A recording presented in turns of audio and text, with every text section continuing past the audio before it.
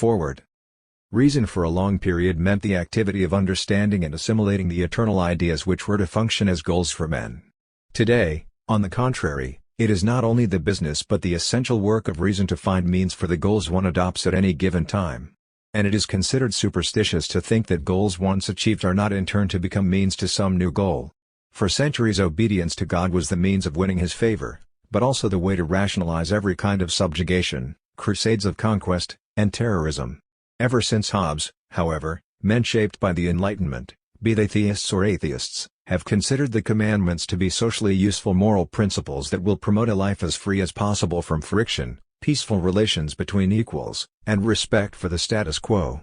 When stripped of its theological garb, be reasonable means, observe the rules, without which neither the individual nor society as a whole can survive, do not think only of the present moment. Reason is considered to come into its own when it rejects any status as an absolute, reason in the intensified sense of the word, and accepts itself simply as a tool. It is true, of course, that there have in modern times been serious attempts to give a theoretical grounding for the claim that reason grasps absolute truth. A great part of modern philosophy since Descartes has striven to effect a compromise between theology and science, the agent in the transaction being the faculty of intellectual ideas, the reason. In Kant's posthumously published papers we read, "What is divine about our soul is its capacity for ideas." Nietzsche attacked this kind of belief in the autonomy of reason as a symptom of backwardness. The German sense of values finds Locke and Hume too luminous, too clear. Kant he considered to be retarded. Reason is merely an instrument, and Descartes is superficial. As it has in other areas of a culture touched by decadence, the 20th century has here seen history repeating itself. In 1900, the year of Nietzsche's death, Husserl published his Logische Untersuchungen, which was a new effort to give a strictly scientific basis for the claim that we perceive spiritual reality and have an intuition of essences. Husserl himself was thinking primarily of logical categories, but Max Scheler and others extended the doctrine to moral structures as well. The enterprise was marked from the beginning by an effort to turn the clock back. For it is an inner necessity that has led to the self-surrender by reason of its status as a spiritual substance. The function of theory today is to reflect upon and give expression to the whole process which we have here briefly indicated, the socially conditioned tendency toward neo-positivism or the instrumentalization of thought, as well as the vain efforts to rescue thought from this fate. In response to requests that a complete collection of my writings might be published, I decided for the moment only on a selection of pieces that had appeared since the mid-40s. They were written in the time left free from my practical activities, the organization of studies of prejudice, academic administration, the revitalizing of the Institute for Social Research, and efforts at educational reform. I am well aware that the wishes expressed to me related to the period in which the critical theory took shape, especially in the essays I wrote for the Zeitschrift für Sozialforschung, of which I was editor, as well as in my unpublished studies and, not least, in Dialektik der Aufklärung which I wrote with my friend, Theodor Adorno, and which has long been out of print. 6 At the end of the Nazi period, though at the time, a new day, the beginning of an authentically human history, would dawn in the developed countries as the result of reforms or revolution. Along with the other founders of scientific socialism, I thought that the cultural gains of the bourgeois era, the free development of human powers, a spiritual productivity, but stripped now of all elements of force and exploitation, would surely become widespread throughout the world. My experiences since the time have not failed to affect my thinking. The communist states, which make use of the same Marxist categories to which my own efforts in the realm of theory owe so much, are certainly no closer to the dawn of that day than are the countries in which, for the moment at least, the freedom of the individual has not yet been snuffed out. Given this situation, I decided that, along with some other studies, my various reflections on reason should be the first essays to appear in a collection. These reflections, which underlie my earlier studies as well, support, I hope, the contention that the rule of freedom, once brought to pass, necessarily turns into its opposite, the automatizing of society and human behavior. The pieces brought together here are efforts at reflection under the awareness of that contradiction, and without losing sight of either side of it. Selection and revision are the work of Dr. Alfred Schmidt. Without his understanding and dedication this volume could not have appeared. Max Horkheimer. May, 1967. The Concept of Man. 1957. When contemporary philosophers speak of man, they seldom fail to note that the fundamental philosophical problem, the problem of being as such, is inseparable from the problem of man. At least in Europe in recent times, philosophy, including existentialism, The philosophy of concrete existence is characterized by the fact that in it the doctrine of being as such arises, if not objectively, then at any rate in the process of reflection, only after the effort to win insight into man. Such a state of affairs would seem to be due to the very nature of the question, if nothing else. For one thing, man the knower is himself part of the totality of the world and all it contains. He is therefore able to perceive within himself, and perhaps even more clearly there than elsewhere, the being with which he must come to grips philosophically. In addition, an understanding of the very question of being, and consequently of the conditions which any response must satisfy and to which indeed any response is antecedently subject, require man's entering into himself and especially into his own thinking and philosophizing. In this respect, the most recent ontological philosophy is following in the footsteps of that older critical philosophy which it rejects. Classical German idealism began with an analysis of thought, with a rigorous exposition of the requirements which metaphysical answers must meet, with the critique of reason. The now dominant ontological trend likewise turned its attention first of all to the meaning of philosophical questions and then proceeded to man and finally to that being which supposedly embraces every individual reality and the questioner himself. Ontology is thus related to German idealism in many respects, and perhaps it is again discovering behind hidden being, as idealism did behind the unknowable thing in itself, the subject and spirit and activity. Yet the tone of both question and answer is different today, and it is worth our while to dwell briefly on it. Kant reduced the concern with man to three questions: what can I know? What ought I to do? What may I hope? 1. The third question, which is at once practical and theoretical, 2. includes the other two. Examination of this third question leads to the idea of the highest good and absolute justice. The moral conscience, upon the truth of which depends the difference between good and evil, rebels against the thought that the present state of reality is final and that undeserved misfortune and wrongdoing, open or hidden, and not the self-sacrificing deeds of men, are to have the last word. Kant, therefore, no less than Voltaire or Lessing, postulates eternity. The postulate of a transcendental world is identical, in his philosophy, with the judgment on the immanent world. What mediates between the two, however, is not faith alone nor interiority but human life. Reality indeed does not seem able to promise fulfillment of man's claims on it, but this does not mean that the idea of the world insofar as it may be in accordance with all the ethical laws, in other words, the idea of a just order of things, may not have, and ought not to have, an influence on the world of sense, so as to bring it as far as possible into conformity with itself. 3. Such is the consequence of man's autonomy. Kant's assurance that the realization of right order and the removal of contradictions belong to the infinite, intelligible world, is intended to help bring about change in the finite world. Hope that urges men on and guides their action is a constitutive element in the Kantian system and plays a role in even the subtlest transcendental analyses, as it does not in mere epistemology. In the critical view of man, therefore, an essential role belongs to the idea of a moral order and the conception of a world in which human merit and happiness are not simply juxtaposed but necessarily connected and in which injustice has disappeared. Kant, according to his own testimony, was set straight by Rousseau and would regard himself as more useless than a common laborer if his meditations could not contribute to re-establishing the rights of mankind. For in this he is typical of the 18th century. The embarrassment which the militant Enlightenment causes contemporary philosophy, the neglect of its constitutive elements even in interpreting Kant, the superficiality which has been achieved through depth, as one Hegelian puts it, in the last few decades, the passage from critique to the positivistic stance and to concreteness, all this is proof not of an advance but only of resignation. In the historical period after Kant, the material conditions needed for a rational administration of the world improved to a degree undreamt of. Yet those who inherited these improved conditions are far from drawing the Kantian conclusion. Instead they have begun to speak of man in a different fashion. In the century of Enlightenment, free thought was the force that knocked the solid supports of stupidity from under institutions which bad conscience had driven to adopt terroristic methods. It was the force that gave the bourgeoisie its self-awareness. In our own time, on the contrary, the feeling is abroad that free thought is helpless. Mastery of nature has not brought man to self-realization. On the contrary, the status quo continues to exert its subjective compulsion.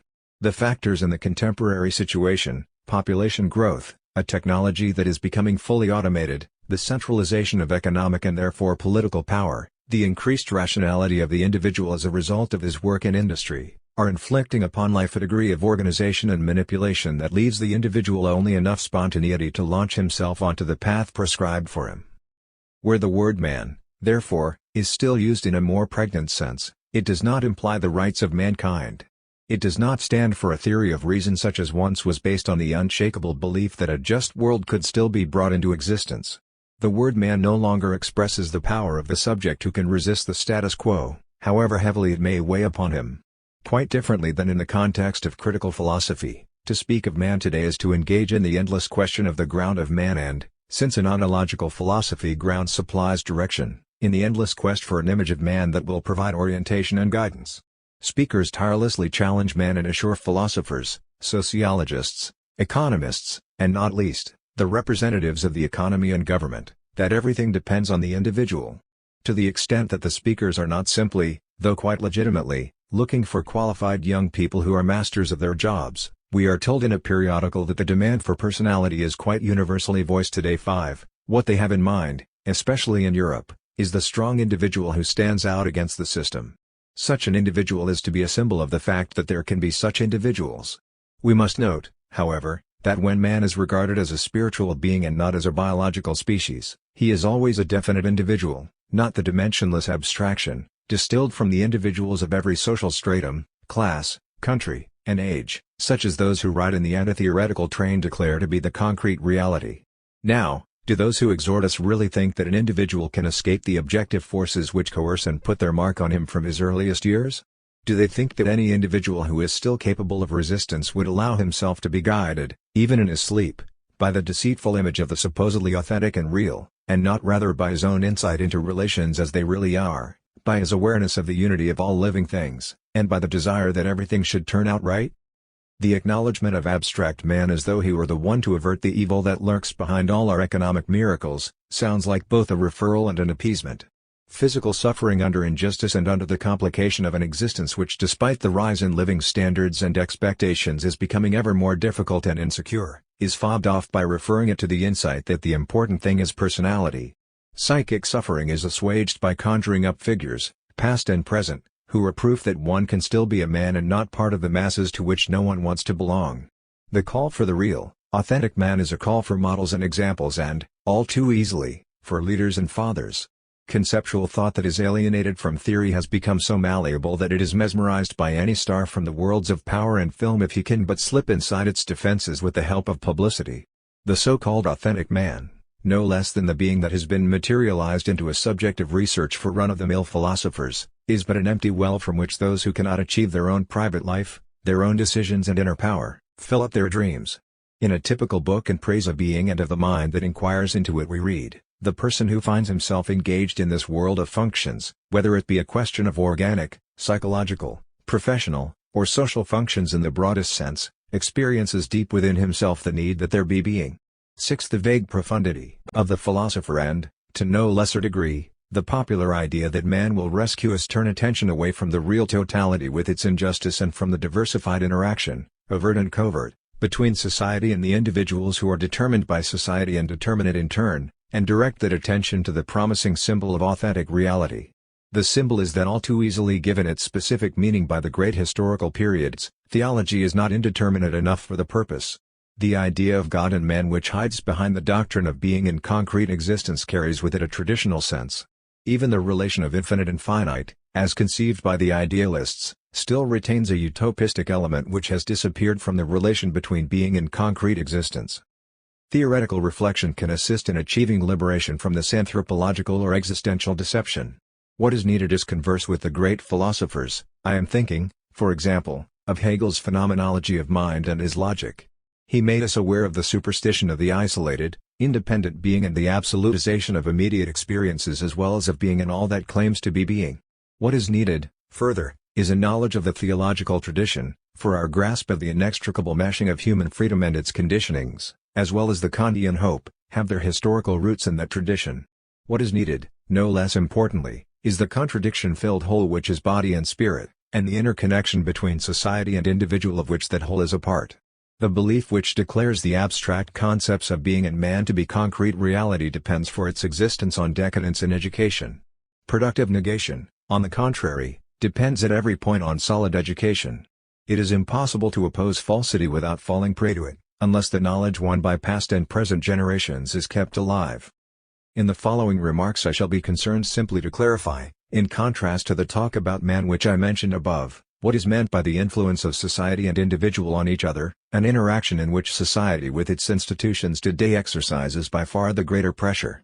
The knowledge that man's existence is mediated by society and history does not justify resignation, for the reverse is also true, that history is just as much related to man. But if that dependence on society is not fully perceived, it perpetuates itself. Fatalism, or despair about man's power to determine his own destiny and to intervene in the course of events, is far more likely to spring from the dark overtones of talk about being and from exaggerated, rootless ideas about a supposed authenticity, than it is from the critical attempt to understand the influential forces that shape and move men for good or for ill. The action of society on the individual begins at his birth, if not sooner.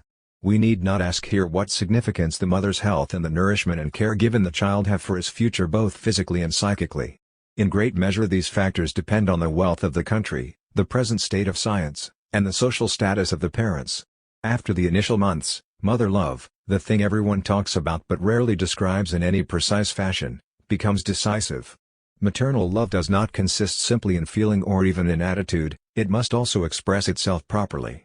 The well-being of the little child and the trust he has in people and objects around him depend very largely on the peaceful but dynamic friendliness, warmth, and smile of the mother or her substitute. Coldness and indifference, abrupt gestures, restlessness and displeasure in the one who attends the child can introduce a permanent distortion into his relationship to objects, men, and the world, and produce a cold character that is lacking in spontaneous impulses. This was recognized, of course, as far back as Rousseau's Emile and John Locke, and even earlier.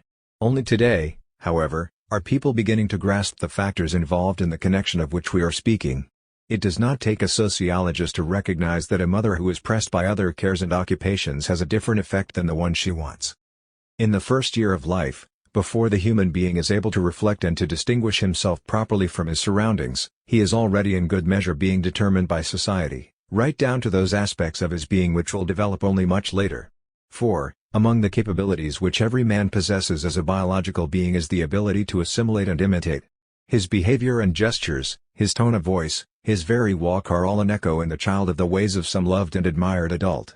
Psychic reactions are acquired, in the form if not their content. Moreover, if a rigid separation of form and content leads to error in the analysis of the work of art, how much more in the interpretation of human feelings. Sadness and happiness, attention sought and given, shyness and devotion come into existence with the repetition of behavior and gestures, for, as Goethe says, the outward is the inward. What we thoughtlessly ascribe to psychic heritage originates to a decisive degree in the impressions and reactions of earliest childhood, and is confirmed and modified by the circumstances and events of later years. Whether a man is bent on promoting his ego or is capable of vital interest in objective situations and of dedication to men and things, whether his thinking and even his sensibility are superficial or deep, all this is not simply a matter of natural fact but is the outcome of a history. The social position of his parents and their relationship to each other play a role in the process, as do the internal and external structure of the family and, indirectly, the ethos of the whole age. The character of an individual is no less determined by the time, place, and circumstances of his rearing than by the language he speaks, which shapes his very being and influences his thinking, and by his political situation of freedom or slavery and his religion. Classical German philosophy has quite clearly formulated the non-independence of the individual being. To have an individual, there is need of other realities which likewise appear to have an independent existence of their own. Only in all of these taken together, with their interrelationships, is the concept fully realized. The individual as such does not correspond to its concept. 7. In other words, the individual is real only as part of the whole to which he belongs. His essential determinations, his character and inclination, his avocation and view of the world all have their origin in society and in his destiny within society. To what extent the society of any given moment itself corresponds to its own concept and thus to reason, is admittedly not settled. The totality with which we are dealing here is not static but subject to internal movement. As the transition occurred from the bourgeois order of the beginning of the century, an order that was still in a semi-liberal stage, to the phase in which industrial power came to control everything, the change in man that was involved became fully clear. The child now grows up in a different kind of family. He becomes a different kind of individual than he would have been in conditions where a stratum of numerous independent entrepreneurs acting on their own initiative was a determining factor. The child now acquires a different kind of self-awareness. The fact that in the still intact bourgeois family the father was both loved and feared was not significant solely for the latter in his role as procreator or even as provider. Rather, he in his turn depended on his son for the continuation of his own active role in society. In influential circles the young man was the heir and destined to take over from his father the business or factory which the latter in turn had received from his father. At the very least the young man must follow a profession that accorded with his social position, and thus bring honor to his name. The concern with his son, which admittedly could turn a father into a tyrant, was the basis and consequence of the father's effective functioning as a member of the bourgeoisie. At the present time education is tending to replace the narrow purpose of continuing the parent's life through the children, with the broader one of producing successful individuals who can stand up for themselves in the contemporary battle of life. The father no longer finds support for himself and a special future for his children. This becomes clear when we observe the liquidation of the remnants of the bourgeois class and the decreasing significance of individualist entrepreneurship. The characteristic social type today is the employee. His relationship to his children is rather that of an older and more experienced comrade to a younger person. In the advanced countries and advanced social strata strictness is being replaced by a toleration and readiness to help that are associated with new ideas in education. The changes in society mean that even the mother is pushed more and more into work outside the home. This of course makes new claims on her psychic capacities and interests. In the 19th century the upper-class family guaranteed a lengthy and protected childhood and, as a late reflection of feudal hierarchy, gave rise, in favorable circumstances, to a sense of security, trust, and direction or, in unfavorable circumstances, to parental tyranny and filial resentment. But the family of today has surrendered many of its remaining functions to other institutions or to society at large. Today's young man leaves the family a less encumbered person, but he pays for this with the loss of the interiority that had formerly been developed during the interaction which went on throughout a long childhood. In that earlier day the father was in large measure a free man. The outcome of his action in society did not, of course, depend on him alone. At least, however, no other will, neither of leader nor of group, made his decisions for him. As long as he stayed within the law, he was subject to no one and responsible only to his own conscience. He was his own master and for that very reason his rule did not have to take the form of tyranny. In favorable conditions he became for his child an example of autonomy, resoluteness, self-command, and breadth of mind.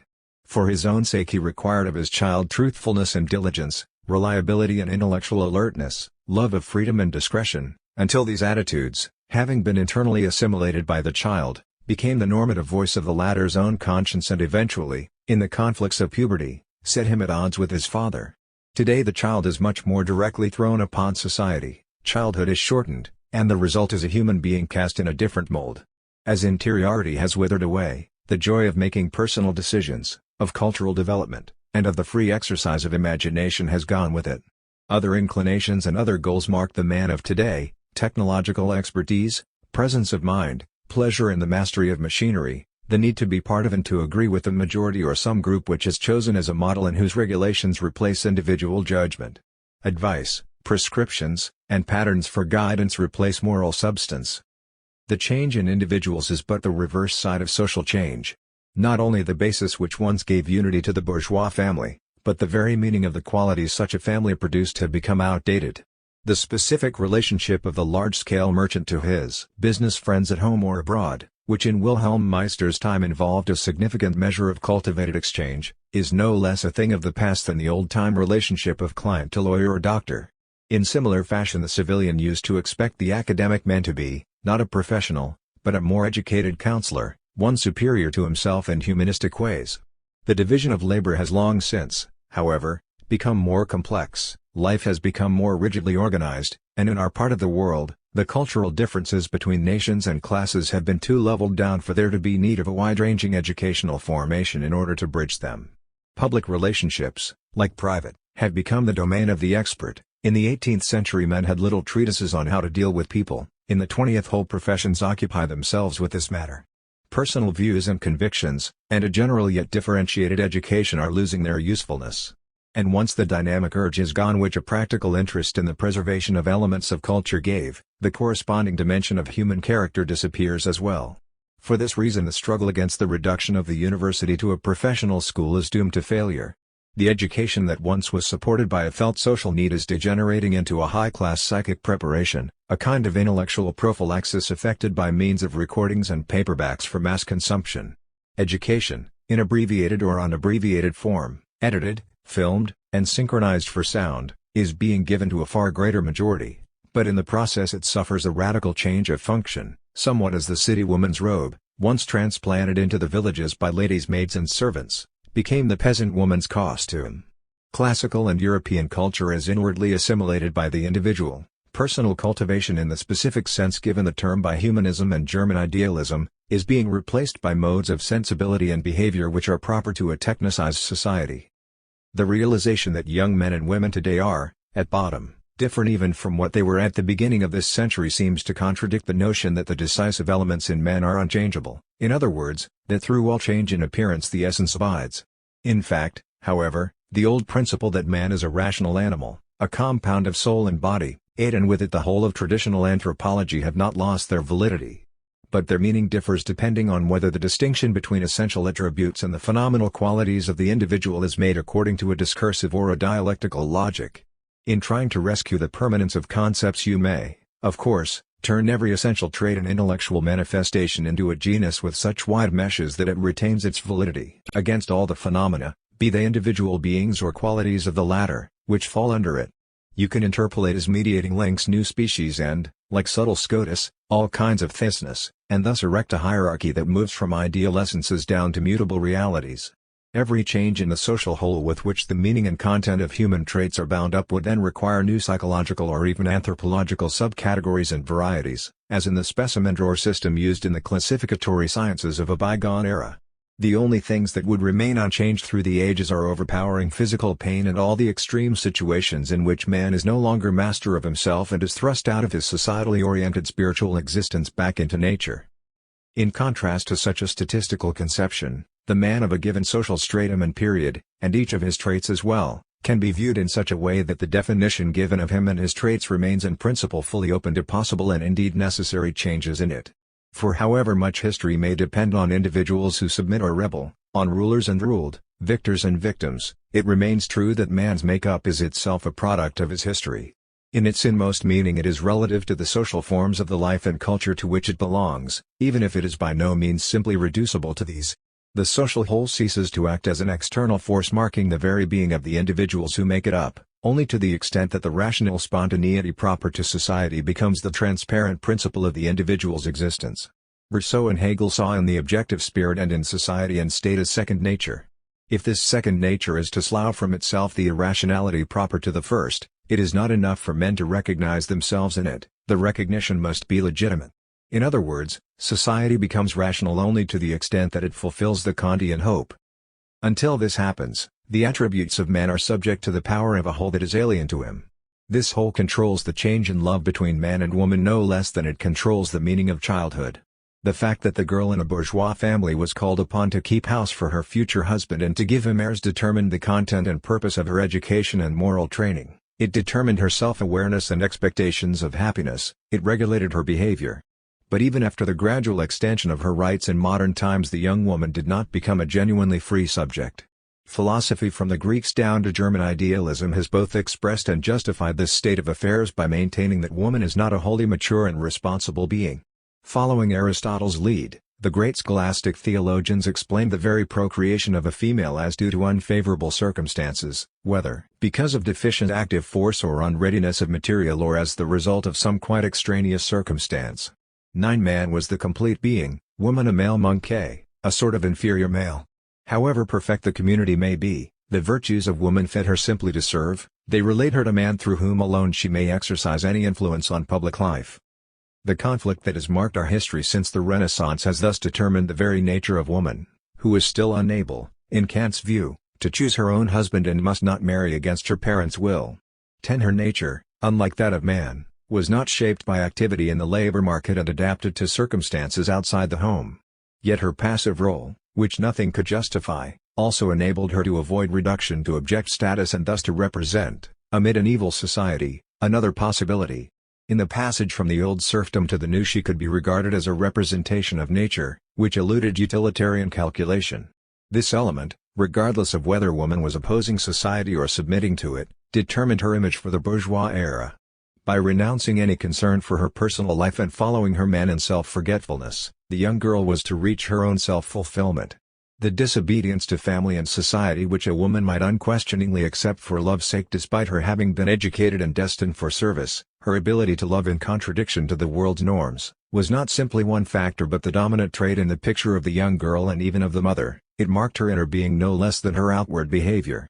No poetry gave fuller expression to this aspect of woman than did the German, in which the unconditionedness, the irreversibility, the imminence of death gave love its sweetness.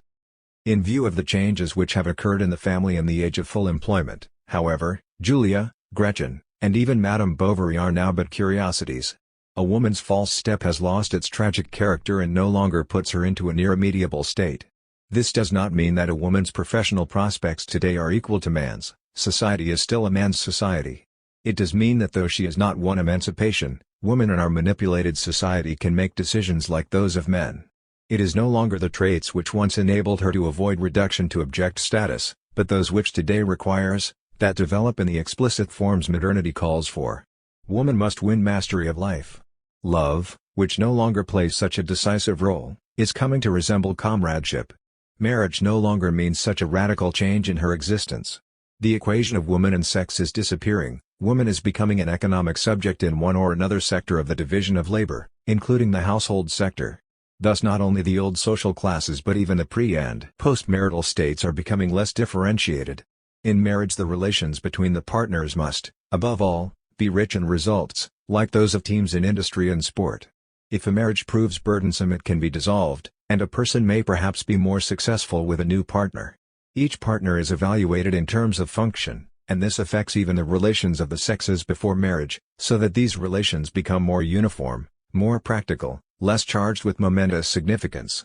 Our mechanized world, which at present is assimilating man to itself, as well as the invasion of private existence by the machine and the acquisitive spirit, are stripping the romantic love tragedy of its historical relevance, although the tragedies themselves have not become rarer in this age of hasty decisions. The young woman and the young man, though oriented to each other by their sexual natures, stand against each other at the rational level, and their relationship is taking on a new quality, especially since young people now have a more important place in society. As technology is being revolutionized and becoming widespread, an economic structure is developing which favors the young at the expense of older people. The old-style business firm needed the qualities which could only be developed in the course of a long life. From this fact came the high value placed on experience in the general consciousness. Modern mechanized complexes, on the contrary, be they the material ones in the factory workroom or the personal ones in the administrative offices, demand accuracy and energy rather than wisdom. When, in addition, total automation requires very highly developed abilities, the latter, found in relatively young men, represent an important investment for the company. Only with difficulty can the necessary training be acquired by older men. It is true, of course, that the commanders of the mighty corporations play a far more significant role in relation to mankind than did the managers of the old counting houses. But, somewhat like military commanders, these men leave innumerable functions to the general staff which looks after details. In a factory, as formerly in war, even the most important decisions are a matter for the quick mind rather than for experience. In Korea the chances of an attack at this or that point were calculated by a computer into which all the available data concerning manpower, equipment, and terrain were fed. Think of all Napoleon still had to depend on his own judgment for. So too the heads of the mammoth corporations received from computers, which are more reliable than men, an overview of their worldwide activities and a preview of the course of these activities and of the economy as a whole. Civil affairs and military, war and peace, are all interlocked. The great old masters of economy and administration, especially in the political sphere, are only a seeming counter-argument. For what is characteristic of the economy now is not that older men can no longer reach certain heights in society. It is rather that in growing measure the young too can do the job and, at many points, do it better, and that not a few positions which at one time had to be filled by older men are now being eliminated by technology. The effects of the changed economy are heightened by the changed role of the father in the modern family, of which we have already spoken. The same kind of development shows in the lowering of the age at which people marry. The economy today pronounces men independent at an earlier age, although not independent in the old bourgeois sense. In comparison with older men these young people are not mature but they are without illusion, perplexed, and clever. What is happening is a mirror image of the social revolution in 8th and 9th century Europe, which affected the deepest levels of man's nature. At that time the transition took place from the age of the young military leaders and conquerors to the age of settlement, in which instead of courage and rashness, caution and adherence to tradition became decisive qualities. 11 This whole process is now being reversed at a higher level. It is as impossible to halt it as it would have been to make greater age an advantage in the days of the pioneers when North America was being colonized. The only question is whether in the phase upon which mankind is now entering the cultural qualities of past ages will, while undergoing a change, be carried over as part of the coming civilization, or whether they will simply be eliminated and have to be rediscovered later on. The fact that through its alliance with technology youth is regaining its ancient advantage over age signifies the removal of an historically conditioned but now untenable distinction rather than the emergence of a new cultural quality, such as happened when experience came to be prized. The clarity and penetration which are replacing experience show their presence more quickly than experience did at an earlier age. The search for such qualities is used to require a lengthy and, as it were, organic maturation is becoming less important as rationalization increases. Those qualities are now being sacrificed to the very principle which originally led to their development, and they are now receiving the kind of reverential tribute we give to museum pieces. The chemistry which is now outmoding age even biologically is simply ratifying the thrust of the economy. The leveling down touches everything, even power and weakness. Like the opposition between the ages of life, the opposition between city and countryside too is being reduced. It is well known that the takeover of the market by large-scale industry is moving forward in agriculture no less than in the manufacturing sector. In Europe, the continued juxtaposition of numerous individual cities, really an outdated phenomenon, is hindering this tendency, like a blockage in traffic. Yet even here the small farmer, the only farmer in the proper sense of the word, no less than the artisan, is learning from personal experience that he has been born out of time. Government aid, the wealth of many farmers, and the great farm complexes simply confirm that the day is now past when the city dweller could think of the farmer's life, in contrast with his own, as the only proper way to live. The glorification of farm life as the perennially human situation cannot stand up to criticism any better than the contempt heaped on that same life in the days when Luther was summoning men to battle. The small farmer's wish is no longer simply for a tractor but for an automobile. He is urged to this not only by his personal economic situation but by the general style of life into which he is inexorably being drawn. The picture of the dead city and the living village that we find in Stefan George's poetry, Der See Abend Ring, is no longer relevant, if indeed it ever was, simply because the two things being compared do not coexist. The superiority of quiet valleys that have no landscapes to draw attention and no summer visitors to fill them is now appreciated only by connoisseurs. The very appearance of such places only rouses yearning for the city in the livelier village youth. On the other hand, when closeness to the city sets the tone of life and the quiet has vanished, when the filling stations point the way to go and come, then every shop is bent on rivaling its fellows in the city and every menu apes the city restaurant, unless a type of cooking proper to the place and generations past is now offered as a specialty in an effort to make the traveler stop. But in fact you get a more robust wholemeal break in your city delicatessen, and the wines, the recent vintages of which, like human beings, are winning out over the older ones, can more readily be found in the city than along the Rhine where the grapes are grown. For their part the cities are now becoming indistinguishable from the villages. The transformation of village into suburb by incorporation is a Europe-wide expedient. The newer continental cities are, in the phrase of an expert observer, stretching out into the countryside like great beasts. Since the skyscrapers of the inner cities are occupied by offices and their appendages, people are moving their living quarters ever further out, and the noise follows them. Quiet becomes the privilege of the occasional especially elegant neighborhood. Since, moreover, the need for office space steadily increases as new businesses and factories arise, the character of various sections of the city is in constant flux. Old streets become thoroughfares crowded with the private automobiles which each owner must himself drive and park. On the now vanishing perimeter cities and countryside blend into each other, while the suburban market centers are coming to resemble modernized villages and vice versa. Civilization has always gone forth from the cities, the countryside accepted religion and the breakdown of religions, theaters and morals, from the cities, now it has unquestioningly adopted newspaper, cinema, radio, and television. And the city comes halfway to meet the countryside. The pastoral plays of the Rococo age have their prosaic counterpart in the exaggeratedly careless dress of city youth with their bright-colored shirts and blue jeans.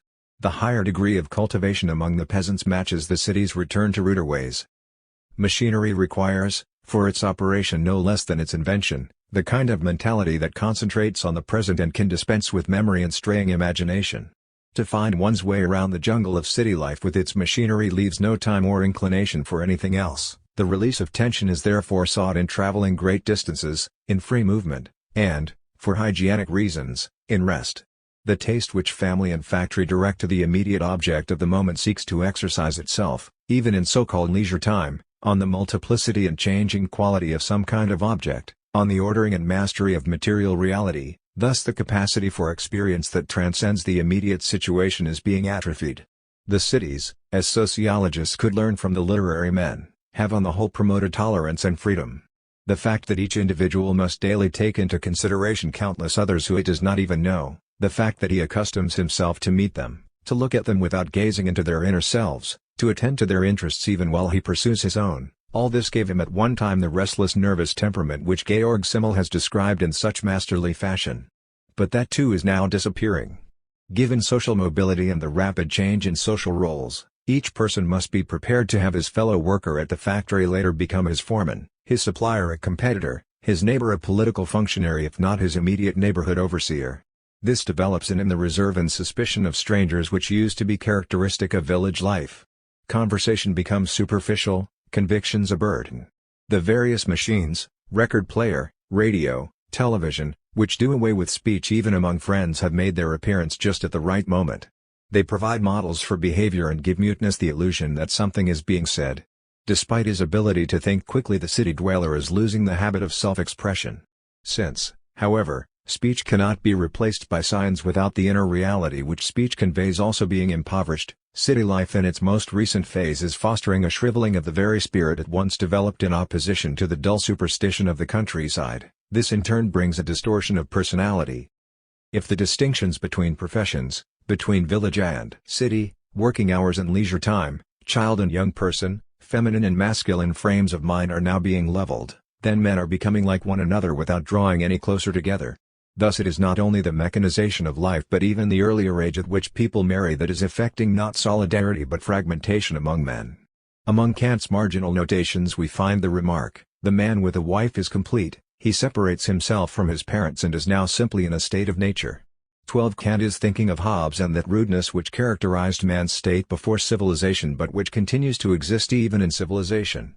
Marriage in bourgeois society limited the man's unfocused interests in the sense that henceforth he approached others in his life outside the home less with a desire for community than as an economic agent in the competitive struggle. In compensation, the domestic life of the family was, for good or for ill, structured along patriarchal lines and acknowledged the man's domination. Relationships there did not depend on contribution or accomplishment.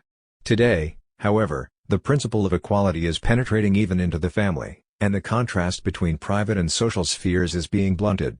The emancipation of woman means that she must be the equal of her husband. Each partner in the marriage, the very word partner is significant, is evaluated even within the home according to the criteria that prevail in society at large. Even marriage is an exchange between equals, whether the measure be material or spiritual, and each party must receive his due. Thus at the moment when a culture based on equal exchange is threatened, such exchange is becoming the complete norm for the closest of human relationships, the personal sphere is being rationalized. How many circumstances are conspiring to disaccustom the individual to friendship, despite all the increased cultivation of acquaintances, all the proliferation of consultations, conferences, business trips, and tourist journeys, and all the energy put into organizing much heralded conversations and encounters. Behind the stereotyped smile and the diligent optimism the isolation is growing more intense. We have already mentioned how the young man, even of the upper classes, is forced at a much earlier age to look after his own interests and therefore is the captive of the goals he pursues. And at age when the well-off used to be free of responsibility and worry about career and, unburdened by secondary concerns, had time for study and travel, the young man of today must keep a resolute eye on external goals. He is marked by a peculiar prevailing seriousness which suggests not so much any insight into wretchedness and injustice as that the wings of imagination have been clipped too soon. No one today learns to devote his leisure to anything but the much-praised concrete reality, that is, to accomplishments that are very much like work, doing amateur repairs, driving an auto, sitting at machines. Even the idea of an old age free of toil no longer awakens any great yearning. The time society has gained through technology is organized in advance for the individual. The shortening of the workday is partially cancelled out in America by the greater size of the overpopulated cities, in Germany by the housing shortage. The work which the average modern man must do at home has been increased not only by changes within the family but also by shifts in the price structure. The little things made by hand are now more expensive in comparison with large appliances and mass-produced goods. Not only the worker and employee but also the upper classes who are not at quite the highest level have their time taken up by private and professional duties, on the one hand, and by necessary rest, on the other. Thus they are losing the leisure which culture requires. As late as 1900 the employer could go to work in a not very crowded railroad car and might walk home. In the years before World War I he shifted to a chauffeured automobile. Today, maids and chauffeurs and all personal servants have become a luxury available only to a very few. Everyone is always busy. The time is gone when a sick person would listen for the hoofbeat of the horse that pulled the doctor's cart through the still streets in the late evening. Today, like any tradesman, the doctor sits at the wheel of his own car and must be on the alert if he is to get through traffic safely. The number of his patients increases due to the competition which technology has intensified, and any thoughts not concerned with his work, be they ever so serious, such as thoughts of the human relationships involved in his practice, must yield ground and disappear. The escape to a slower-paced style of life is closed off, for the individual because he would not survive economically, for peoples no less, because any economic stagnation, any slowdown or even a failure to advance in the factories, would bring the danger of crisis, deterioration, and ruin. The machinery of mass opinion, newspapers, radio, cinema, television, must provide guidance for men as they relax from their duties, and must carry for them the burden of all decisions not connected with their work. The very nature of each individual's work accustoms him to react ever more surely to signs, and signs are his guide in every situation. Men need directives, and their need increases the more they obey these directives, consequently they disaccustom themselves increasingly to spontaneous reactions. If the dream of machines doing men's work has now come true, it is also true that men are acting more and more like machines. Georges Duhamel writes, "Let us not forget that if the machine is making its way up to an ever greater likeness to man, the stresses of modern civilization tend to make man sink down to an ever greater likeness to the machine." 13. Man indeed invented the machine, but this does not change the fact that the inventor's intelligence itself is becoming more like the machine's and that it must adapt itself to ever more precisely prescribed tasks. Every man becomes lonelier, for machines can calculate and work but they cannot get inspirations or identify themselves with other machines. Thus, for all their activity men are becoming more passive, for all their power over nature they are becoming more powerless in relation to society and themselves. Society acts upon the masses in their fragmented state, which is exactly the state dictators dream of. The isolated individual, the pure subject of self-preservation, says Adorno, embodies the innermost principle of society, but does so in unqualified contrast to society. The elements that are united in him, the elements that clash in him, his properties, are simultaneously elements of the social whole. The isolated individual is a monad in the strict sense, that is, it reflects the whole with all its contradictions but it is not aware of the whole. 14. Man's character but mirrors the changes in a society which has not yet achieved peace with itself. Society is forced constantly to change its form and adapt to new conditions. In face of the greatly increased technological powers of the present time, which are fostering within our society an equality of social classes, sexes, and minorities, the less advanced peoples are rising up outside and introducing more efficacious institutions with the help of more or less bloody dictators.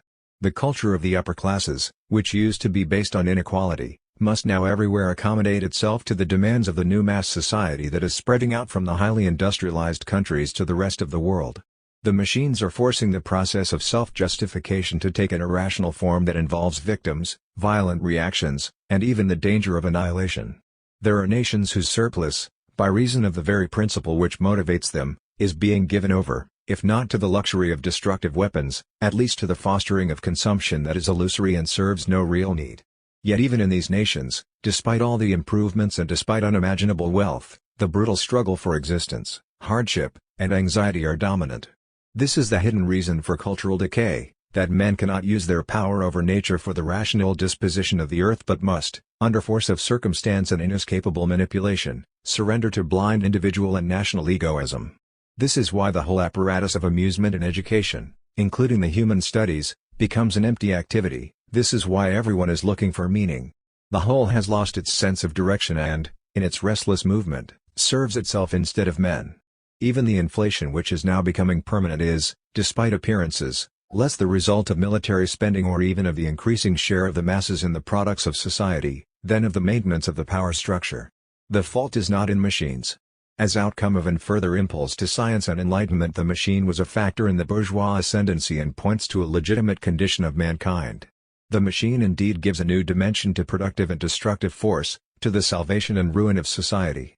But it scorns its romantic critics no less than the panegyrists of the status quo who centuries ago condemned experimentation as the devil's art and today, as realists, are defending the machine against the myth of cultural criticism, according to which the machine will enslave mankind. 15 It is certain that a slowdown or even a failure to advance can only increase the material and spiritual wretchedness which by means of the machine is not only being prevented from increasing but is even being lessened. The greater man's power, the greater the tension between what is and what ought to be, between the existing situation and reason. In normal periods of its history, modern society has sloughed off much of the barbarity that marked earlier centuries. The individual used to be helpless before a horrifying type of justice which was the hunting ground of narrow-minded, sadistic judges, and which, with the instigation and help of secular and spiritual authorities, continued down to the French Revolution to cater to the privileged classes and to mob folly. Within the industrial states of the 19th century, however, this situation gave way in large measure to a security before the law that was zealously defended by the great writers and the advanced sector of public opinion. The conditions of bourgeois society made possible a freer type of man, and precisely for that reason there was need of an extensive ideological apparatus. The continuing irrationality of society is increasingly incompatible with the state of our knowledge. The helplessness of man before the opaque hole which they keep in existence is ever more alarming. The existential anxiety of which so much is said springs from the same source as our inner emptiness, the fact that life, which at one time was regarded as a flight from hell and a journey beyond the stars to heaven, now seeps away into the apparatus of modern society, an apparatus concerning which, for all the surplus it produces, no one knows whether it serves the promotion of mankind or its downfall. Nowhere does the union of progress and irrationality show up so clearly as in the continued existence of poverty and care and the fear of distress and dismal old age, and in the condition of brutal prisons and asylums in countries with highly developed industry. One has to share the blindness of those who hold the scales of our advanced technological resourcefulness, in order not to be aware that even the inmost characteristics of society depend upon outward circumstances. For his own time Kant had already noted the interrelation between morality and social situation. It takes more to be a good ordinary man than to be a good prince.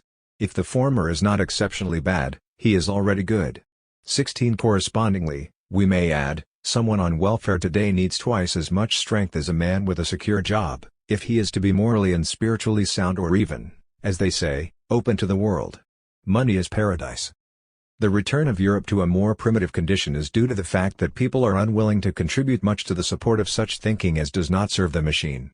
In an age of full employment and the constant inflation of prices, thriftiness with tax money is the excuse for letting cultural outlays lag so far behind industrial profits that any functions not immediately connected with the economy and the military, whether they be universities or hospitals and prisons, can for practical purposes lead only the most modest kind of existence.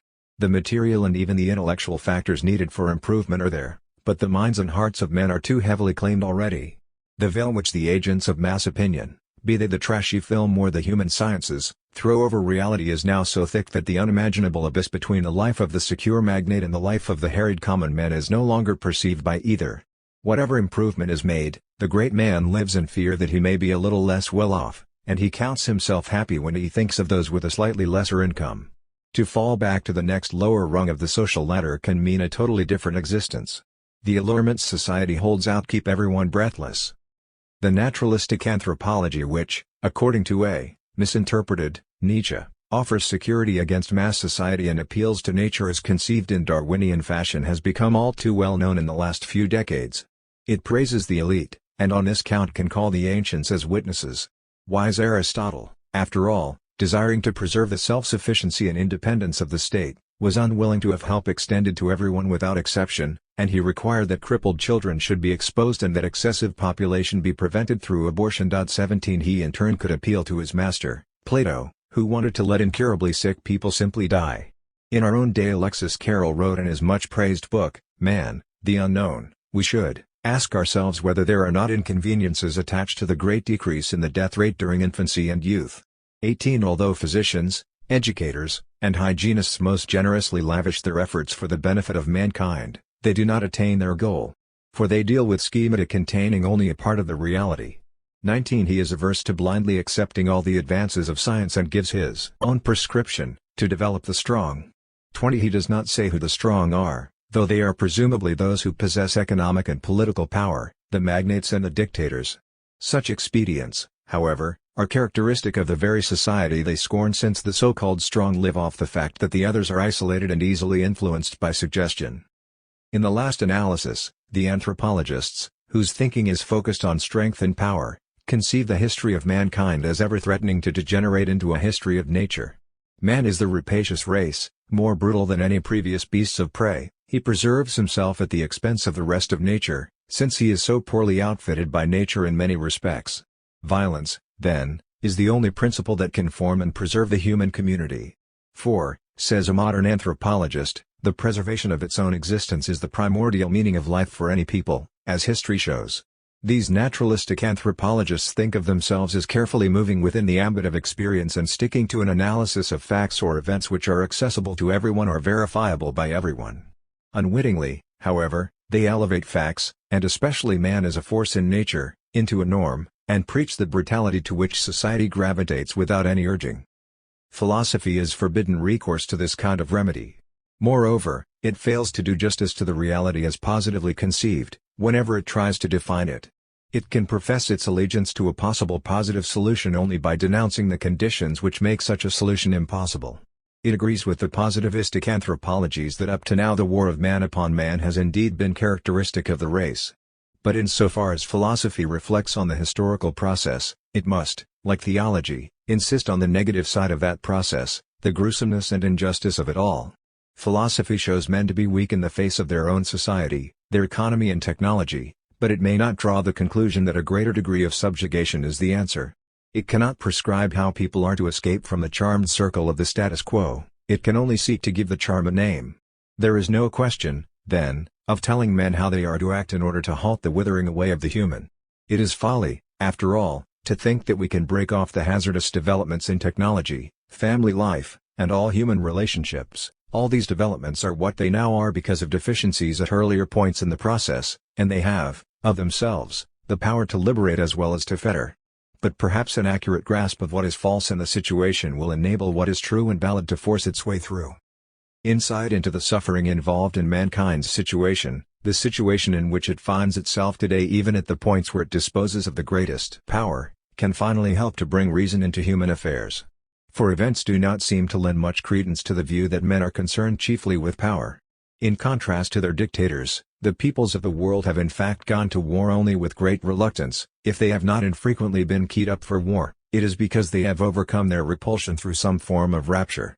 Men are at bottom far less interested in being authentic and real than in being happy, even if they have forgotten what being happy means.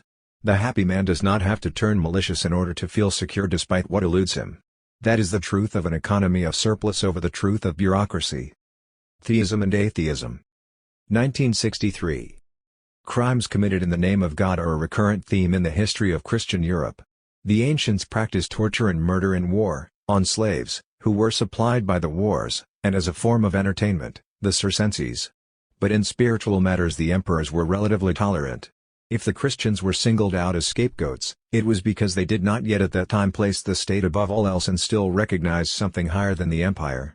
But since Constantine in his unscrupulous way singled out Christianity from among the existing religions to fill in the cracks in his crumbling empire and elevated it to the state religion, Europe has stood under the sign of that doctrine and betrayed it again and again. If the words of the founder, his recorded will, his precepts had been put in practice instead of being interpreted by the scholars, neither the unified Christians of the Middle Ages nor the disunited Christians of the modern period would have had their splendid careers. Whatever teachings could have been taken over from the Old Testament, glory in battle was no part of it. Under the heathen emperors, the commandment to render unto Caesar what was Caesar's could bring Christians into conflict with the state and, when they rightly refused to observe it, to the cross. But the Christian emperors would have undertaken no wars of conquest, they would have named no tribunals to punish those who had offended against them. The victorious course of Christianity since Nicaea and especially since Augustine, which was not unlike the expansion of Buddhism since the reign of Asoka, sealed its pact with that worldly wisdom which it had originally professed to renounce. Its readiness for fanaticism, without which its ascendancy would have been unthinkable, testified to a secret and indomitable hatred for that attitude of mind for which its founder had earlier been put to death. Initially, when the Christians themselves were the persecuted, the divinity appeared to them as a guarantor of justice. There was to be no more suppression in the world beyond, and the last would be the first. It was for the sake of heaven and not because of hell, out of hope and not for fear that the martyrs and their disciples professed their faith. Suppression, even death under torture, was but a transition into eternal blessedness. Apparently inescapable conditions were but a moment of false defeats or triumph. All were the likeness of the divinity, even the lowest, and especially the lowest. The man at the stake, on the gallows, on the cross was the symbol of Christianity. It was not the ruling order of the time which determined who were to be the first. The prison and the gas chamber were at least no further from the followers of the divine delinquent than headquarters. If the barbarian masters, the men of quick decision, the generals and their confidants were included in the divine love, it was because of their poor souls.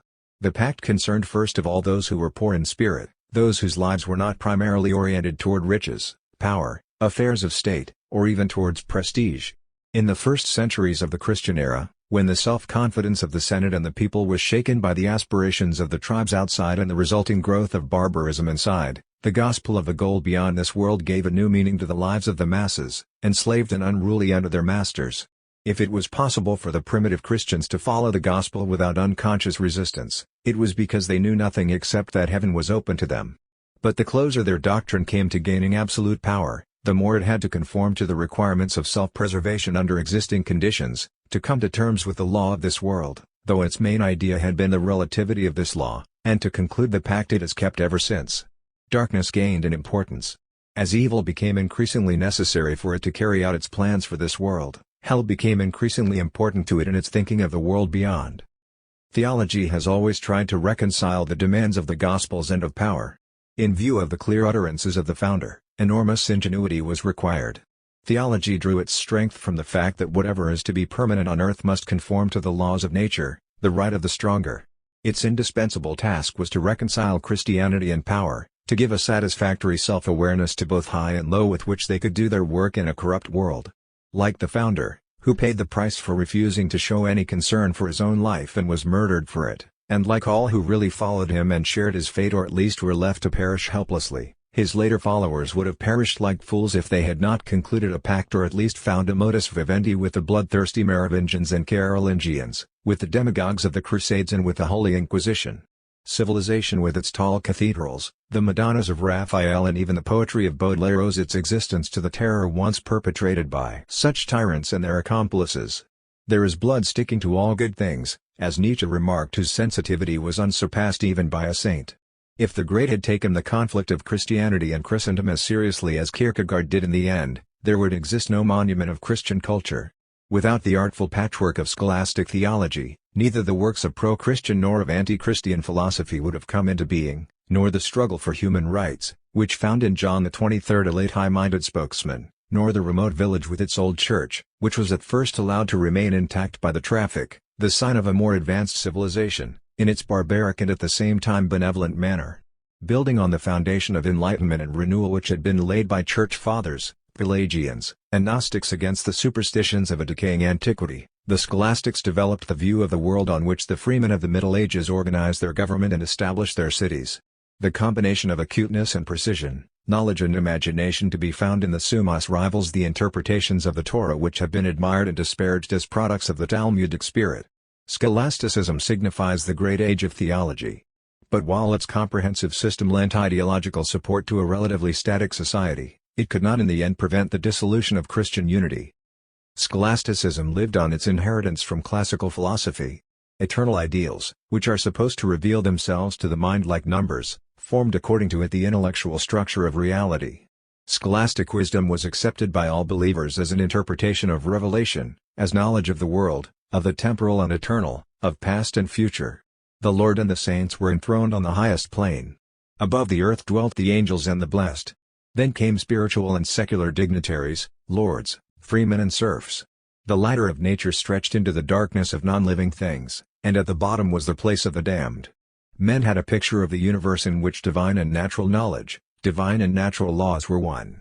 In spite of predestination and grace, A man's future in other regions was largely determined by his conduct on Earth, which had implications beyond the moment. Each man's life had a meaning, not just the lives of the prominent. The political divisions led to the disappearance of the belief in eternal concepts, in the harmony of natural and supernatural knowledge, and in the unity of theory and practice which the scholastics had in common with the Marxists, though the former glorified the continuation of existing conditions and the latter their transformation. In the end, the medieval order was set in motion not only by wars, but as a result of the widening of the world, through economic activity, the misery of the masses, inflation, the beginnings of modern science and the backwardness of the religious professions. The educated reacted with skepticism and humanism, and the threatened powers with a religious renewal. The reformers, who had been preceded by the nominalists, the followers of Cusa and by others, renounced the system as a way of rationalizing the union of Christianity and worldliness. The opposition was all too apparent. They acknowledged it and made it the central part of their teaching. The Protestant way of reconciling the commandments of Christ with those human activities that appealed to them was to declare any reconciliation to be impossible. Nothing could be said, either about the will of God or about the right order of things, which would set up a general connection between the two. Knowledge and science were concerned with transitory things in a transitory world. Luther hated scholasticism, theories of eternal relations, systematic philosophy, the Horizon. The view that men could justify their private or collective lives in theological terms and determine whether they were in harmony with the divine seemed to him sheer pride and superstition. Even though he judged Christians to be high above other men, especially Jews and Turks, his final judgment about right action remained suspended. In the end, nobody knew what good works were, the Church as little as a secular board of censors. Luther's verdict against theological speculation, which anticipated Kant's limitation of metaphysical speculation, left reason free to roam this vale of tears, in empirical research, in commerce, and especially in secular government. The interest of the individual and the state became the criterion of action in this world. Whether the troops waded in the blood of peasants who had risen from hunger, or whether a man sacrificed himself out of political blindness to share his last bread with them, one action was as Christian as the other, provided each agent sincerely believed that he was following the Word. The Reformation introduced the era of civil liberty. Hate and treachery, the scab of time, had its origin in the inscrutable counsels of God, and would remain till the end of prehistory, till all enemies of the Word have become like dung in the street. The idealist philosophers in Germany, who outdid the classics of liberalism in England in their glorification of progress, came to regard the ruthless competition between individuals and nations as the unfolding of the absolute spirit. God's ways are peculiar. His word stands, we must love our enemies. But whether this means burning the heretic and the witch, sending children to work before they can read, making bombs and blessing them, or whether it means the opposite, each believer has to decide for himself without even suspecting what the true will of God might be. A guiding light, though a deceptive one, is provided by the interest of the fatherland, of which there is little mention in the Gospels. In the last few centuries, an incomparably greater number of believers have staked their lives for their country than for the forbidden love of its enemies. The idealists from Fichte to Hegel have also taken an active part in this development. In Europe, faith in God has now become faith in one's own people. The motto, right or wrong, my country, together with the tolerance of other religions with similar views, takes us back into that ancient world from which the primitive Christians had turned away. Specific faith in God is growing dim. Theology was able to adapt itself to the triumphs of the new science and technology in the last few centuries. In those European countries which had resisted the Reformation, especially in France and Italy, the intellectual and political struggles produced a form of life in which the consciousness of civil liberty was allowed to flourish while Christianity in its traditional form was able to retain a place in connection with it. There the social forces which had found expression in the Enlightenment were able to assert themselves in political reality, whereas in the German states they were confined to the subjective realm, to the benefit of romantic poetry, great music and idealist philosophy. Here the way to bliss led again through faith, through the idea. Similarly, religion, whether Catholic or Protestant, survived the 19th century as an element of bourgeois life, even though it changed its role. Much of the credit for its survival belonged to the militant atheists. Even when the great atheists did not themselves suffer martyrdom for their beliefs like Bruno and Benini, it was so obvious that the antithesis, their radical or not so radical departure, was inspired by the thesis, the spirit of the Gospels, that they were far more capable of deepening the interest in religion than of extinguishing it.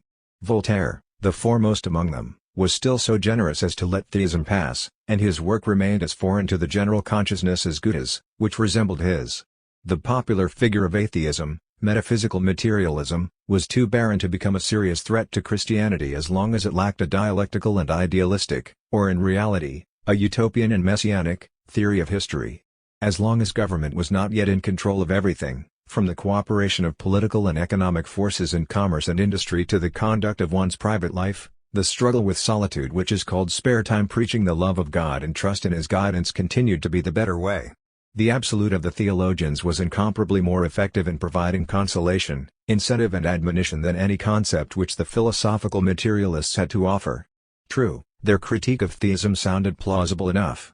It has always been in the womb of ignorance, fear and misery that men have formed their first conceptions of the divinity, too writes Holbach in his System of Nature, the Bible of 18th-century materialism. This shows that those teachings were either doubtful or false, and in any case deplorable. In fact, whatever part of the globe we look at, whether the icy regions of the north, the torrid ones of the south, or the most moderate zones, we find that people everywhere have trembled and, as a result of their fears and their misery, either created their own national gods or adored those brought to them from elsewhere. It is ignorance and fear which have created the gods, conceit, passion and deceit which have adorned and disfigured them, it is weakness which adores them, credulity which nourishes them, and tyranny which supports them in order to profit from the delusions of men. So much for the materialists' account of the origin of religion. In place of the rejected divinity they offer nature. Nature, continues Holbach at a later place, tells the pervert to blush at his vices, at his shameful inclinations, his misdeeds. She shows him that his most secret disorders will necessarily affect his happiness. Nature tells the civilized man to love the country in which he was born, to serve it faithfully, to enter with it into a community of interests against all those who might try to harm it. 3. In the name of nature, the enlightened Holbach calls for the defense of one's country not only against external enemies but against internal tyrants. But what does he mean by nature? There is nothing outside her, she is one and all at once. Man shall discover her laws, admire her inexhaustible energy, use his discoveries for his own happiness, and resign himself to his ignorance of her last, her ultimate causes which are impenetrable. With his whole being man belongs to her. For the abstract entity which, according to such materialists, forms the basis of right conduct is as indeterminate as the Deus absconditus of the Protestants, and the promise of happiness in this world is as problematical as bliss in the next, which is extremely uncertain. The naturalistic doctrine agrees with the theological doctrine it opposes in identifying what is most permanent and powerful with what is most exalted and worthy of love, as if this were a matter of course. In their fear of death men turn to the one, eternal and immortal, which is their own wishful thinking hypostatized, as if in obedience to a superior power. The ancient materialists were still inclined to stop with a plurality of atoms. The worshippers of nature, like the pantheists, ontologists and theologians, will hear of nothing less than the one. But nature does not say anything, as little as being, which has been tried recently and which is supposed to deliver its oracles through the mouths of professors. The place of God is taken in each case by an impersonal concept. The scholastics had already depersonalized the humanity and individuality of the murdered Jesus by multiplying them as it were into the oneness of God. The ipsum esse, the true identity of the divinity, his humanity could hardly be distinguished any longer from the radiant being of the Neoplatonists, because of the ceaseless interpretation of being and being in the world, the unity of essence and existence, in which all differences disappeared. When they build a system, theists and atheists alike posit an entity at the top. The dogma of a nature which can speak and command, or at least serve as a principle for deducing moral truths, was an inadequate attempt to go along with science without giving up the age-old longing for an eternal guideline. But nature could only teach self-preservation and the right of the stronger, not for example liberty and justice. The liberal bourgeois order was always forced to pursue non-rational interests. Traditional institutionalized religion was still in a far better position to arouse these interests than atheism of whatever kind. The French materialists of the 18th century and especially the so-called freethinkers and the pale monists of the 19th century were only a passing threat to Christianity. The upheavals which began with the present century, the era of world wars, of nations awakening all over the globe, of stupendous population growth, can only be compared with the decline of antiquity or the Middle Ages. Christianity and theism in general are far more seriously called in question than in the siècle des Lumières. In the 19th century, individual advancement depended in relatively wide areas on general education, initiative, responsibility and foresight. In a changing economy, the decisive qualities are now versatility, ability to react precisely to stimuli, specialized skill, reliability. We are witnessing a rapid decline in the importance of highly differentiated and independently acquired attitudes, along with a decline in the role of those qualities and of the family which produce them. But qualities which lose their social utility become obstacles, the marks of the provincial, of backwardness. These changes in the psychological structure are part of a comprehensive process in which political and religious institutions are also involved. Democracy is being undermined, at least as Locke and Rousseau conceived in it as it was still functioning under the French Third Republic and even in Imperial Germany, as a conflict between the different commercial, industrial and agrarian interests of independent groups.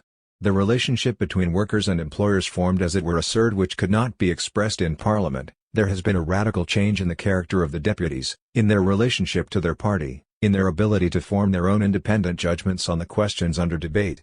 When faced with important matters of state, especially in foreign policy and even more so in case of conflict, the clumsy democratic apparatus calls for its own transformation into a fast and efficient instrument operated by strong men. Theology had to adapt not only to structural changes in the social mechanism and to the related transformation of the family and the individual. A powerful enemy, called communism by friend and foe alike, sprang up at the same time.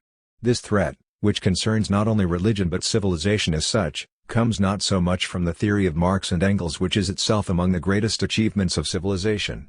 Dialectical materialism was, moreover, quickly transformed into a mere ideology, like the bourgeois Enlightenment after its victory in the French Revolution and like theistic religions wherever they come to power.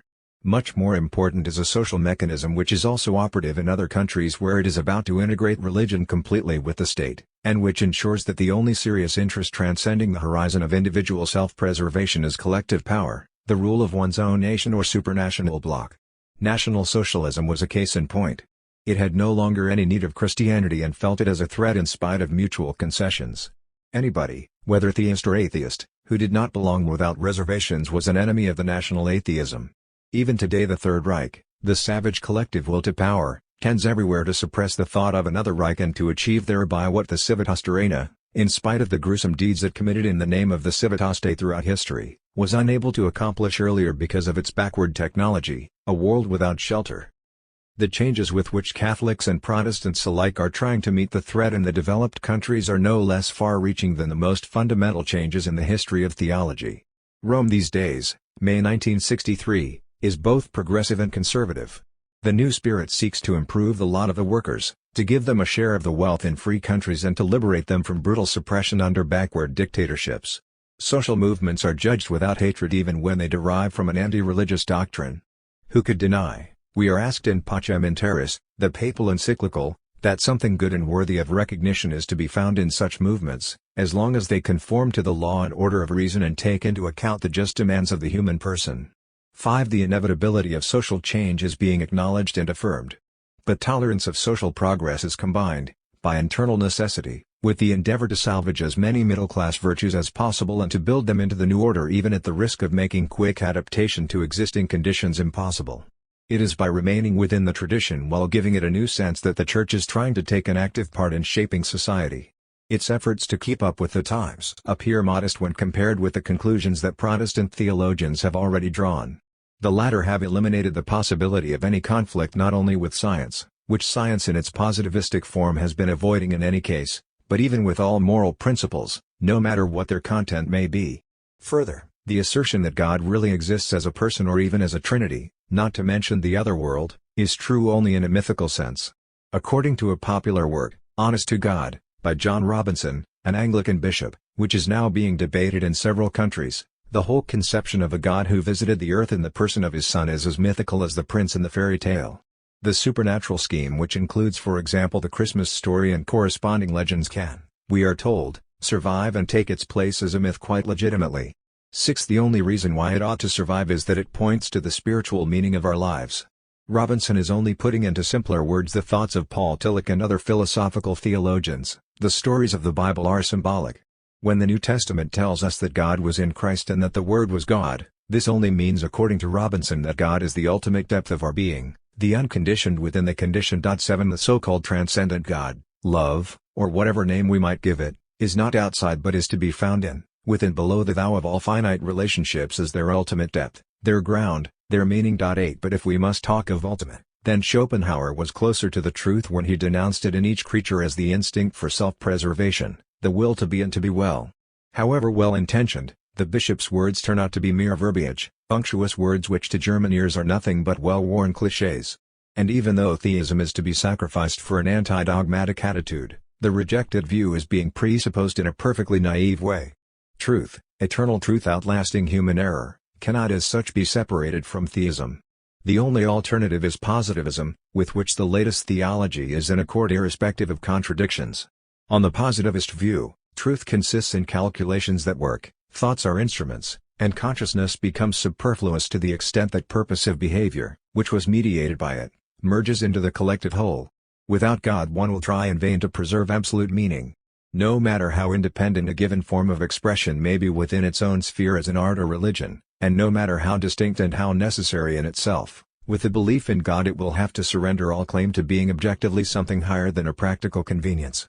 Without reference to something divine, a good deed like the rescue of a man who is being persecuted unjustly loses all its glory, appear modest when compared with the conclusions that Protestant theologians have already drawn.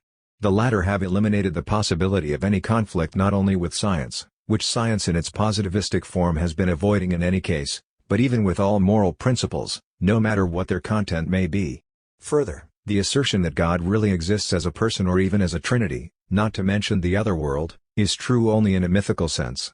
According to a popular work, Honest to God, by John Robinson, an Anglican bishop, which is now being debated in several countries, the whole conception of a God who visited the earth in the person of his Son is as mythical as the prince in the fairy tale.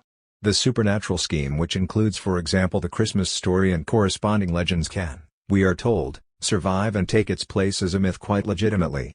6. The only reason why it ought to survive is that it points to the spiritual meaning of our lives. Robinson is only putting into simpler words the thoughts of Paul Tillich and other philosophical theologians. The stories of the Bible are symbolic. When the New Testament tells us that God was in Christ and that the Word was God, this only means according to Robinson that God is the ultimate depth of our being, the unconditioned within the conditioned. 7. The so-called transcendent God, love, or whatever name we might give it, is not outside but is to be found in, within below the thou of all finite relationships as their ultimate depth, their ground, their meaning. 8. But if we must talk of ultimate, then Schopenhauer was closer to the truth when he denounced it in each creature as the instinct for self-preservation, the will to be and to be well. However well-intentioned, the bishop's words turn out to be mere verbiage, unctuous words which to German ears are nothing but well-worn clichés. And even though theism is to be sacrificed for an anti-dogmatic attitude, the rejected view is being presupposed in a perfectly naive way. Truth, eternal truth outlasting human error, cannot as such be separated from theism. The only alternative is positivism, with which the latest theology is in accord irrespective of contradictions.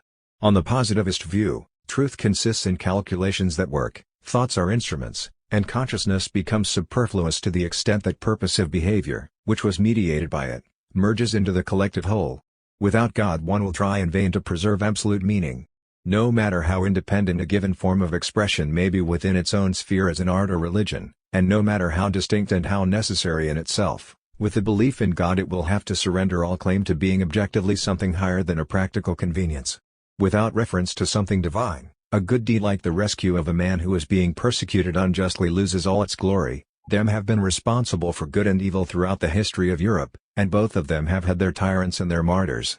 There remains the hope that, in the period of world history which is now beginning, the period of docile masses governed by clocks, some men can still be found to offer resistance, like the victims of the past and, among them, the founder of Christianity.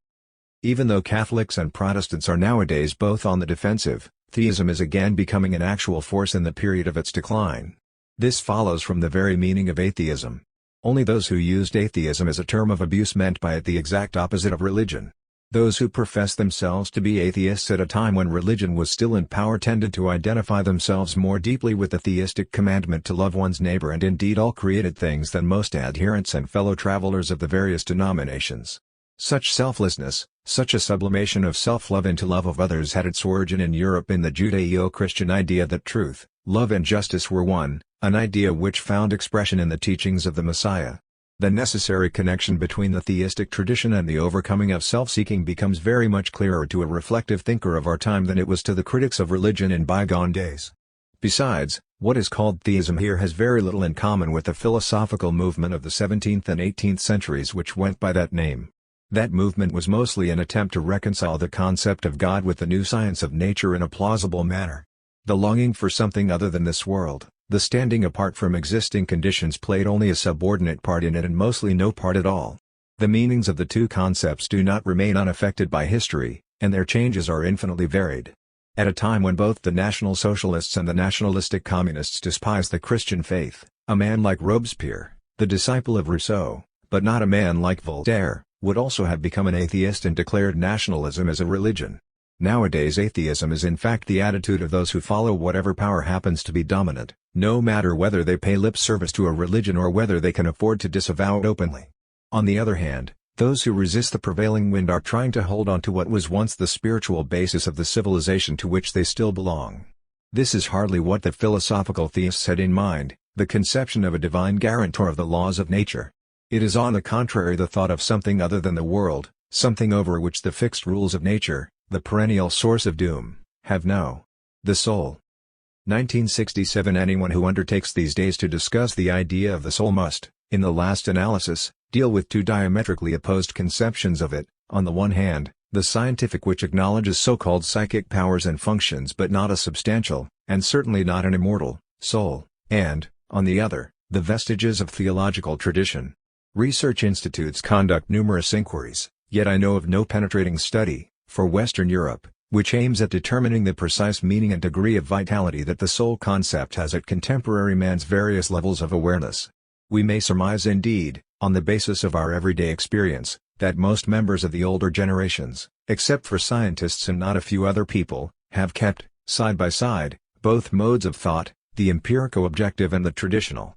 Consequently, in varying situations and in varying areas of life, for example, the private and the professional, their internal and external reactions will be determined by the one or the other of these modes of thought. The more advanced among our young people, on the contrary, react not only skeptically but aggressively to the image of a soul as they do to everything traditional. They are aware of the human need which used to be satisfied by such cultural holdovers, and also of the formalist lip service paid the latter today. They feel the contradiction and denounce any effort to gloss it over. The strictly scientific mind is content to refer to some other field, in which accuracy is not attainable, such as music, religion, metaphysics, or cocktail parties. Any questions youth, on the contrary, responds with deliberate mockery and exaggerated negation to postulates which only convention keeps alive. Such a response represents, however, an incisive demand for the truthfulness of such principles and ideas as they are asked to take into account in the living of their lives. Belief in the soul may appeal to the various tribunals of spiritual authority, but it finds dubious support at best not only in the natural sciences but even in philology and history. Theologians will refer to the Gospels, for example, in their efforts to prove the eternity of the soul. Yet it is by no means clear how far, in the original text of the Old and New Testaments, the meaning of the word we translate as soul corresponds to any of the senses which members of a modern religious community would attribute to it. I do not dare venture an opinion in the philological discussion of this point, but I believe that, apart from a few isolated anticipations, the conception of a soul that is separable from the body and outlives it, and the doctrine of man is constituted by two substances, a body and a soul, arise in a development that is independent of the scriptural text. The assertion that man, unlike the brute beast, has a soul which enjoys independence of the body, has its roots in ancient Greece rather than in Judeo-Christian sources. Among the surprising problems this conception has raised for scholasticism we may note, for example, the question of how the soul, once separated from the body by death, can be punished in the fire of hell. St. Thomas Aquinas discusses it in a special chapter of his Summa contra Gentiles. When the ordinary reader comes across the words, "Out of my sight, you condemned, into that everlasting fire prepared for the devil and his angels," Matthew 25:41, he probably thinks of the whole man being thrust into that darkness where there is wailing, and the grinding of teeth, Matthew 8:12. Thomas, the Aristotelian, however, speculates that if the soul, which is the vital form of the body and in turn receives its individuation from the body, carries a burden of guilt with it when it leaves the body, it will enter into bondage to material fire. The sinful spirit's punishment, he says, is to be subject somehow to the bondage of things which are its own inferiors, namely, bodily things. To such a soul goes from the human body to the flames. The Egyptian-Indian conception of the migration of souls, which passes via Pythagoras, Empedocles, and Plato to the fathers of the Church, here exercises an influence on scholasticism. Among the early Christians, anxiety concerning hell was still closely identified with anxiety for their own bodies, just as among the martyrs in the Roman arena the hope of blessedness was closely identified with the expectation that their agonizing death would be a gruesome but quick, sure, and utterly real passage from earth to heaven, from a lower realm of space to a higher realm of space rather than to some non-spatial realm. The dualism of soul and body that is expressed in some mysterious biblical texts such as Ecclesiastes 12:7, after death the dust returns to the earth as it once was, and the life breath returns to God who gave it, became a conscious matter of vital importance to the Christian worldview only when the doctrine of God the Lord and His creation, of heaven and earth, and of the origins of human history and man's expulsion from paradise, came into sharp opposition to the new sciences of astronomy, ethnology, history, biology, and physiology. The Thomistic hypotheses were affected along with other scholastic hypotheses. The elaboration of theories and systems to ground a view of the world and life that would reconcile basic religious concepts with scientific progress is the central preoccupation of modern philosophy. The Protestant decision to accept the new information as knowledge and the Word of God as faith, in the sense not of mere opinion but of a higher certainty, serves the same purpose, and the English mind, already represented by important nominalist forerunners of Protestantism, has, in essence, remained true to this conviction. The first systematic attempt to justify the thesis of the two substances, spiritual and corporeal, non-spatial and spatial, in such a way that it would be compatible with science, especially mathematics, dates from the 17th century and was the work of René Descartes, who begins the history of modern philosophy. The writings of his successor, Spinoza, contain psychological insights of critical importance. As a pantheist, Spinoza had no interest in the personal survival of the individual. In his view, the wise man has no time to waste on such problems. Nonetheless, insofar as thought knows itself to be one with the absolute and permanent, to which it truly belongs, it shares in the character of the latter. Finite beings, taken by themselves, do not form substances but are only ephemeral modifications or waves on the ocean of eternal being. That such momentary forms must pass away is obvious. Nonetheless, they do belong to the eternal, and it is the purpose of concrete existence to become conscious of that truth and to correspond to it in thought, feeling, and action. The idea that the soul is one with the omnipresent substance, and the rejection of the empty existence of the isolated individual who idolizes itself as an absolute instead of perceiving itself to be a modality or swiftly passing variation of the true absolute, these, like the migration of souls, point back to early Indian thought. In Averroes, 12th century Islam, and Pomponazzi, 15th century Europe, to name but two, the heretical idea of the union of the individual soul with the world soul or world spirit has found intelligent representatives among theologians and offered them its consolation. It continues to do so down to our own day. Hegel's doctrine is not far removed from this kind of annulment, sublimation of the individual.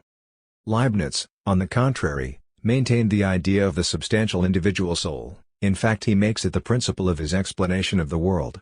Monads, which are immaterial, spiritual essences, form, in Leibniz's view, the truly real. The lower monads live vague, unspirited lives. Consciousness, spirit, and soul are essential attributes of the higher monads. Perceptions, feelings, thoughts, visual impressions, pain, expectation, and memory are immediately certain, while the spatial world, the universe, however exactly it may be measured, is only the result of conceptual elaboration of material supplied by the senses and, thus, of careful thought on the part of the subject. The hierarchy of monads or ordered realm of true reality is determined by the clarity, differentiation, and spontaneity of each monad. Death is a change in the relations between monads, a separation of structures, and not the end of their lives. Immortality is an essential attribute of the spiritual atoms, be they high or low in the scale, of which being is composed. I am well aware of the difficulties inherent in such suggestions. I have mentioned these systems only because their efforts to create an image of total reality which will satisfy both science and the theological heritage are evidence of the unrest and doubt concerning the immortal soul that have marked Western civilization for centuries now. Whatever the truth these systems may contain, they are not regarded today as compelling acceptance. Like works of art, they are respected as historically significant but not as valid interpretations of life today. Even if reflection on the soul cannot go beyond these systems, they cannot help us in our perplexity. The formulations of the 18th century Enlightenment, on the other hand, are still highly relevant to us. What do you think of the soul? We read in one of Diderot's dialogues. I do not speak of what I cannot know. And of its immortality? If I do not know the soul's essence, how can I know whether it is immortal? I do know that I had a beginning, should I not assume that I will also have an end? Yet the idea of nothingness terrifies me, and so I raise my mind to the Supreme Being. 3. There is no other recourse left. What are you? Whence do you come? What are you doing? Whither do you go? Are questions doubters ask themselves, according to Voltaire, 1768. The answer: you're a thinking, feeling being, but even if you think and feel for 100,000 million years, your own intellectual powers will not lead you to further knowledge in these matters. You must have the help of a God. The theists took refuge in God, the unknown. The professional theologians, in their view, only made reconciliation with progress more difficult. The atheists found that theism rests on weak foundations. They could easily point to Diderot's vacillation and to Voltaire himself, who wrote in a letter to Count d'Argental, "I like the Swiss captain who before the battle said his prayers behind a bush, 'My God, if there is a God, have mercy on my soul if I have one.'" 4. Skepticism has continued to spread since the 18th century. The theologians, for all their concessions to change, still seek, from an instinct for self-preservation, to maintain the thesis of the immaterial individual soul, but the process of dissolution cannot be stayed.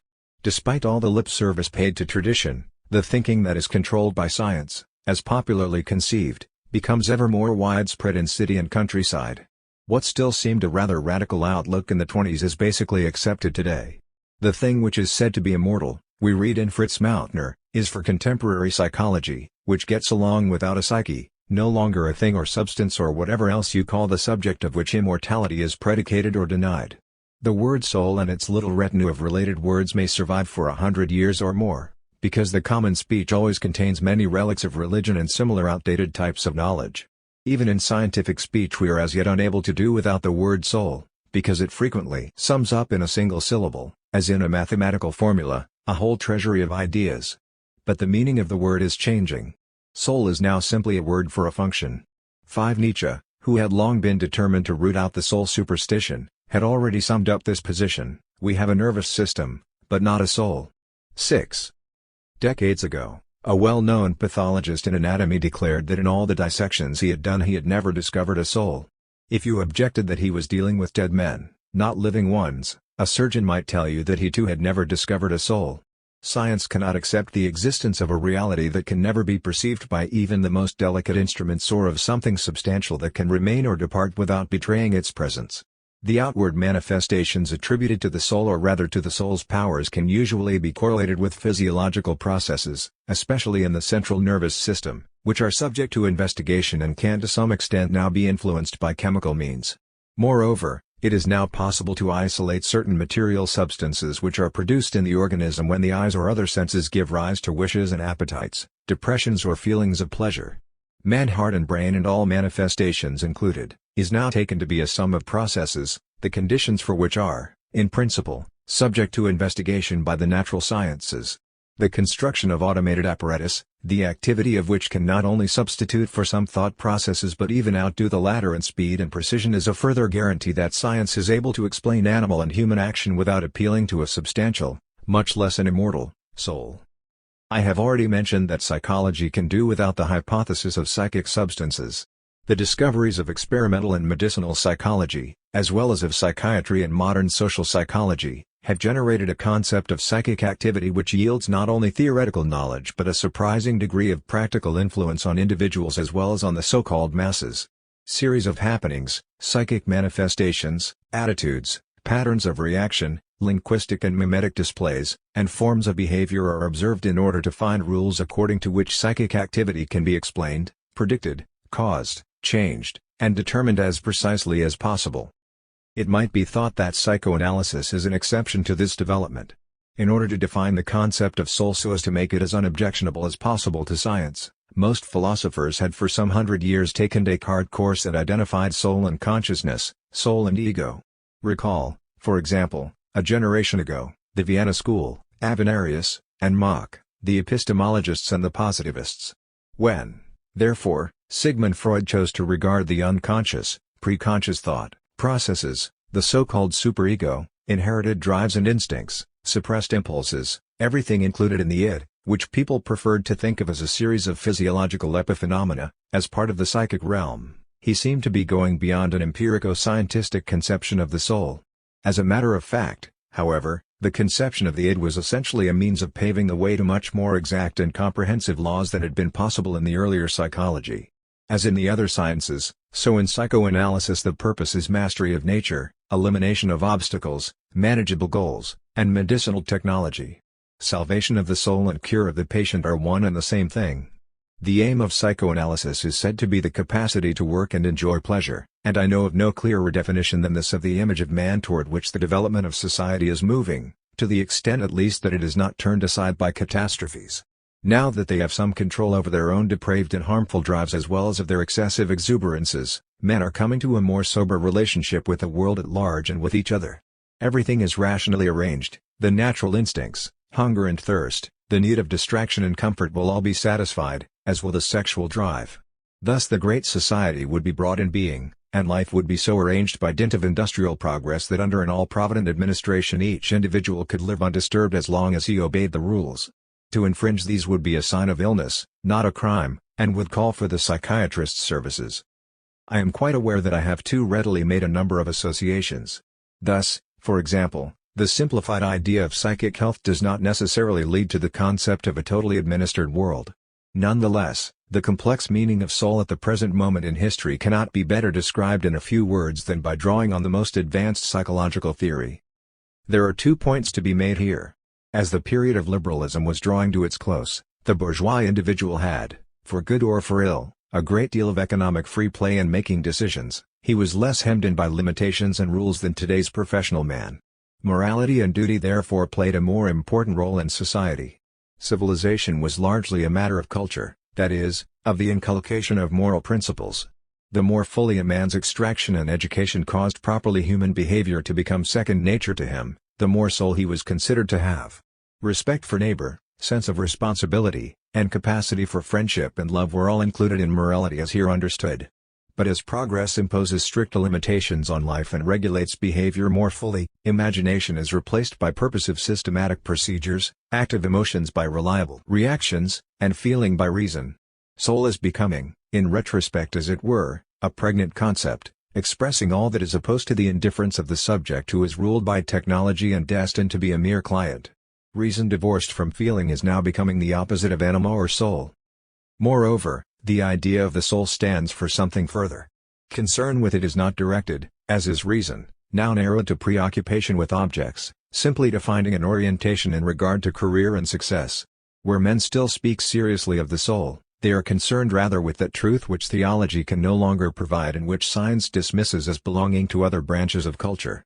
They are concerned, that is, with what lies under or behind the world which Kant regards as pure phenomenon, with the absolute which transcends the reality whose existence depends on the mind. Man is told not to stray into such spheres. But if he obeys the prohibition, which Kant himself transgressed, he surrenders the very longing for lack of which he will, in the last analysis, lose his vaunted autonomy. Both aspects, morality in the widest sense and the idea of something other than the world which we are able to order intelligently, enter into the specific transpsychological meaning which has accrued to the concept of soul at the present time. As we noted earlier, many young people consider such a description of soul to be romantic. But their passionate opposition itself betrays the fact that they share the same concerns which the word soul now sums up. I know of no better evidence for this contention than the following passage from A Farewell to God the Lord which appeared in a student newspaper and was signed by 3 high school students. We see that in the kingdom of God men are increasingly tortured, murdered, and oppressed, that others let them starve and suffocate and burn to death. An honest man can, in our opinion, come to only one conclusion: the God who once ruled all things mightily, whom my soul praised, who led me to green pastures, is absent, ill, on a journey, or dead. The God who manages all things for the best in Auschwitz and the Warsaw Ghetto, in Vietnam and the Black Sector of New York City, no longer exists. He did not finish his work. His position is open. The future is open. 7 young writers today reject the words God and soul. Their rebellion is typical, yet it seems to me that their rejection is truer to the meaning of the very words rejected and manifests a greater longing for the vanished significance they once had, than many professions of loyal acceptance and adherence to tradition. If a man wants to keep alive the idea of the soul, he must, along with knowledge of the philosophical and theological tradition, keep alive also the doubt which is a conscious element in serious thinking today. Schopenhauer today. 1961. Arthur Schopenhauer regarded fame with no less detachment than the majority of thinkers who finally gained it. Public recognition left him so indifferent that when he partook of it at last he did not even have to belittle it, either to himself or to others. He could relish the signs of future veneration and even succumb to the temptation of agreeing with Seneca's optimistic judgment that fame follows merit unfailingly. What great respect for the course of history! Only rarely did the philosopher show so much confidence in the verdict of a humanity, whose cultural decline he prophetically thought more plausible than its progress. As if there could be any certainty that among those forgotten there were no great men. Indeed, hardly any age has demonstrated the universality of forgetting as clearly as has the present. In spite of our infinitely refined instruments of perception and its communication, not just because of them, only very few of those are remembered, let alone the thoughts they put on paper, who in Germany gave their lives in a lone attempt to put an end to the national disaster. They are of no lesser stature than their predecessors who were famous. They are gone. For Schopenhauer, however, justice from posterity was guaranteed, as it were, by that same history which in other respects he hated. Posterity was his longing, his utopia. Nietzsche, his successor, was not thus fooled. "I do not want any disciples," he says in Ecce Homo. "I am terribly afraid of being canonized one day. People will understand why I published this book before, it is to keep them from playing tricks on me." He was convinced that fame is as despicable as the public opinion which awards it. In regard to one's contemporaries, in regard to up-to-dateness, Schopenhauer agrees with the author of Thoughts Out of Season. One of the prime conditions of greatness, he writes in the Parerga, is to have no respect at all for one's contemporaries, including their opinions and views, and the praise and blame resulting from them. To what is up-to-date in this sense is what happens to be considered valid as a result of the interaction between material, relatively spontaneous, interests and manipulated, secret, and avowed ones. Truth itself, on the other hand, lies hidden, according to Democritus, deep in a well, and, according to Schopenhauer, it gets a rap on the knuckles when it tries to come out. In any case, it has had to hide itself again and again, depending on the state of events, as Voltaire puts it in his allegory. Up-to-date literature, whether conceived with an eye to the market by instinct or routine, serves the established order. Even the notion that opposes it is incorporated, assimilated, decontaminated. The controlled consumption of consumer and cultural goods in a boom period is a match for everything. The late stage of society is in all cultural matters at once cunning and unassuming, modest and insatiable, in this respect similar to antiquity in its decline. It manages to incorporate as its own ornament even criticism, negative art, resistance. The less of a chance the historical situation gives great works actually to inspire human action, the fewer the obstacles to their publication, the more diligence scholars apply to them, the less significant is the effect of their writing. Schopenhauer's work is not free from such up-to-dateness. Still, it has suffered from it less than the work of other great philosophers, probably because it is so ill-suited to education for efficiency, even academic efficiency. For that, it rejects too many pet ideas of employees of culture and education, it calls neither for decision, nor for engagement, nor for the courage to be. Schopenhauer does not compensate for the low wages society doles out to the guardians of the spirit by the consciousness of an office that is supposed to be superior to other trades. His work makes no promises. Neither in heaven nor on earth, neither for developed nor for underdeveloped peoples does it hold out that to which leaders of every political or racial hue claim to be guiding their faithful. The apparently comforting title, On the Indestructibility of Our True Being Through Death, announces a chapter that brings despair rather than solace. It is hardly fit to gain friends among the molders of public opinion, except perhaps by the element of denial, for it seems to attribute harshness to existence by showing that existence is necessarily harsh. But Schopenhauer does so little to clothe the negative in a semblance of meaning that he can hardly lead to resignation and conformism. Yet he saw things too clearly to exclude the possibility of historical improvement. The ending of almost all manual labor, especially of hard physical labor, is something he foresaw more precisely than most of the economists of his day. But he also suspected what could result from such a change. He took technical, economic, and social improvements into account, but from the very beginning he also perceived their consequences, blind devotion to success and a setback for a peaceful course of events. In sum, I might say, he saw the dialectic of such progress. Not unlike some left-wing Hegelians, who in this respect contradicted their teacher, he decidedly rejected the idea of the state's divinity. To Schopenhauer the good state is nothing else than the quintessence of a reasonable self-interest, its sanctions protect individuals from each other and its own citizens from other states. The state is no moral institution, it rests on force. At the highest stage, he says, agreeing with the founders of socialism, mankind would need no state. 3. But he saw no prospect of this ever happening. He deified nothing, neither state nor technology. The development of the intellect rests on that of needs. Hunger, the urge to power, and war have been the greatest promoters of knowledge. The idealistic fable of the ruse of reason, which extenuates the horrors of the past by pointing to the good ends they served, actually babbles out the truth, that blood and misery stick to the triumphs of society. The rest is ideology. In the century since Schopenhauer's death, history has had to admit that he saw straight into its heart. In spite of all the internal injustice in the various nations around the middle of the last century, there was still something like a European solidarity, a kind of urbane intercourse among nations, a good deal of discretion and even respect on the part of great nations towards small ones. Since his death, history has entered a new phase, progressing from a balance of power to ruthless competition among nations. Stiffer competition spurred technology, and the armaments race began.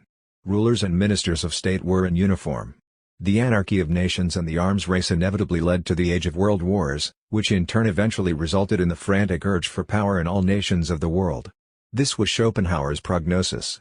Struggles among individuals and social groups, domestic competition and concentration of power are supplemented and outdistanced by competition and concentration of power abroad. Schopenhauer shows what it is all about. Material interests, the struggle for existence, prosperity, and power are the motor, history is the result. Schopenhauer did not offer philosophic rationalizations for his experiences of terror and injustice, even in countries with the most humane administrations. History frightened him. Violent political change, which in recent times is usually brought about with the aid of nationalistic enthusiasm, he detested. Not having lived to see the decay of absolutism in its acute phase, with its torture and witch hunting, burnings at the stake and other methods of qualified execution, he was not interested in a change of system. He would rather, as Goethe writes in the Westostliche Divan, converse with clever men, with tyrants than set out for the dictatorship of the unified people in the company of demagogues and fanaticized masses. His hatred of patriots springs immediately from the threat to his economic independence, resulting from nationalistic rebellions, but indirectly and theoretically, this hatred is aimed altogether at nationalism and the nationalistic age, which was then beginning. The fanaticism of unity and the violence it announced repelled him. He suffered from the same lack of enthusiasm for the so-called wars of liberation of Prussia as Goethe, and from the same fear of the French Revolution of 1830 as Hegel. The great enlighteners of mankind have been very wary of the people as the highest value. Lessing once suggested that men should learn to recognize the stage when patriotism ceases to be a virtue.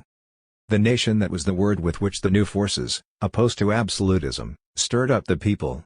Schopenhauer gave the Germans credit for not indulging, on the whole, in national pride as the English were doing, only 1 in 50 of whom was prepared to accept criticism of the stupid and degrading bigotry of their nation. For of course, later the Germans made up for it all the more, and Schopenhauer was startled to meet in Germany with this kind of demagogy, with this game of insidious swindlers. 5 For centuries thinkers had denounced mass suggestion and its identical opposite, the inaccessibility of seduced masses, as well as the ferocity of those who have come off badly, all as the result of domination. National pride, like the pride of individuals, is easily injured, even if the wound does not show for a long time. The revenge that follows is blind and devastating.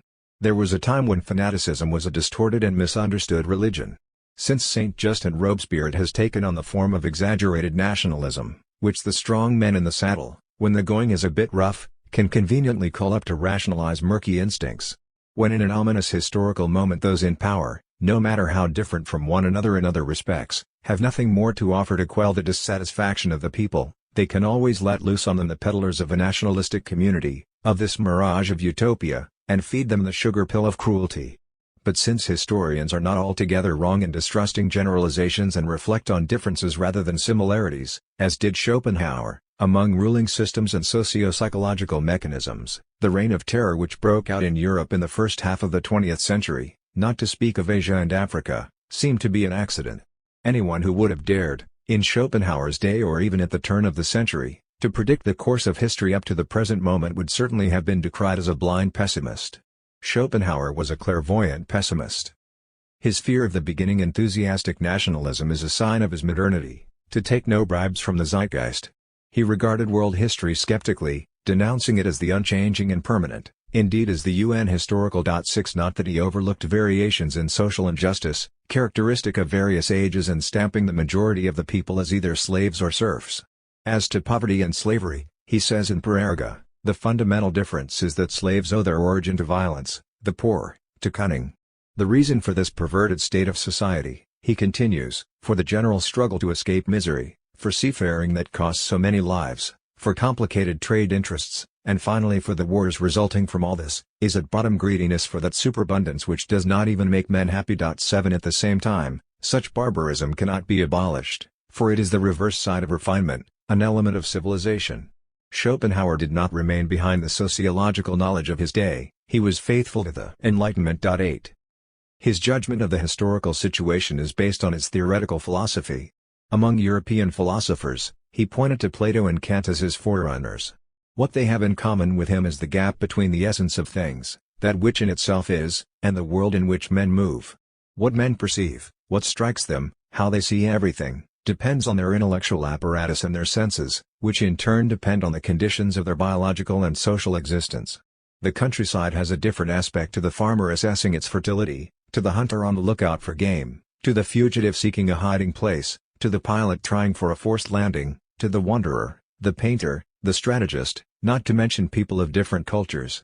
And how much more different will it appear to an animal, tame or wild, bird or gnat, not only with regard to color, sound, and smell, but also to form and relations. Just as things in space and time are conditioned by the perceiving subject, so are space and time themselves, which are the spectacles, as it were, worn by all who can see, hear, and feel. Pascal once said that to a creature in an infinitesimal, microscopic world which we cannot even perceive, millennia may pass in one of our seconds, thus a human millennium might appear but a moment to some superhuman being. Empirical scientific knowledge, vital to progress, the technical miracles which are the result of observation and which can increase or reduce lifespan, are therefore not truth itself but only the semblance of truth. Plato and Kant describe the relation between the two spheres, essence and appearance, differently. To Plato, truth was a realm of ordered concepts, and things were their transitory images. Kant taught that the thing in itself, that is, being as it exists in eternity, apart from human or animal perspectives, furnishes the subject with the matter necessary for cognition, with the sensible facts, out of which the intellect, with its ordering functions, produces the unitary world, just as a machine processes raw material into the finished product. This concept of transcendental apperception, with its power and its file boxes, the head office, one might say, of the intellect, was modeled on factory and business management. The intellect manufactures something conceptually solid out of the flux of perceptions, as a factory produces commodities. Over and above the ordering functions, the categories are, so to speak, the goals towards which they work, the ideas of freedom, eternity, and justice, which show the intellect the direction it must take. That these can be found in reason, that they even constitute reason in a certain sense, is Kant's ground for the hope that knowledge, and with it that which is to be known, will attain truth at a point of infinity, and that truth is not merely a means but the fulfillment. Kant's subtle rescue of utopia was preceded on the European continent by rationalistic systems, which might be regarded as a series of attempts to save, against losing odds, the perfection of eternal being from the onslaught of the new science that was trying to explore appearance. After the end of scholasticism, these attempts continued in the 17th century with the help of bourgeois reason. The innate ideas from which these systems develop are halfway between Plato's ideas and Kant's categorical functions. They claim evidence, and evidence is to guarantee the truth, good and sufficient in itself, vis-à-vis the changing, terrifying reality, which since the 16th century and the overseas discoveries was marked by social upheavals and religious wars resulting from them. The need for something constructive, something permanent as the meaning behind all change was the motive power of philosophy. In spite of methexis, Plato had left essence and appearance unreconciled, ideas were everything, transient things nothing. After the coming of Christianity, the world required justification, whether by faith or by concepts. Rationalism was undermined by scientific thinking, which had been imported from England, where, thanks to the growth of trade and self-government in the towns, the citizens had slowly adapted to reality in a long drawn-out process, where political consciousness took form as a kind of resignation that accorded with religious consciousness, where convention became a religious matter and religion a civic one, and abstract concepts without facts had long lost their prestige. Conceptual realism had made way for nominalism, facts came into their own right, and concepts were mere names. The Magna Carta asserted itself in the theory of knowledge. Empiricist philosophy and the mental attitude attendant on it came to be accepted without much friction. But on the continent this shift took place as a distinct break. The order whose term had come was here realized only much later, and whatever fails to occur at its proper time occurs with violence. Empiricism and the materialism related to it imply criticism, not only of the dominant philosophy and the original perfection of things which it had proclaimed, but also of the conditions of the world, of social and political reality. A new vision of the future world replaced the old, a universal rational society. From St. Augustine to Bossuet, history had been understood as progress, as the history of salvation, in which the messianic kingdom was the necessary goal. Translating this into the secular sphere, Ulbach and Condorcet saw social history as the path to earthly fulfillment. The dualism had remained, the better, future world was the meaning toward which men oriented themselves. The one thing which the empiricism of the European Enlightenment had in common with the rationalism it superseded was that the image of the future was couched in concepts which were as if innate and could dispense with empirical verification: liberty, equality before the law, protection of the individual, property. The remaining ideas that transcended facts, especially those of positive theology, found before the empirical sensualistic critique. Schopenhauer's revolutionary philosophic achievement rests above all on the fact that in the face of pure empiricism he held to the original dualism that had been the basic theme of European philosophy up to Kant, but that, nevertheless, he did not deify the world in itself, the real essence. Since the time of Aristotle, Plato's great disciple, European thinking had held to the principle that the more real, steadfast, and eternal a being was, the greater its goodness and perfection. I know of no philosophic dogma as widely accepted as this one. Men were to orient themselves toward that which was most real, being in itself. Philosophy deduced the meaning and laws of transitory life from the eternal, thus expressing or implying satisfaction of all strivings and a reward for all good deeds. Only good could result from being at one with the most real, the best, the most powerful. In a more modern fashion, philosophers tried to base hope on human reason, that hope which formerly rested on the authority of the Father and on revelation. This is the philosophic conviction and at the same time the function of philosophy with which Schopenhauer broke.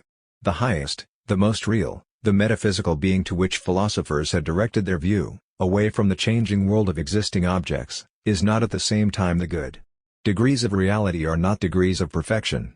Looking at the positively infinite, at the unconditional does not teach man how he should act. It is impossible to refer to the authority of being when one wishes a guide toward a decent course of action. The true essence which is at the bottom of all external things, the thing in itself as opposed to appearance, is something that everyone can discover within himself, if only he looks clearly enough and knows how to interpret the experiences of his own nature. It is the insatiable desire for well-being and enjoyment, a desire which wells up every time it has been satisfied, and not the reasons the intellect finds for such strivings, that make up the ineradicable reality of all that is alive, of existence altogether. In the struggle with nature and with men, the intellect serves as a weapon by providing rationalizations with which individuals, interest groups, and nations try to accommodate their demands to the moral precepts in force. The intellect is a function of the struggle for existence in individuals and in the species. It is kindled by resistance and vanishes with resistance. Schopenhauer's theory of consciousness is a small part of the psyche, by which it is used as a tool, not to mention his many particular observations of normal and pathological psychology, anticipates the basic principle of modern psychoanalysis. The basis for his theory is the ever-flowing source of stimuli, unappeasable will. Each breath is followed by a silence that is already the desire for the next breath, and each moment which passes without satisfying this desire increases the need in its awareness, until they finally fade out. Breathing stands for life. So do eating and drinking, those cut off from them must fight for them. And the higher the stage of development of a living creature, the more subtle and insatiable the struggle becomes. Need and endless striving, kindled again and again, make up the content of history and determine man's relationship to nature. If the air were not free but the result of work, men would fight for it as they do for land, and they could not do otherwise. Today it already seems as though they might actually have to fight for air. If there ever was an era that could confirm Schopenhauer's views, it is the period since the turn of the 20th century, when reliance on progress was questioned least. For Schopenhauer the good is far more the ephemeral, thought, and appearance, than that which keeps reproducing itself. Nevertheless he acknowledged himself a man of the 18th century. He was bitter toward the profundity of the facetious philosophers, a profundity widely disseminated today, too, in our schools and universities, who slandered the greatest men of the last century, Voltaire, Rousseau, Locke, Hume, those heroes, those ornaments and benefactors of humanity. 9. He complained that the venerable word enlightenment, has become a sort of term of abuse. 10. He identified himself most deeply with the fight against superstition, intolerance, and rationalistic dogmatism. What seemed to him suspect about the Enlightenment, even paradoxical, was the identification of what today or in the future exists in all its power, let alone a gory history, with what ought to be. As the epitome of the good, not even the idea of a future mankind whose members were not trying to exterminate each other, was an adequate compromise for him. He is no good as a reference for the prophets of secular salvation and of even less use to the defenders of the status quo. In the face of theology, metaphysics, and positive philosophy of all kinds, Schopenhauer withdrew philosophic sanction for the solidarity of those who are suffering, from the community of men lost in the universe, but without thereby advocating harshness. As long as there are hunger and misery on earth, he who can see will have no peace. In Thoughts Out of Season, Nietzsche quoted with enthusiasm the following passage from Schopenhauer's Parerga, that man leads a heroic life who somehow or other, in spite of overwhelming difficulties and with little or no recompense, fights and eventually wins the battle for what will be of some benefit to all mankind.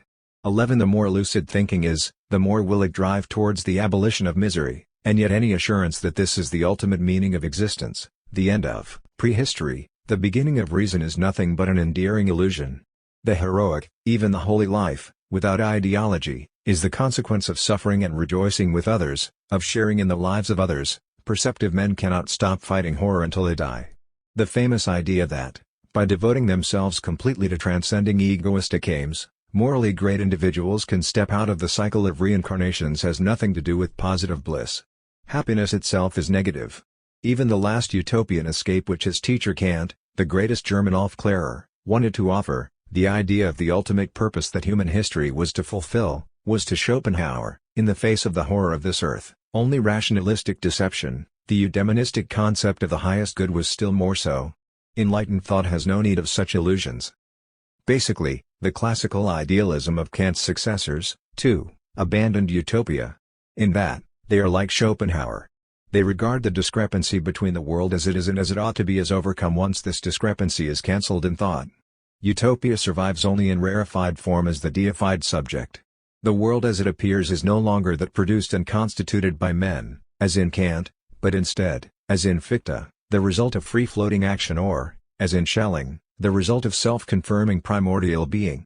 The thing in itself is identified with the subject, yet not as the negative but as the unconditioned positive.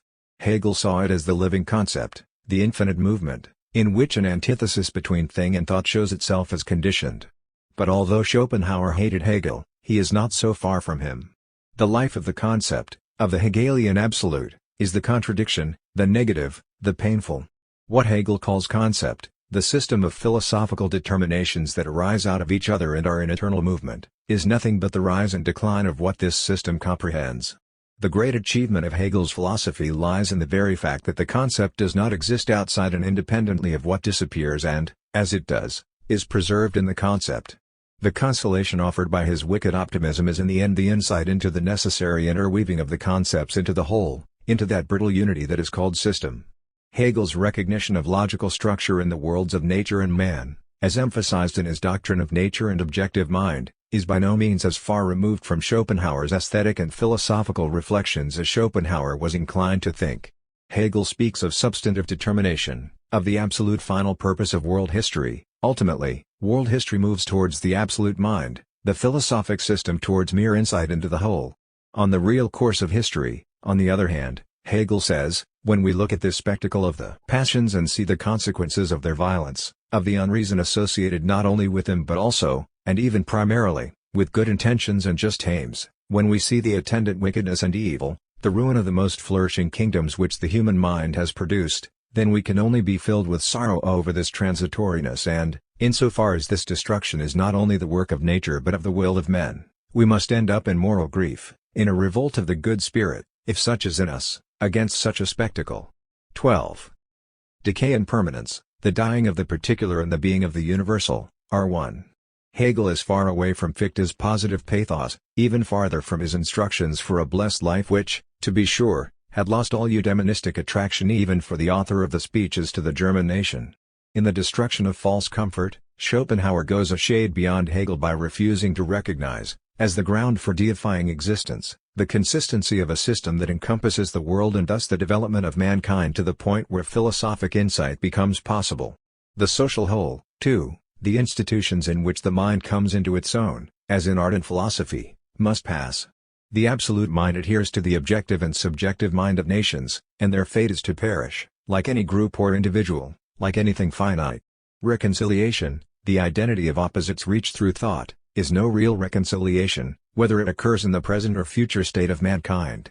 The violent stroke of genius by which Hegel, the last great systematizer of philosophy, rescued the positivity of the absolute by including agony and death in it, fails because insight is tied to the living subject and must perish with him.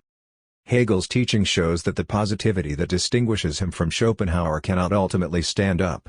The failure of a logically stringent system in its highest form in Hegel, means the logical end of attempts at a philosophic justification of the world, the end of the claim of philosophy to emulate positive theology.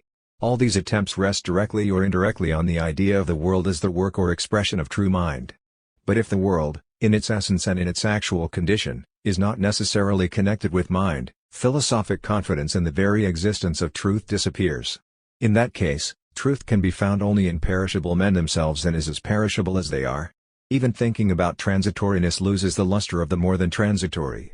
Merely faith remains, the attempt to rationalize it was doomed to failure.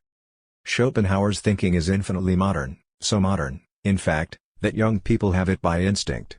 This thinking knows about the contradiction of autonomous truth and is profoundly irritated by it. Philosophy does not move beyond real history. Young people no longer accept thinking that is philosophically out of date. If an attempt is made to pass over or mask the contradictions in which thought inevitably gets entangled, the young lose faith not only in the truthfulness of their elders but in the whole culture in which they participate and whose shares, for many internal reasons, have in any case dropped in value. Technology makes memory superfluous. The young have little reason left to believe the old and their reference to eternal commandments.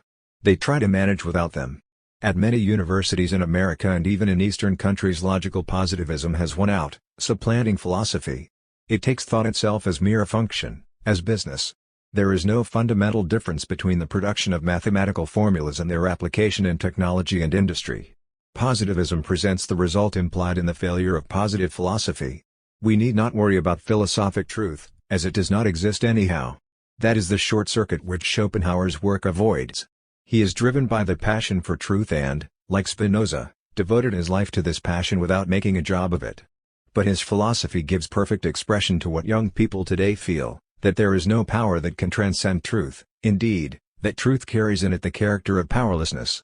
According to Schopenhauer, positivism is right against metaphysics because there is nothing unconditional which might guarantee truth or from which it could be deduced. But theological metaphysics is right against positivism because every spoken statement cannot help but make an impossible claim not only concerning an anticipated effect, concerning success, as positivism believes, but also concerning truth in its proper sense, whether or not the speaker intends this.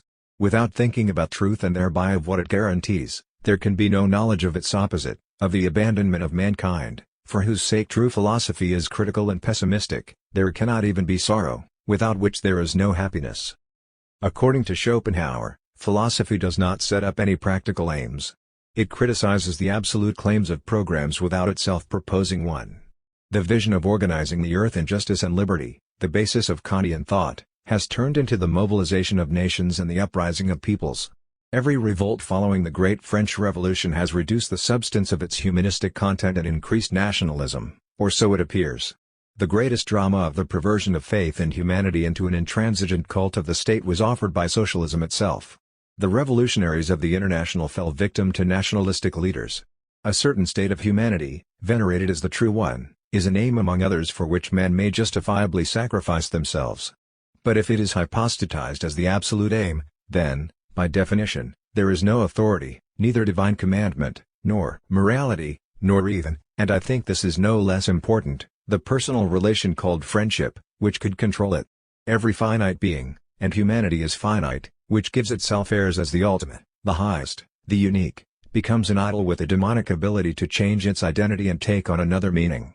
The history of many recent revolutions, in contrast to the theory of Marx, offers frightening examples. Before they seized power, the aim of Lenin and most of his friends was a society of freedom and justice, Yet in reality they open the way to a terroristic totalitarian bureaucracy which certainly does not come closer to freedom than the empire of the Tsar. The transition of the new China into sheer barbarism is obvious. The new idol is the collective we. It is not the only one.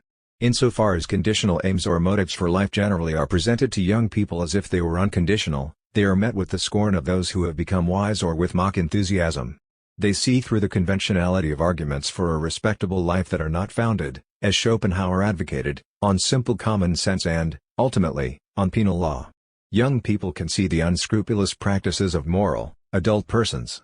And just because they accept from their elders only their practical nimbleness but not their pathos, because they understand the idea only as a set of rationalizations, they have nothing with which to oppose mass deception. If it is expedient to accept it, it would be merely stupid to resist it. Added to this is an unavowed yearning, a feeling of insufficiency, and defiance, which by repeating evil, unconsciously tries to provoke the good, so that it will show itself even if it is lethal. A skeptical generation is no more immune to participation in misdeeds than is one of believers. Instead, their disillusioned life, despite all pressures toward a career, engenders the pervasive feeling of meaninglessness in which false faith has a fertile soil. In order to resist it, there would have to be a longing for that which is different, a longing that would have passed through culture without, however, having been victimized by any of its hardened forms. Now I can be clearer about why Schopenhauer is the teacher for modern times. The doctrine of blind will as an eternal force removes from the world the treacherous gold foil which the old metaphysics had given it. In utter contrast to positivism, it enunciates the negative and preserves it in thought, thus exposing the motive for solidarity shared by men and all beings, their abandonment. No need is ever compensated in any beyond. The urge to mitigate it in this world springs from the inability to look at it in full awareness of this curse and to tolerate it when there is a chance to stop it. For such solidarity that stems from hopelessness, knowledge of the principium individuationis is secondary. The more sublime and the less rigid a man's character is, the more indifferent will he be about how near to his own ego, or how far from it, a given situation is, and the less will he distinguish between such nearness and distance when his work deals with them, nor can he give up his labors, even if they become those of Sisyphus. To stand up for the temporal against merciless eternity is morality in Schopenhauer's sense. This morality is not influenced either, for if it were, it would remain calculation, by the Buddhist myth of reincarnation, according to which after a man dies, the soul, timeless and spaceless, is supposed to find the body that corresponds to its stage of purification. The merciless structure of eternity could generate a community of the abandoned, just as injustice and terror in society result in the community of those who resist. Persecution and hunger dominate the history of society even today. If young people recognize the contradiction between the possibilities of human powers and the situation on this earth, and if they do not allow their view to be obscured either by nationalistic fanaticism or by theories of transcendental justice, identification and solidarity may be expected to become decisive in their lives. The road leads through knowledge, not only of science and politics, but also of the great works of literature. What Schopenhauer declared about individuals, that they are an expression of the blind will to existence and well-being, is at present becoming apparent with regard to social, political and racial groups in the whole world. That is one of the reasons why his doctrine appears to me as the philosophic thought that is a match for reality. Its freedom from illusions is something it shares with enlightened politics, the power of conceptual expression, with theological and philosophic tradition. There are few ideas that the world today needs more than Schopenhauer's, ideas which in the face of utter hopelessness, because they confront it, no more than any others of hope. The future of marriage. 1966. Anyone proposing to speak on the future of marriage must analyze the present tendencies discernible in the phenomenon of marriage and recall its earlier forms. In dealing with the historical aspect, however, I am forced here to pass over important problems and content myself with brief and highly subjective reflections. I shall not, for example, touch on the divorce statistics, although in any attempt to assess the future they deserve serious consideration. The image of marriage that was generally regarded as correct around the turn of the century, as well as various ideas connected with marriage, from its holiness to the hierarchy of husband, wife, and children, have long since been relativized by serious thinkers, and marriage is today considered to be a social phenomenon that constantly changes as society develops. At various historical periods the type of society, primitive tribes, food gatherers or hunters, settled peoples, shepherds, or city builders, determined whether the woman, the man, or their parents were to be the decisive factor in the choice of spouse and even in the course of the marriage itself. Nomadic tribes of herdsmen were for obvious reasons patriarchal and recognized the sole authority of the head of the family. That authority passed to his son, daughters were disposed of as the leader judged best. The temporal and geographic extent of the opposite way of life, matriarchy, is disputed today as are other phenomena of early history, such as promiscuity and primitive communism. Among a number of peoples at least, monogamy seems to have been a relatively late pattern. Moses, to say nothing of the patriarchs, had several wives, and the people, especially his relatives, began to complain only when he took a black woman to wife. 1. As monogamy is but one of several forms of marriage to be found in the world today, so the moral and juridical conceptions connected with monogamy are by no means the original ones, even though they existed, along with others, as early as biblical times and to some extent in Greco-Roman antiquity. Thus Lewis Henry Morgan and others have thought that sexual intercourse between brother and sister was certainly practiced in early human society. Even in some higher civilizations such a relationship was considered meritorious, not criminal. In ancient Egypt where women, at least among the ruling classes, enjoyed high honor and property rights, a brother-sister marriage was considered to be the best of marriages. It was especially holy when the partners were the offspring of a brother-sister marriage. Even the man in the street felt such marriages to be the most reasonable, and a number of researchers have found that this kind of marriage was the rule, not the exception.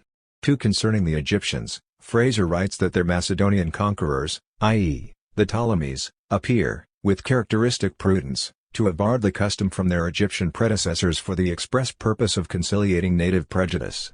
3. He finds the reason for incest as an accepted custom in the wish of brothers to obtain for their own use the family property, which belonged of right to their sisters, and which otherwise they would have seen in the enjoyment of strangers, the husbands of their sisters.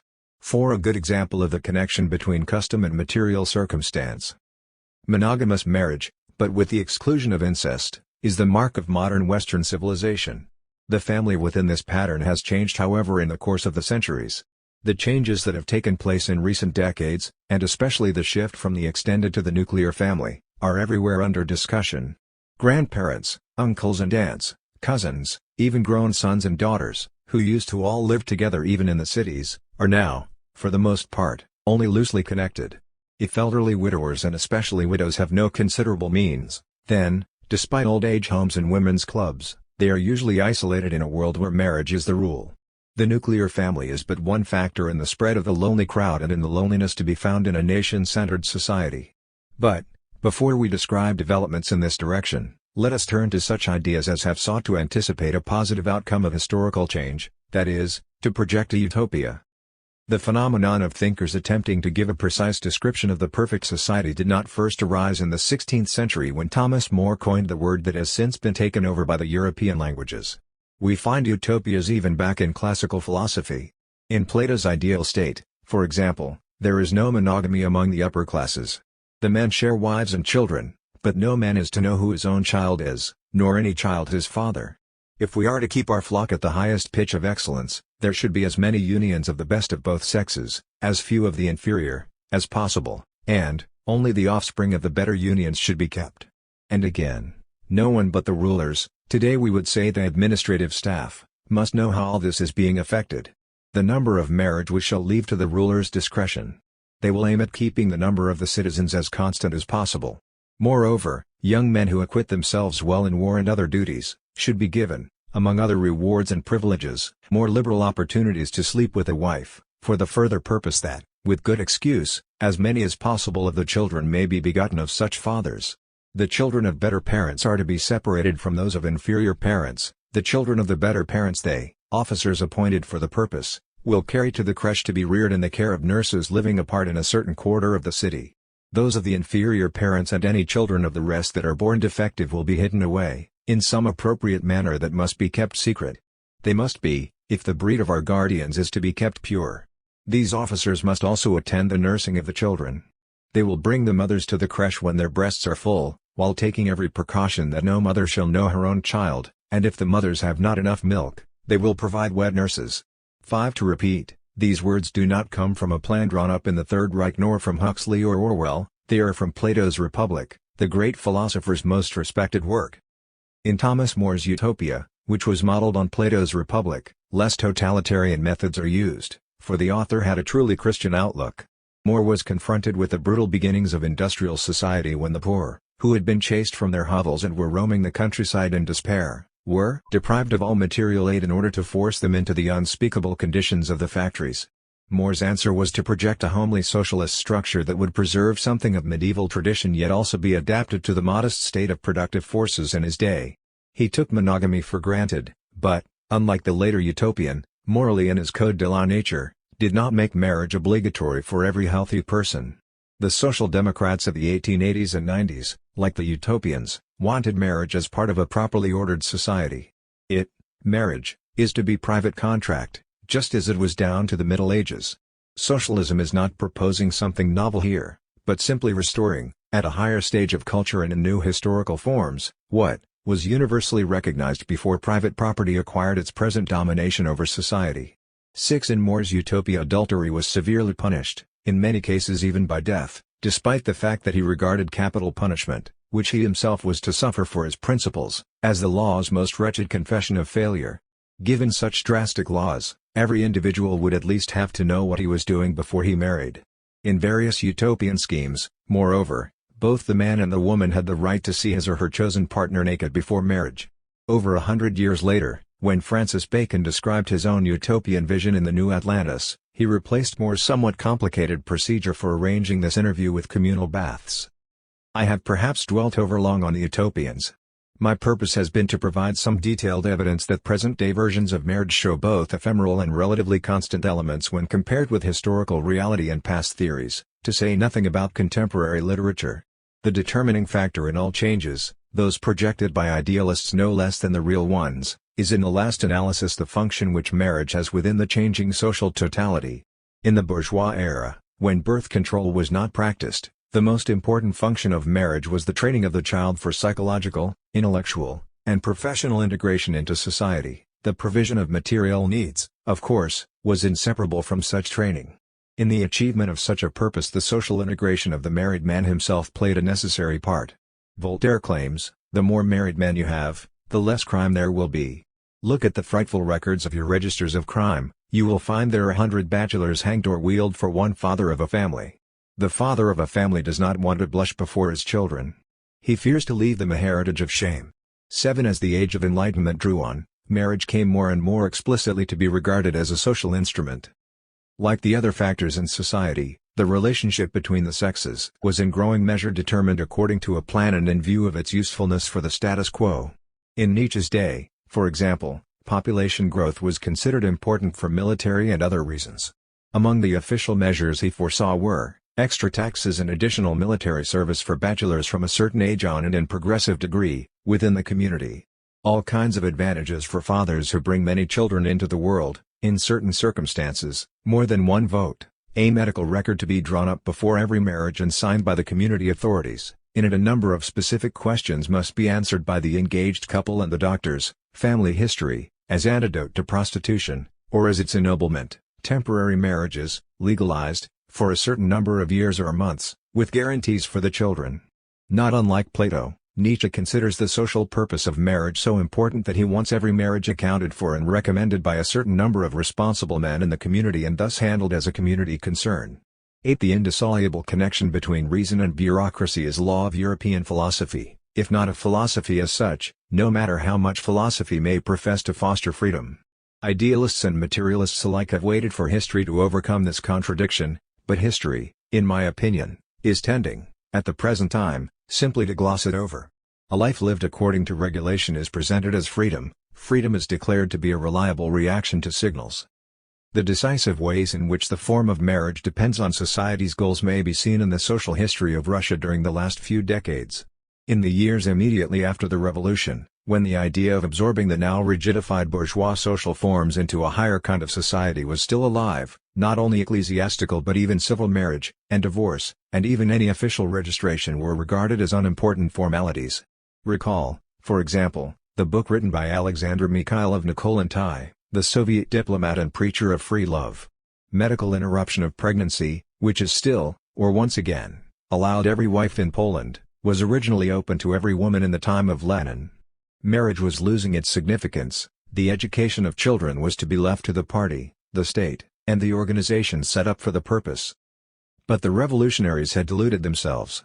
Stalin's so-called socialism in one country, the veiled admission that a proletarian world revolution was not to be counted on, and here with the renunciation of what Marx and Lenin had called communism, these put an end to bourgeois freedom and much more to the determination to make that freedom all the greater in backward Russia. The more clearly that military and technological potential became the real object of competition between East and West, the less could extravagancies in other areas of life be tolerated. The liberalist view of marriage contradicted the function of marriage in a state which was fully mobilized and not founded on wealth and well-being. The birth rate had fallen and the neglect of youth had increased to an alarming degree, therefore the family now became indispensable as an educational agent. There was an end to libertinism. Authority in the family had to be refurbished and, given the new situation, not primarily in favor of the husband. The enormous economic tasks at hand meant a great need of women both in the home and in the factory. The woman had to help both in educating and in earning. Divorce is therefore frowned on in present-day Russia. Marriage and the family are being rehabilitated, far more energetically than in the West, although the process is evidently under the control, in Russia, of the totalitarian state. That control reaches down to the least detail. However, unlike the days when the revolution first came to power, and unlike the Third Reich, there is less need now for children to spy on their parents. It is true, of course, that such spying has been the usual thing under dictatorships. From Savonarola, and probably earlier, to Hitler and Soviet Russia, betrayal of parents by children has a role to play, since the older generation is initially not to be trusted while the children are already under the control of the new regime. Today, however, the government in Russia can very largely rely on the stabilized and matriarchically oriented family. An article in the Literarnaya Gazeta for December 24, 1965, states, "The mother is sacred and must be treated with great respect by the family, particularly by the father. In the family, the mother's word is law. Her authority is unassailable." 9. Marriage is so well established now that no one who wants to get on in the world even thinks of divorce, which is in any case extraordinarily expensive. In China, on the contrary, marriage has degenerated at the present time, even though this is the country in which the extended patriarchal family, not least by reason of the highly developed agricultural economy, played a determining role in national and religious life. More even than the changes in work style and the strictly collectivist type of education, the need to control the enormous population growth is responsible for the playing down of marriage. Late marriage, contraception, and abortion are promoted. If reports are reliable, young people have not only acknowledged the government's aims and taken them as a norm, but have even integrated them into their very thinking and feeling. Eroticism is becoming less important, and attention, even in young girls, is focused less on marriage than on the socialist structure, the brigade, the commune, the state. 10. I consider what is happening in China to be in many respects more significant for the future of the West than what is happening in Russia, which is becoming more and more like the West. The fact that the period of individualism is, as it were, being skipped over, as being irrational in today's world, the fact that friendship between individuals is regarded as secondary in comparison with absorption into the collectivity, the pragmatism that has taken flesh and blood shape, the purely utilitarian thinking which the Chinese leader betrays in every word he speaks, all this is on the horizon for the West, even though people there make every effort to avoid admitting it. Allow me to discuss briefly the three factors just mentioned, the exalting of the collectivity over the person, the change in human relationships, and the utilitarian cast of thought. These exercise no little influence on the development of marriage. The retrogression of individuality does not mean that differences and individual characteristics will disappear. Rather, the more that education in Europe and America is removed from the family and shifted not only to kindergarten, primary school, and upper-level institutions but also to the groups, for sport or other purposes, which are formed in these schools, the less stimulus there will be to preserve and develop personal distinctions and nuances. The personal psychic traits which individuals retain become increasingly a hindrance, something peculiar. Acceptable distinctions flow only from the division of labor and are further stamped by the particular branch of activity and the lifestyle that goes with it. With mounting collectivization and the shift of competitiveness from individuals to groups, the discussion of divergent political or other convictions loses its importance for the individual. Professions of allegiance become identification tags, government becomes an all-embracing control of society. Instead of voicing thoughts grounded in worldviews, discussions relate more and more to utilitarian goals, determinable facts, and matters that can be decided by experiment. The more regulated a society and the more instrumental its human relationships, the more meaningless does dedication to an individual become. The appetite for sexual pleasure, like the appetite for food and drink, will be largely subjected to regulation in the future through advances in chemistry and will be satisfied without any great differentiation of means. As the end of the bourgeois era and its specific kind of injustice approaches, the victory of the technological age, which the bourgeoisie brought into existence, is dimming the radiance of the person.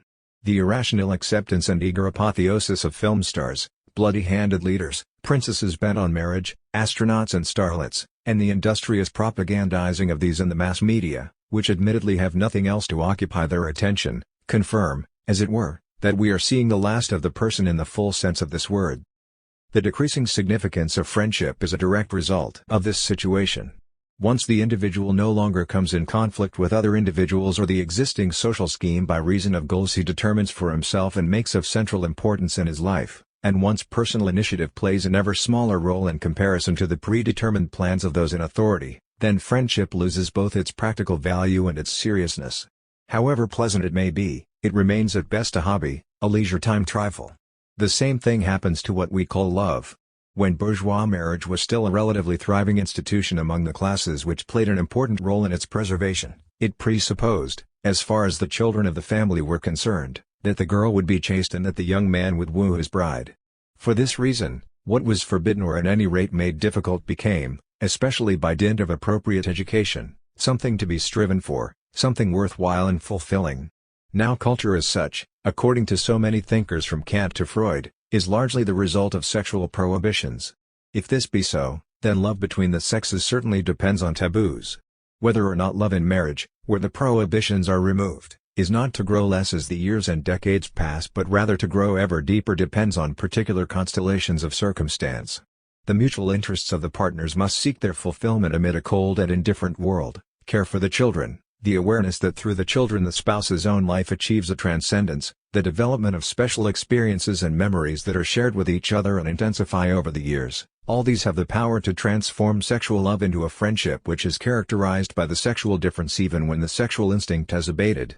With the collectivization of society, however, and its irresistible dynamism that increasingly regulates the whole of life, the breathing space in which to shape an individual human life or special mutual interests becomes more restricted.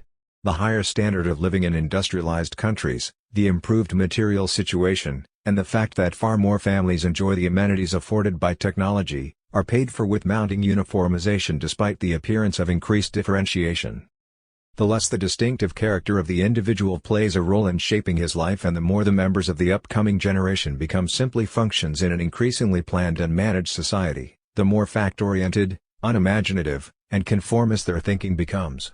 Insofar indeed as the judgment passed on today's young people is based upon the customs of teenagers, their unhampered sexual activity, and their enthusiasm for the Beatles and similar phenomena, the judgment is, in my opinion, superficial. Young people may put no strong rein on their own emotions, which to some extent are a manifestation of their despair, and may have only contempt for taboos, but they are no more irrational than earlier generations. On the contrary, they are more level-headed, utilitarian, and without illusions. They accept what must be accepted, they reject what cannot be proved correct as superstition or trashy romanticism. Even the outbursts from the unsatisfied and undeveloped inner depths show how little room is left for sublimation. Such displays of barbarity would be far less typical if the school system, up to and including the university, did not necessarily have among its personnel ever fewer educators with the ability to transmit not only factual material and useful or useless data and methods but the something more that used to be called education or culture. Where capable teachers are still to be found, they usually do not want for receptive hearers. The shortage of educators is due to the changed social situation. The contradictory combination of pragmatism and corruptibility in the products of the educational system is a result that is only too easy to understand. The sharp young cynic who sneers at the old songs as tearjerkers often falls victim to slogans wearing the mask of modernity. A bridge to the old civilization still exists but its piers are becoming steadily weaker. Disillusionment, crass realism, and the absence of any dreams of personal fulfillment are the sign of an interior coldness and find further manifestation in the tendency to give imaginative expression only in quite undifferentiated form to sexual and related impulses. Young people do not have morality in their bones. To the extent that, rightly or wrongly, they experience religion only as something traditional, something purely conventional, they are unable to understand why, if they can escape the police and the criminal courts, violence and cruelty should not be perfectly acceptable forms of gratification. Nationalism, as a substitute religion, may lead to the point in totalitarian countries where a fellow countryman is at least respected until he is called a traitor. In Western civilization, though there are exceptions, the earlier religions focused on the collectivity have not yet been wholly replaced by a nationalism of the left or the right. The two are in fact really identical. Meanwhile, the idea of the individual immortal soul, which at one time was the ground for a respect of neighbor and a belief in a personal destiny, has lost its power among the majority of young people. You already have an indication of what I think the future of marriage to be.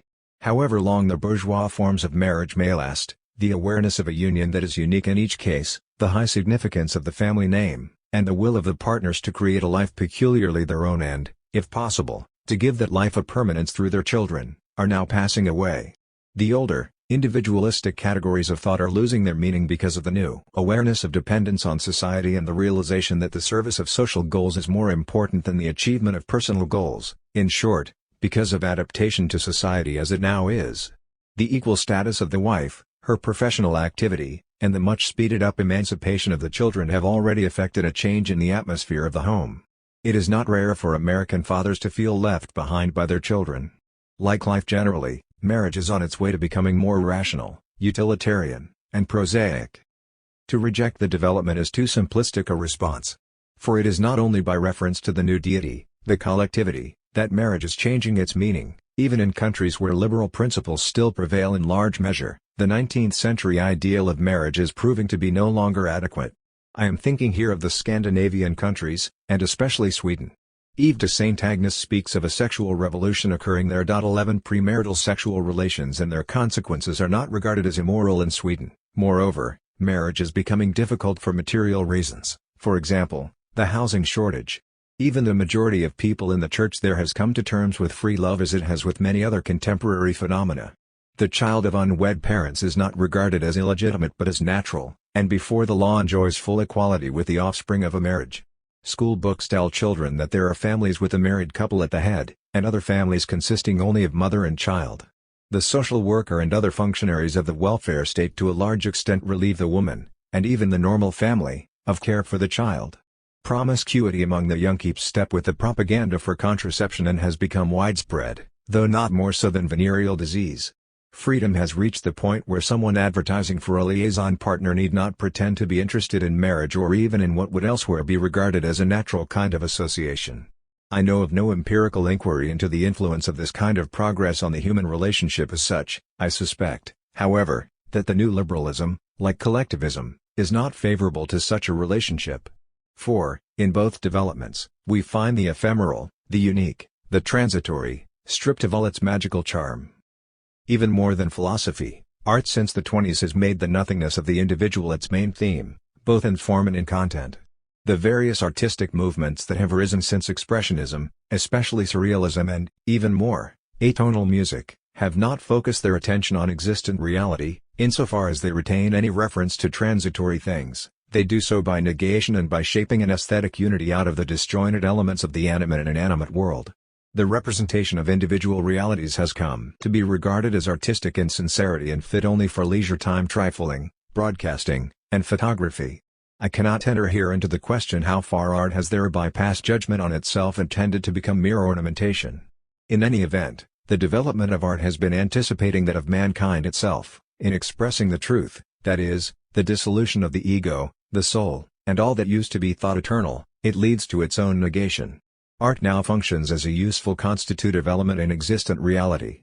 Because an immanent law has brought painting from the critical phase associated with the names of Kandinsky, Max Ernst, and the early Picasso, into total abstraction and is now once again guiding it towards a deliberately figurative style, the most recent work of painters has become pure wall decoration and is accepted as such, at least by the wealthy who buy it. The dimension of the absolute is disappearing from an art that thinks of itself as wholly free, just as it is from free marriage that is untrammeled by tradition.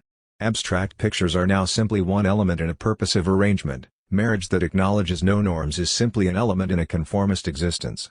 The process cannot be reversed. That two human beings should find their happiness and the meaning of their lives in their mutual and unchanging fidelity is regarded as pure folly, as is every deeper insight into the conditioned nature of the person and all that belongs to him. It is regarded as comparable to the attempt to give eternal value in oil painting to the landscape and its peasant figures. Works of art, like marriage, buy their future at the expense of their meaning.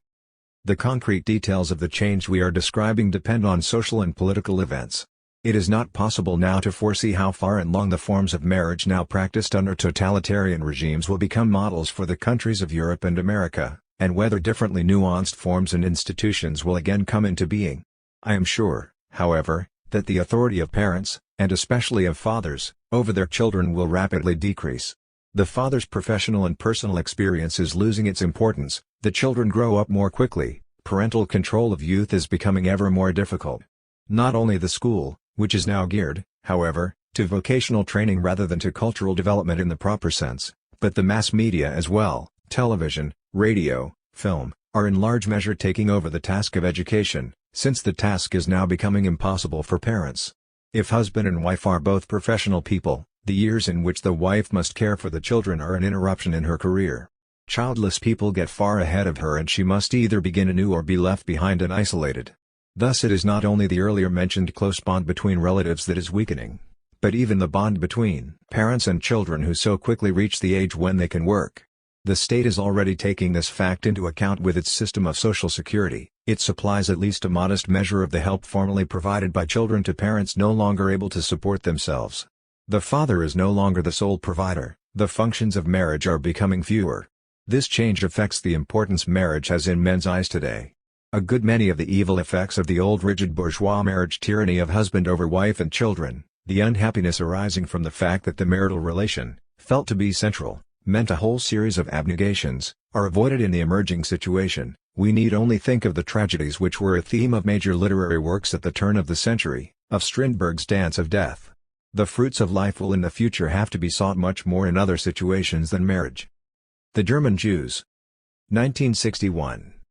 If I correctly interpret the varied attempts to overcome prejudice, the chief purpose of them in Germany is to help people understand the phenomenon of the Jews. Similar efforts have long been known in other countries and in relation to other social, religious, and political groups. These efforts represent an essential thrust of democratic society, insofar as this latter description is not simply a cynical camouflage for a totalitarian regime but truly designates a form of state in which the individual is not persecuted for his convictions, his origins, or the color of his skin, but, on the contrary, may be sure of having the protection of the law along with whatever else is regarded as indispensable for a properly human life. In this form of society religious, political, artistic, and philosophical movements seek to enlist the sympathy of the citizenry, whether out of convinced belief in a mission or out of mere self-interest. When it comes to the Jews, the aim is a quite modest one. The aim is that the Jews should be regarded in Germany not as foreigners but simply as a group of men who, like other groups, share much with each other by reason of their history, faith, and destiny, while also having much in common with the rest of the German people. However, the seemingly straightforward task of overcoming prejudice brings with it certain problems which are not immediately evident and are not created solely by the events of recent years. Is it not possible that a particular group's memories, originating in the experiences of earlier centuries, should have become so embittered as to rupture the unity of the people? May not the spirit of a particular group have become so different from that of the larger entity that the ability, so indispensable in many situations of modern history, to react to internal and external dangers is considerably lessened? Such questions as these have recurred throughout the period since the end of the Middle Ages, when the European nations, parents and children who so quickly reach the age when they can work. The state is already taking this fact into account with its system of social security. It supplies at least a modest measure of the help formerly provided by children to parents no longer able to support themselves.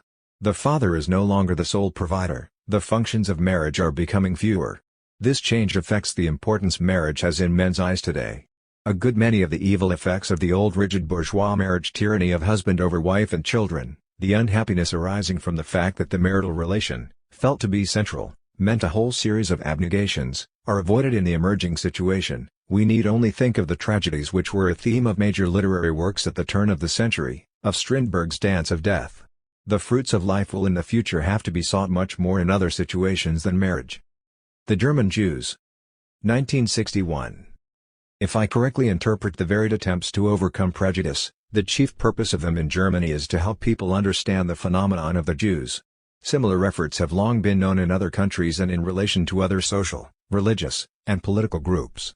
These efforts represent an essential thrust of democratic society, insofar as this latter description is not simply a cynical camouflage for a totalitarian regime but truly designates a form of state in which the individual is not persecuted for his convictions, his origins, or the color of his skin, but, on the contrary, may be sure of having the protection of the law along with whatever else is regarded as indispensable for a properly human life. In this form of society, religious, political, artistic, and philosophical movements seek to enlist the sympathy of the citizenry, whether out of convinced belief in a mission or out of mere self-interest. When it comes to the Jews, the aim is a quite modest one. The aim is that the Jews should be regarded in Germany not as foreigners but simply as a group of men who, like other groups, share much with each other by reason of their history, faith, and destiny, while also having much in common with the rest of the German people. However, the seemingly straightforward task of overcoming prejudice brings with it certain problems which are not immediately evident and are not created solely by the events of recent years. Is it not possible that a particular group's memories, originating in the experiences of earlier centuries, should have become so embittered as to rupture the unity of the people? May not the spirit of a particular group have become so different from that of the larger entity that the ability, so indispensable in many situations of modern history, to react to internal and external dangers is considerably lessened? Such questions as these have recurred throughout the period since the end of the Middle Ages, when the European nations, because the latter is more suitable for those who regard themselves solely as members of the national collectivity. Under these circumstances it rings false in the ears of many today to speak not only of power but also and still more of guilt and repentance. The reason is that repentance is a matter for the individual person, it presupposes that all are citizens and have the right to be different. The concern of the German Jews is that this right should be ungrudgingly recognized. Everyone realizes that we have no definition of the real Jew any more than of the real German or the real European. In any event, the characteristic trait which we just called an effect of civilization, that is, the belief that various lifestyles should be able to coexist in a single country and enjoy the protection of the law, provided they do not threaten violence to any other, is required by the existence of the Jews in countries claiming to be enlightened. The same belief finds expression in the very historical phenomenon of the Jews. We need only glance at the 19th century, to say nothing of earlier times, in order to see how the historical vicissitudes of the Jews made them dependent on a pluralist culture. Wherever such a culture was in danger, wherever injustice began to appear in Europe, the Jews were among the first victims. From the time of Moses Mendelssohn there were reforms in the status of the German Jews, and the Jews almost achieved equality in Prussia, but once Napoleon Bonaparte fell, there were serious setbacks. Many reforms were cancelled. Jewish residence in the cities was made difficult, and citizenship almost impossible. Those concerned for the progress of nationalism were more anxious even than the princes that the retrogression be minimized. When Jacob Friedrich Fries came to Jena 1816, Goethe, who did not like him, wrote sarcastically that according to long-standing laws no Jew is supposed to spend the night there and that after Fries' visit this praiseworthy ordinance would probably be better observed than heretofore. The anti-Semitic mob riots in 1819 were ultimately occasioned by the activity of politicians like Fries. In 1824 the Jews were forbidden any material improvements in their worship, while in 1834 sermons aimed at the conversion of the Jews were ordered in Berlin. The equalization of rights dates only from a not too distant past. The antiquated order imposed for so long on the citizenry of Germany exposed the Jews to the hatred of that citizenry. Because of prohibitions against their engaging in agriculture and the crafts, some Jews undertook to handle the business of the hated princes. Consequently, in the first half of the 19th century in Germany, as in France at the beginning of the Revolution, anger at the reactionary feudal lords passed over into anger at the Jews. Only toward the middle of the century did the bourgeois order finally triumph, and with it the idea of equal rights and duties for all citizens. It was finally permitted to Jewish women to give birth within Bavarian cities, although, if I am not mistaken, it was in Bavaria that the whole humanizing process made slowest. German culture thus accepted the Jews only at a late date, and it is not surprising that German Jews still carry in their faces the marks of their history. The will not only to carve out a place in German civilization but even to serve it has spread among Jews since the time of their emancipation.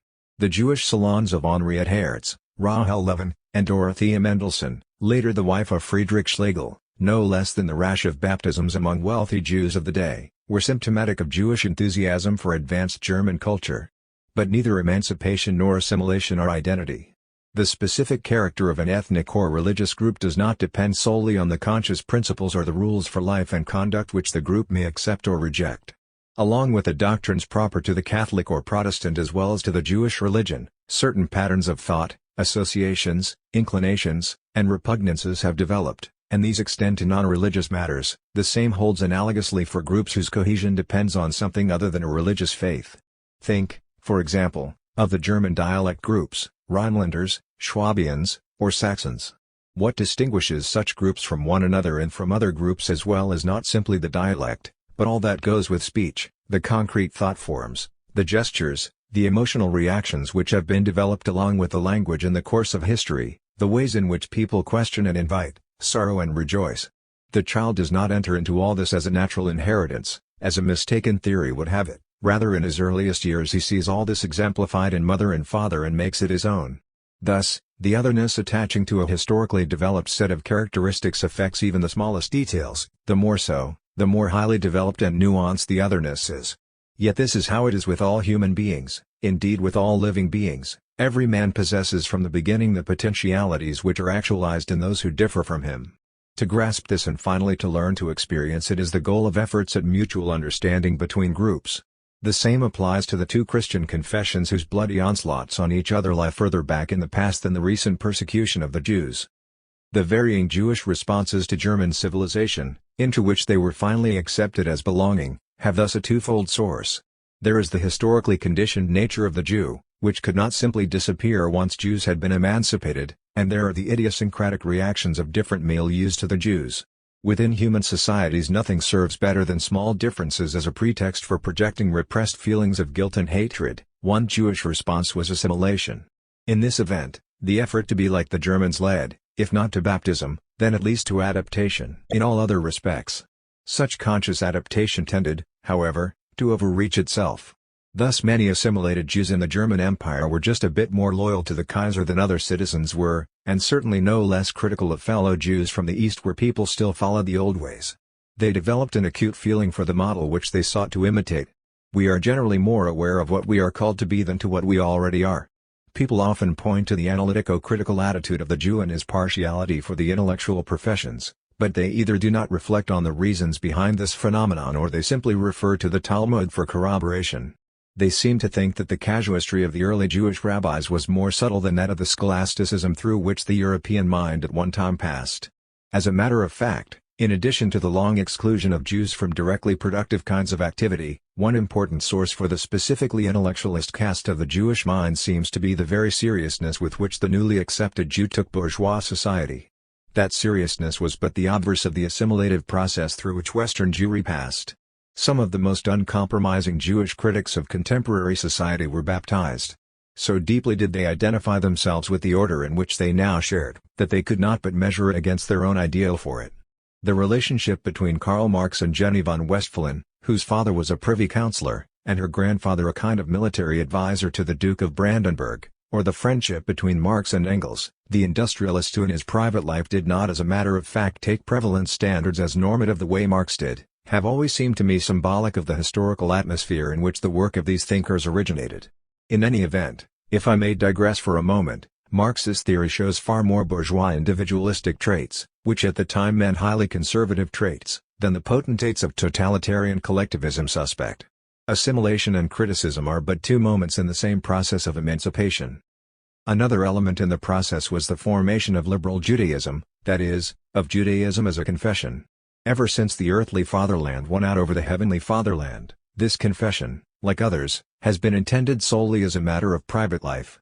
In contrast to Judaism as a principle that determines the life of both individual and society and in large measure prescribes the course of daily life and the relations of Jews with each other, liberal Judaism prides itself that Jewish communities and their members form part of the national state in which they happen to live. Liberal Judaism is a free association of citizens who share certain interests. In Orthodox communities, on the contrary, something survives of the ancient lifestyle which once shaped the whole of community life. This is especially true in post-war Germany inasmuch as the Jews gathered in the German communities are primarily those whom persecution and war has driven to refuge there. Most of them come from countries in which the abolition of Jewish isolation is a more recent event than in Western Europe. But participation in the new prosperity has not failed to affect the relation even of such people to their cultural tradition. Among them, too, the transformation of religion into confession is proceeding apace. In addition to assimilation to the lifestyle into which Jews are accepted, there is a radically different reaction to the preferred equality. It is to be found not in orthodoxy nor in critical liberalism but in the new Jewish-style nationalism proper to the Zionist movement. Unlike the critico-negative spirit which, down to Gustav Mahler, Freud, Karl Kraus, and Einstein, has proved to be the truly positive spirit, Zionism sprang from despair at achieving success along that line. Theodor Herzl not only knew Russian, Austrian, and German anti-Semitism, he also experienced at first-hand the campaign of hatred which the Dreyfus trial unleashed in France. He had grown up in a Jewish circle that was no less assimilated than that of any highly educated Jew. But he finally lost faith in the prospects of pluralism amid a world that was rapidly becoming nationalistic and militaristic. His forebodings seem justified today, as I have already indicated. As technology develops, as populations increase, as individual peoples are ceaselessly transformed into rigidly organized power blocks which are engaged in merciless competition and formed into friendly alliances or hostile groups, there is little prospect that European civilization as the 19th century knew it will survive in the latter part of the 20th. Antisemitism may have religious origins but it is no longer essentially a religious phenomenon. It is rather a means of manipulation in an age when every economic weakness can be a weak point open to attack by any foreign nationalism that happens to be more vigorously and thoroughly organized. The striking power of the military depends ever more fully on that of the population as a whole, and antisemitism is a means of assuring the latter. In the states which had accepted Jews, the Jews used to be for the most part very good and especially patriotic citizens. But if they wanted to survive, they needed, in Herzl's view, an assimilation which went counter to the usual kind, an assimilation not to the state in which they lived but to the ways of the nations too in general. That is, they needed a territory and an appropriate patriotism of their own. Herzl's book, The Jewish State, which marks the beginning of the Zionist movement, expresses his doubt that the European states could take the idea of pluralism seriously in the long run, his doubt that they could leave the individual free, within the community, to follow his own principles. The Zionist movement, with its refusal to trust any longer in the prospects of pluralism or of the civilization of the autonomous individual in Europe, is the radical yet resigned reaction of Judaism to the possibilities thrown open in the last century. The saddest aspect of contemporary history, saddest for the Jews as well as for Europe, is that Zionism has proved a true prophet. When I said earlier that repressed feelings easily turn against those who resemble the possessor of the feelings, I would not have followed Freud to such an extent, had I not seen such resemblance often given as the reason for irrational hatred. Resemblances do exist between Germans and Jews, as men of insight and the persecutors themselves have acknowledged.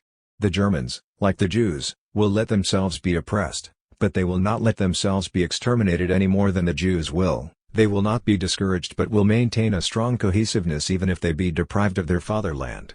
3. The insane dictator who made extermination his program and carried it out as far as he could within the area under his control, said in expressing his more personal thoughts, "Has it not struck you how the Jew is the exact opposite of the German in every single respect, and yet is as closely akin to him as a blood brother?" 4. The points of comparison are clear enough. The Germans became free citizens at a later date than other Western peoples, only at a late date did they create a centralized political state and a position of equality in modern Europe. The Belated Nation is the title of one of Helmut Plissner's books. 5. Once admitted on terms of equality to competition with other countries, the Germans won a high place through mercantile proficiency and scientific brilliance, such as were attributed to no other people except the Jews. The complaints of English industrialists at the turn of the century who wanted to stick with habitual methods of production and therefore fell behind their German competitors, read at times like letters written by Germans about the acquisitiveness and unfair methods of the Jews.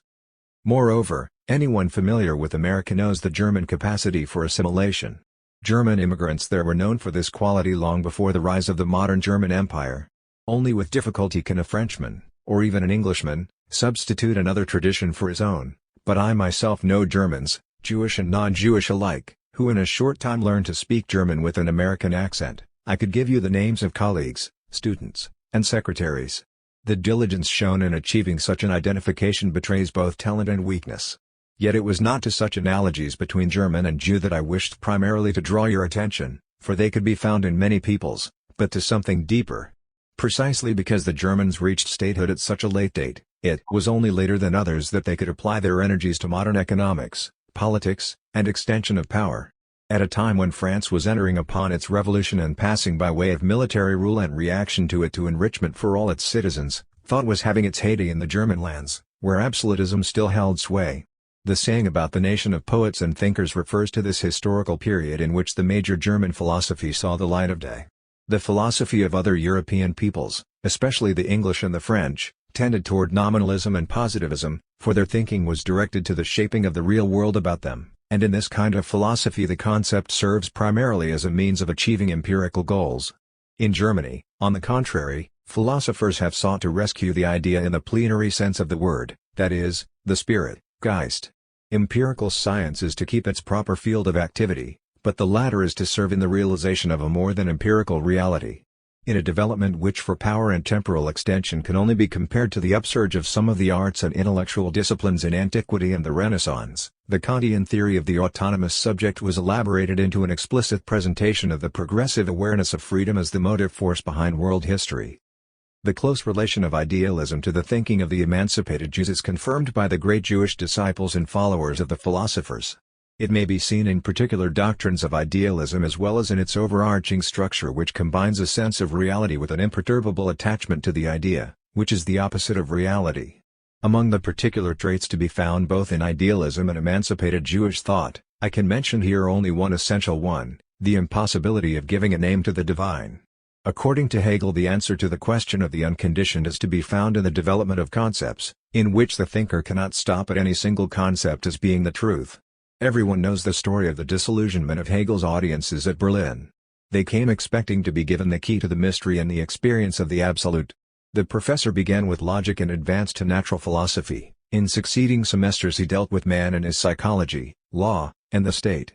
He showed how history moved from the Asiatic empires via slavery to the Christian nations. He explained the dialectic at work in the development of art and religion to their highest forms. Finally he gave the history of philosophy. Apropos of each philosophical work he sought to show the truth it contained and how the lack or limitations of such truth gave rise to the impulse to go further. Since the presentation of Hegel's own philosophy was to follow, his hearers thought that now at last they would hear the words for the sake of which they had attended the whole long series of lectures. But instead Hegel began all over again with logic. The story sounds like one from the Talmud, and the similarity is more than accidental. In both cases the issue is a truth which cannot be isolated and positively stated, but which is there nonetheless. This element of contradiction is inherent in the Jewish tradition as it is in dialectical philosophy, where it becomes explicit as a moment in the process of thought as it strives toward the truth. That the Jews should through long centuries cling to a doctrine in which neither the reward of individual blessedness nor the eternal punishment of the individual played any key role, that they should remain faithful to a law after the disappearance of the state that might have enforced the law, solely because of the hope in store for the just men of all nations. That is the contradiction which links the Jews with Germany's major philosophy and indeed with all that is popularly or ironically called idealism. The role played in all this by the concept of the people is highly complex, and I dare not venture into it. I would only like to speak briefly of the analogy between the Jewish and German mentalities as well as the radical difference between them. The Jewish martyrs who over a long period, for example, the Renaissance and Counter-Reform, could like the early Christians have escaped an agonizing death by accepting another faith, had hardly anything to fall back on but the law, which was the cohesive factor in Jewry. Right from the beginning of the modern German Empire there developed an idea of mission which, consciously or unconsciously, found its model in the Old Testament. Wilhelm II, to whom, despite justified doubts of his astuteness, the prophetic words about the Yellow Peril are attributed, held the view that Germany was to bring salvation to the world. And I know from personal experience that very many Germans, Jews among them, felt the same way. The dictator whose plans for conquest reproduced Wilhelm's dream, though in a gruesomely distorted way, regarded the Germans as God's people. In the conversation already mentioned, when he was expressing his more personal ideas and when in his convulsive excitement words failed him, one sentence runs, "There cannot be two chosen people. We are God's people." Does not that fully answer the question? 6. Nor was it simply the masses who echoed the mad dream. The divinization of the nation was due to the fact that the nation was still problematic in its own eyes. Ever since the empire was founded, German history has been marked by a felt need to enlarge German power in the midst of the older nations, by the struggle for a place in the sun against the Western peoples, and by an ambivalent relation to the Eastern threat. Advocate and critic alike have voiced this outlook. Immediately after enumerating the many blessings and evils which Europe owes the Jews, 7. Nietzsche says that there are nations which suffer from, and even want to suffer from, national nerve fever and political ambition. He offers today's Germans as an example 8 and sees anti-Semitism as one consequence of the illness. German energy reminds us in fact of many a campaign in the Bible, for example in the book of Joshua. But if the political ambition is comparable to the ambition of which the Bible speaks, time has introduced a difference. Between biblical patriotism and the conduct of those Jews who gave their lives with no thought of eternity, there lies the loss of the promised land, and the latter has not been replaced by a kingdom not of this world. The Jewish lawbreaker of the late Middle Ages, who refused to buy an easier death or even his freedom by conversion, was faithful to something powerless. The concept of God and people merged with the desire to be remembered by the people. The Jew knew of no other reward. An understanding of the Jews in today's Germany is both difficult and easy. It is difficult for many reasons, including the fact that Germany's collective pride has been more deeply wounded than most people suspect. Franz Wedekind was enthusiastic when the First World War began. He wrote in September, 1914, "If the heroic struggle of the young German Empire is crowned with victory, the sons of Germany will be filled with pride in their country. The obvious justification for that pride, as well as its moral dignity, will raise it far above shrill jingoism and narrow-spirited traditional enmities." 9. He said nothing, however, about what must happen to this pride after the first and second great defeats. Injured pride means a wound in the collectivity no less than in the individual. The Jews who were victims of that pride are now linked in man's minds with the catastrophe and with the violence practiced both by the Germans and on the Germans. In the unconscious, roles are reversed. It is not the murderer but the victim who is guilty. It is extremely difficult to cure the illness of narcissism. Even the generation that was not involved in the catastrophe suffers from a wound it does not know exists. Moreover, the play of political and psychological forces which cause the national nerve fever has become further complicated in unhealthy ways. When the Third Reich practiced terror on those who were different, it simultaneously did something to the Germans themselves which goes as deep as the external division. To bring this up into awareness and to exorcise it requires a moral process which cannot keep pace with the triumphant growth of the economy. Yet the understanding of the Jews, of which we are speaking, depends on a spiritual change and the disappearance of the trauma. In addition to this specifically German difficulty there is a more general one. Those who hate the Jews, like all who are used to judging the individual in the light of negative aspects of the alien group to which he belongs, judge according to clichés. They are surrounded by a wall of inflexible concepts. Once the wall is built, it takes almost a miracle to break through it. At one time any old woman with a birthmark was a witch, still earlier, any slave was only a thing. Anyone who judges in this fashion is usually not prepared to question his own thinking. He can rationalize his negative outlook but not overcome it. The attempt to convert an anti-Semite is to some extent a contradiction in terms, and any undertaking aimed at creating mutual understanding today must bear this in mind. If we prescinde from those who are already won over and only need encouragement, such an undertaking supposes that it is dealing with undecided people who are radically serious about finding the truth. Young people, we may hope, still have some time to develop a sense whereby they can perceive and affirm the identity that links every man amid the differences that have developed between themselves and others. It is to this end that the struggle against prejudice must be directed. It is true enough that the young know but little about even the recent past, for at present the capacity for remembering is on the wane. National Socialism seems so distant to them that in many countries they hardly know even the name anymore. What happened yesterday is over and done with not only for the youth of Germany but for the youth of America or Sweden or even Israel. Historical closeness in time is no more of a guarantee against blindness and oppression than geographical nearness used to be.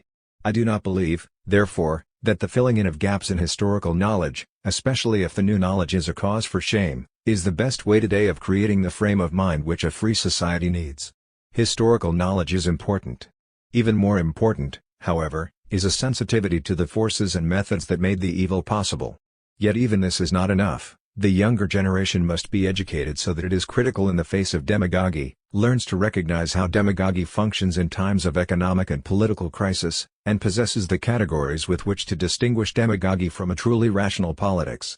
The decisive thing, in my opinion, is to awaken the interest that finds its happiness in insight into things and men, the kind of insight no longer possible to the consciousness which has ceased to develop. Anyone who has with full awareness found truth in the work of a Jewish poet or a Jewish composer will hardly be inclined to anti-Semitism. Anyone who has taken a serious interest in Jewish culture will easily see through the nonsense peddled by the propagandists of hatred. The decisive point, and the real task of education without which neither the Jewish nor the Christian nor the German cause is helped, is that men should become sensitive not to injustice against the Jews but to injustice as such, not to persecution of the Jews but to any and all persecution, and that something in them should rebel when any individual is not treated as a rational being. The arrest of Eichmann. 1960. A subordinate in the ranks of National Socialism, Eichmann by name, who is specially charged with the elimination of the Jews in Germany and in German-occupied countries, has been arrested in Argentina by Israeli nationals and brought to Israel. There he is to be tried and judged. The number of Jews murdered at Eichmann's orders is variously estimated at from 750,000 to 4 or 5 million. He was proud of his role in the final solution and, indeed, was on the side of the law according to the prevailing unjust law. If the Israeli court wants to prove itself competent, it will declare itself incompetent. It is evident that the formal grounds given for the proceedings are untenable. Eichmann did not commit his murders in Israel, and Israel cannot want the arrest of criminals inside the sanctuary which they have, rightly or wrongly, obtained, to become the rule. Punishment is the means by which a state force is meant to observe the law within its own boundaries. Its purpose is deterrence. All other theories of punishment are just bad metaphysics. To suppose, however, that punishment inflicted in Israel will deter possible imitators of Eichmann is nonsense. Indeed, whatever be the sentence passed on Eichmann in Israel, it will prove the weakness, not the strength, of Jews' awareness of their rights. It will be a usurpation, not a legitimate manifestation, of civil authority. Everyone knows, moreover, that it is only because of the present political situation that people are letting pass this kind of arrest in a foreign country. The procedure itself recalls the methods used in states quite different from Israel. The internal grounds given for the arrest and trial are no less inadequate. The trial, it is claimed, will make the youth of Israel and other nations aware of the true nature of the Third Reich. If, however, such knowledge must win the place it ought to have in the consciousness of present and future generations, not by way of the solid literature that is now available in scientific as well as in generally accessible form in all the major languages, but only by way of up-to-the-minute trial reports and international sensationalist journalism, then prospects for that knowledge are poor indeed. The mind upon which the death of the Jews under Hitler can make an impression only through new headlines has very little depth and is hardly likely to retain any recollection of what it reads. It is difficult to foresee the real effects of repeated references during a trial to the elimination of the Jews. It is difficult, that is, to foresee the real political and psychological effect on various peoples. The youth of Israel and many people in other countries whom the authorities hope to win over will entertain the frustrating suspicion that the dead are here being used as a political or even a pedagogical tool, a tactical weapon or a piece of propaganda, even if in the pursuit of a very praiseworthy national purpose. The opposition of the forces of good to those of destruction around the world will be paralyzed, because here the opposition is using the very intellectual weapons which the enemy takes for granted. Criminal trials for calculated ends belong in the arsenal of anti-Semitism, not in that of Judaism. Such trials will certainly not stop the many evil men among the nations of the earth from such crimes as can occur without the earth opening up to swallow the perpetrators. The expectations of the Israeli authorities concerning the influence of the Eichmann revelations are incorrect. Persecution and mass murder are basic themes of world history. Seldom have they frightened off future Führers and their camp followers. Political systems that use terrorism often become repugnant for a time when they have been defeated by domestic or foreign enemies, but the abhorrence passes and enthusiasm for terrorist methods is kindled anew. For decades after Waterloo no one dared defend Napoleon, to say nothing of the Great Revolution. But when Louis Philippe's economic miracle came to pass, Napoleon's casket was brought to Paris and the infamous man finally mounted the new imperial throne, until the Prussians defeated him a second time. Yet at the end of the century France was regarded as the protectress of freedom. The power of forgetfulness is great, it has grown and is still growing with the spread of communications. One novelty drives another from the limelight of press and radio, but the old continues to exert its influence in hidden and uncontrolled ways. As a final, or foremost, reason for the trial, we hear reparation mentioned as though it were an obvious human necessity. I have a deep distrust of the term reparation. It seems to me to arise in an alien world and to conceal sinister impulses. It reminds me of the Middle Ages and the Inquisition. The very idea that Eichmann could atone for his deeds according to a human standard and the sentence of a human judge is a mockery of the sacrifice the Jews made, a gruesome and grotesque mockery. I can much more readily understand the open determination to seek revenge, however poor that revenge would be in comparison with the crimes being avenged. If someone who had lost father and mother because of Hitler's order had ambushed the scoundrel in Argentina and killed him in the street, he would not be acting as a tactician or a pedagogue but as a human being with whom anyone could sympathize. But the trial in Israel, however carefully prepared, in fact precisely because it is being so carefully staged, offends right feeling. The desire to prevent Eichmann from taking part in the plans of the more recent agents of fascism is understandable, but the desire to punish him for his criminal deeds is beneath Israel's dignity. No people has suffered more than the Jews from that kind of mentality. The refusal to accept violence as a proof of the truth is a perennial trait in Jewish history, and Judaism has turned the suffering it endured in consequence of this refusal into a factor in its own unity and permanence. Instead of either leading to redemption or giving rise to some special malice or vileness, traits not lacking, after all, in Jews any more than in other peoples, and justice has in their case become a mode of experience. Suffering and hope have become inseparable in Judaism. At one point in their history the European peoples became aware of this connection and, in their confession of the martyred Redeemer, introduced into the Godhead itself the torments which Jews were willing to suffer for the sake of that ultimate future they could not abandon. The acceptance of destiny became a religion. Jews, however, are not ascetical people, as the first Christians were. They have never glorified or worshipped or sought or praised suffering but only experienced it. Yet more than for other peoples suffering is inextricably intertwined with their memory of the dead. According to the Jewish law man cannot become saints through suffering, as in Christianity. Suffering simply colors remembrance of the dead with an infinite tenderness that does not depend on the consoling thought of eternal life. The Jew in whom the sight of the imprisoned Eichmann arouses a desire to see him suffer has not reflected seriously enough on his own existence. An eye for an eye, says a legal principle in the Bible. But even if imagination were not forced to admit its inadequacy in attempting to apply the principle to Eichmann, history has provided religion with instructive experience. To undertake an unnecessary punishment of Eichmann amounts to treating him in the way that earns the Jewish dead the love of their people. The Israeli politicians who must guide the new state in a rapidly changing world are too caught up in activity to dwell on the thoughts we have been suggesting. The philosopher is not a practical man. He argues the incompetence of the court and asks that Eichmann be returned to the country from which he was spirited away. The philosopher believes that no good can come of the trial, either for the security or the situation of the Jew in the contemporary world, or even for Jewish self-awareness. The trial is a repetition. Eichmann will cause harm a second time. Feudal lord, customer, and specialist. The end of the fairy tale of the customer as king, 1964. Now that the bourgeois world is entering a new situation which may be interpreted either as more rational or as regressive, the forms of human relationship which originated in the feudal order and were transposed to a new level in the bourgeois order are about to be liquidated. Bourgeois culture was deeply influenced by the dignity, honor, and freedom of the feudal lord and, in the last analysis, of the absolute ruler. It transferred these attributes to every individual man and especially to anyone who was well off. Works of art, language, personal culture, forms of intercourse in business and private life, all took over the symbols of that bygone social distinction which they were rejecting. It has always been characteristic of liberal civilization that hierarchy and subordination are its freely adopted form. Yet, the more unquestioningly and profoundly the demonstrations of honor proper to feudal times continued to be adapted, even if in fragmentary form, and practiced by the bourgeois strata of society, the more widespread did interior independence become, and the more remote any lording it over others as well as any barbarism. Classical bourgeois England, Voltaire the deadly foe of repressive systems, Goethe son of a Frankfurt bourgeois family, all wanted to give unqualified respect to the nobility. Businessmen accepted the same situation, but transposed to a different sphere. The ideal place for observing bourgeois manners is the marketplace. In the labor market indeed, especially at the beginning, it was a matter of weakness encountering power rather than citizen encountering citizen.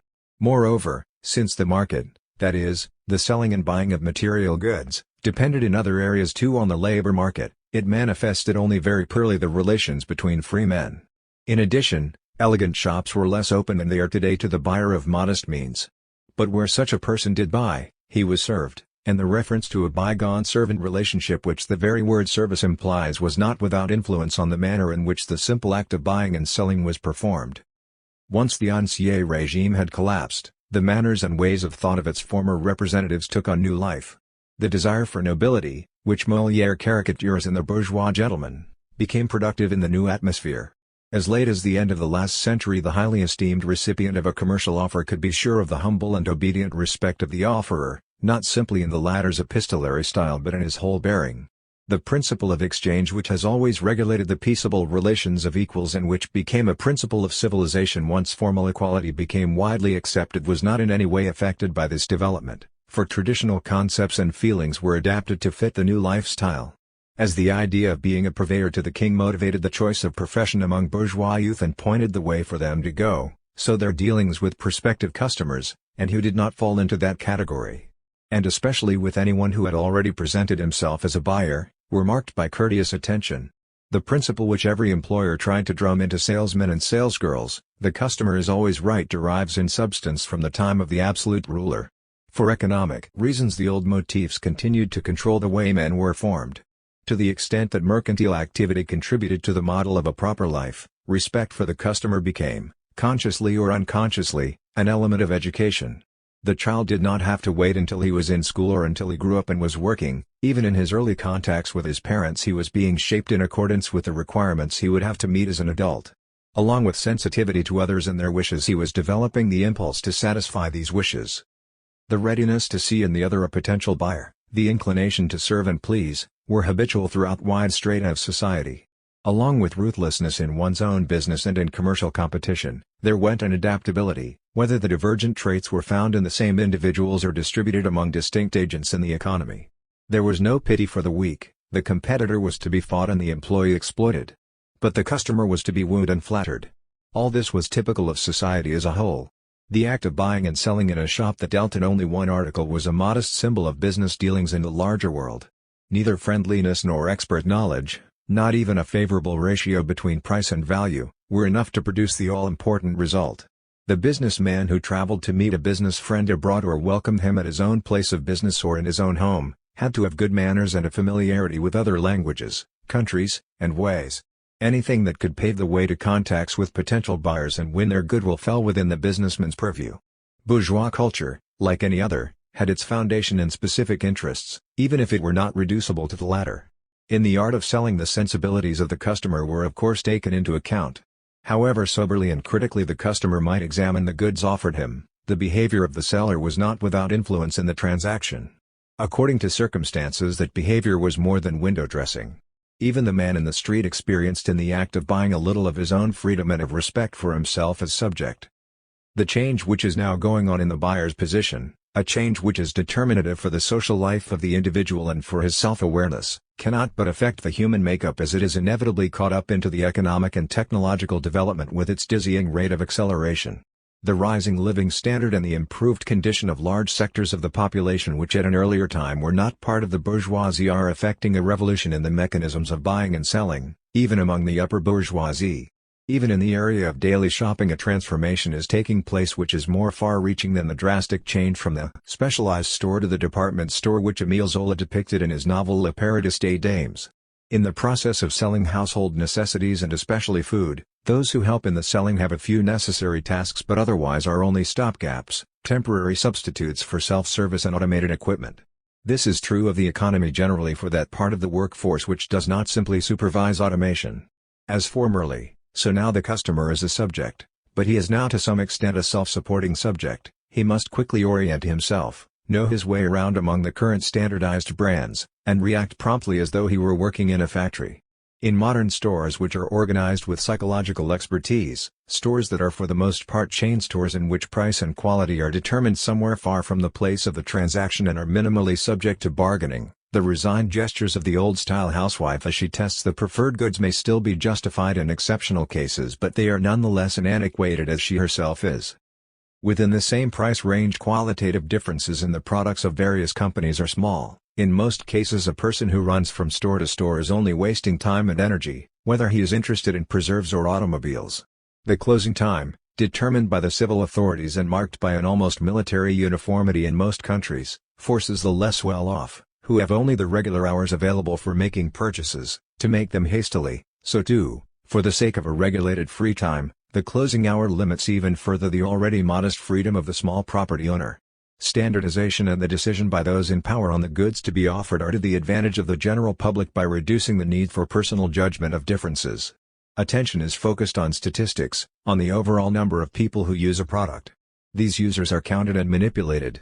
To the extent that the individual does not disappear entirely, he is a marginal figure, a customer in a derogatory sense of the term.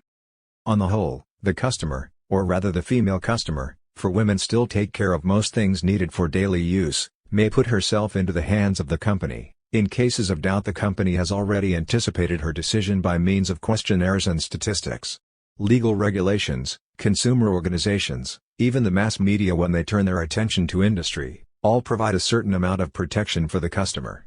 Not too long ago President Johnson sent the American Congress a message requesting further laws to protect the buyer. According to his message, the idea that the customer must watch out for himself is outdated. Among other things, exact labeling and clear, full descriptions of products are needed. Each buyer must be able to see at a glance what is being offered. The label must be a mute salesman. On similar grounds, the German government decided to establish an institute for product testing. The personal relationship is being eliminated from the act of buying and selling. There is no longer room for acts of courtesy to individuals, for the old bow to the customer is being replaced by advertising, the latter, which constitutes a special large sector in the division of labor, being professionally standardized and rationalized, no less than the advertised goods or services. The development of advertising is hastening the process of monopolization which it expresses, and is at the same time freeing an important social activity from its dependence on the amiability of any individual seller. To the extent that deference to the individual, whether in the business sphere or the erotic, is still required, it is inculcated in the home, at school, and in vocational training, but in a calculating, superficial, and utilitarian way, not as a genuinely personal trait of character but simply as the more prudent way to act. Hymns of praise belong in advertisements and on billboards, in the illustrated magazines or on the screen. In dealing with customers and between lovers, on the contrary, the idea is to eliminate all the nonsense and get down to the real business at hand. The complex world here becomes one-dimensional and transparent. Even fanaticism today is but a despairing admission that one can no longer believe in anything. The fact that advertising has kept up with the times and become a special branch of business is both an advance and a setback. It is expertly planned in scientifically outfitted offices and laid out by professional artists and caption writers, yet the intellectual effort expended on it is aimed at intensifying the effect on potential buyers, not at heightening the level of the product's true worth. Such work is a posthumous justification of the old-time puffer. His methods are still useful in dealing with the present-day general public, both in the marketplace and in politics. Businesses which still cater to individual customers, for example the custom tailor, nowadays either serve only the rich or else offer goods that not infrequently are inferior to mass-produced ready-made goods. The sphere in which the buyer is, at least initially, directly dependent on the person of the supplier is that of the specialist.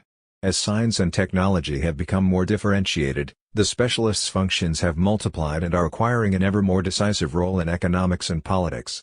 The relation of the customer to the seller of a specialized service is, abstractly considered, still that of payer and payee, but, from a psychological and social point of view, the relationship is only distantly like that which was once familiar in the marketplace. The dealings of specialist and client remind us at least as much of feudal lord and citizen as they do of buyer and seller. The conditions of mass society and, most immediately, the decreased intensity of competition in comparison with the liberalist period are causing the roles to be reversed. The buyer must increasingly adapt himself to the supplier, in all matters from the date of the appointment to the way the appointment proceeds. The change is due to the nature of the situations in question. If the man in the street goes to a lawyer to buy advice, he must explain his case and ask his question. From this point on the lawyer asks the questions, and, the more competent he is, the more penetrating the questions will be. The customer gives answers, as the case requires, he provides evidence. The situation is the same with other experts, to the extent that they are available at all to the private citizen. The architect thinks of the building contractor as a layman who tells him what he needs and what he can pay. The builder must then accept the architect's views when it comes to the suitableness or timeliness of any further wishes the former may express. To the extent that a house need not follow a predetermined plan but can in shape and execution express the builder's personality, builder is assumed to mean, not, for example, the future inhabitant, but the architect whom he commissions.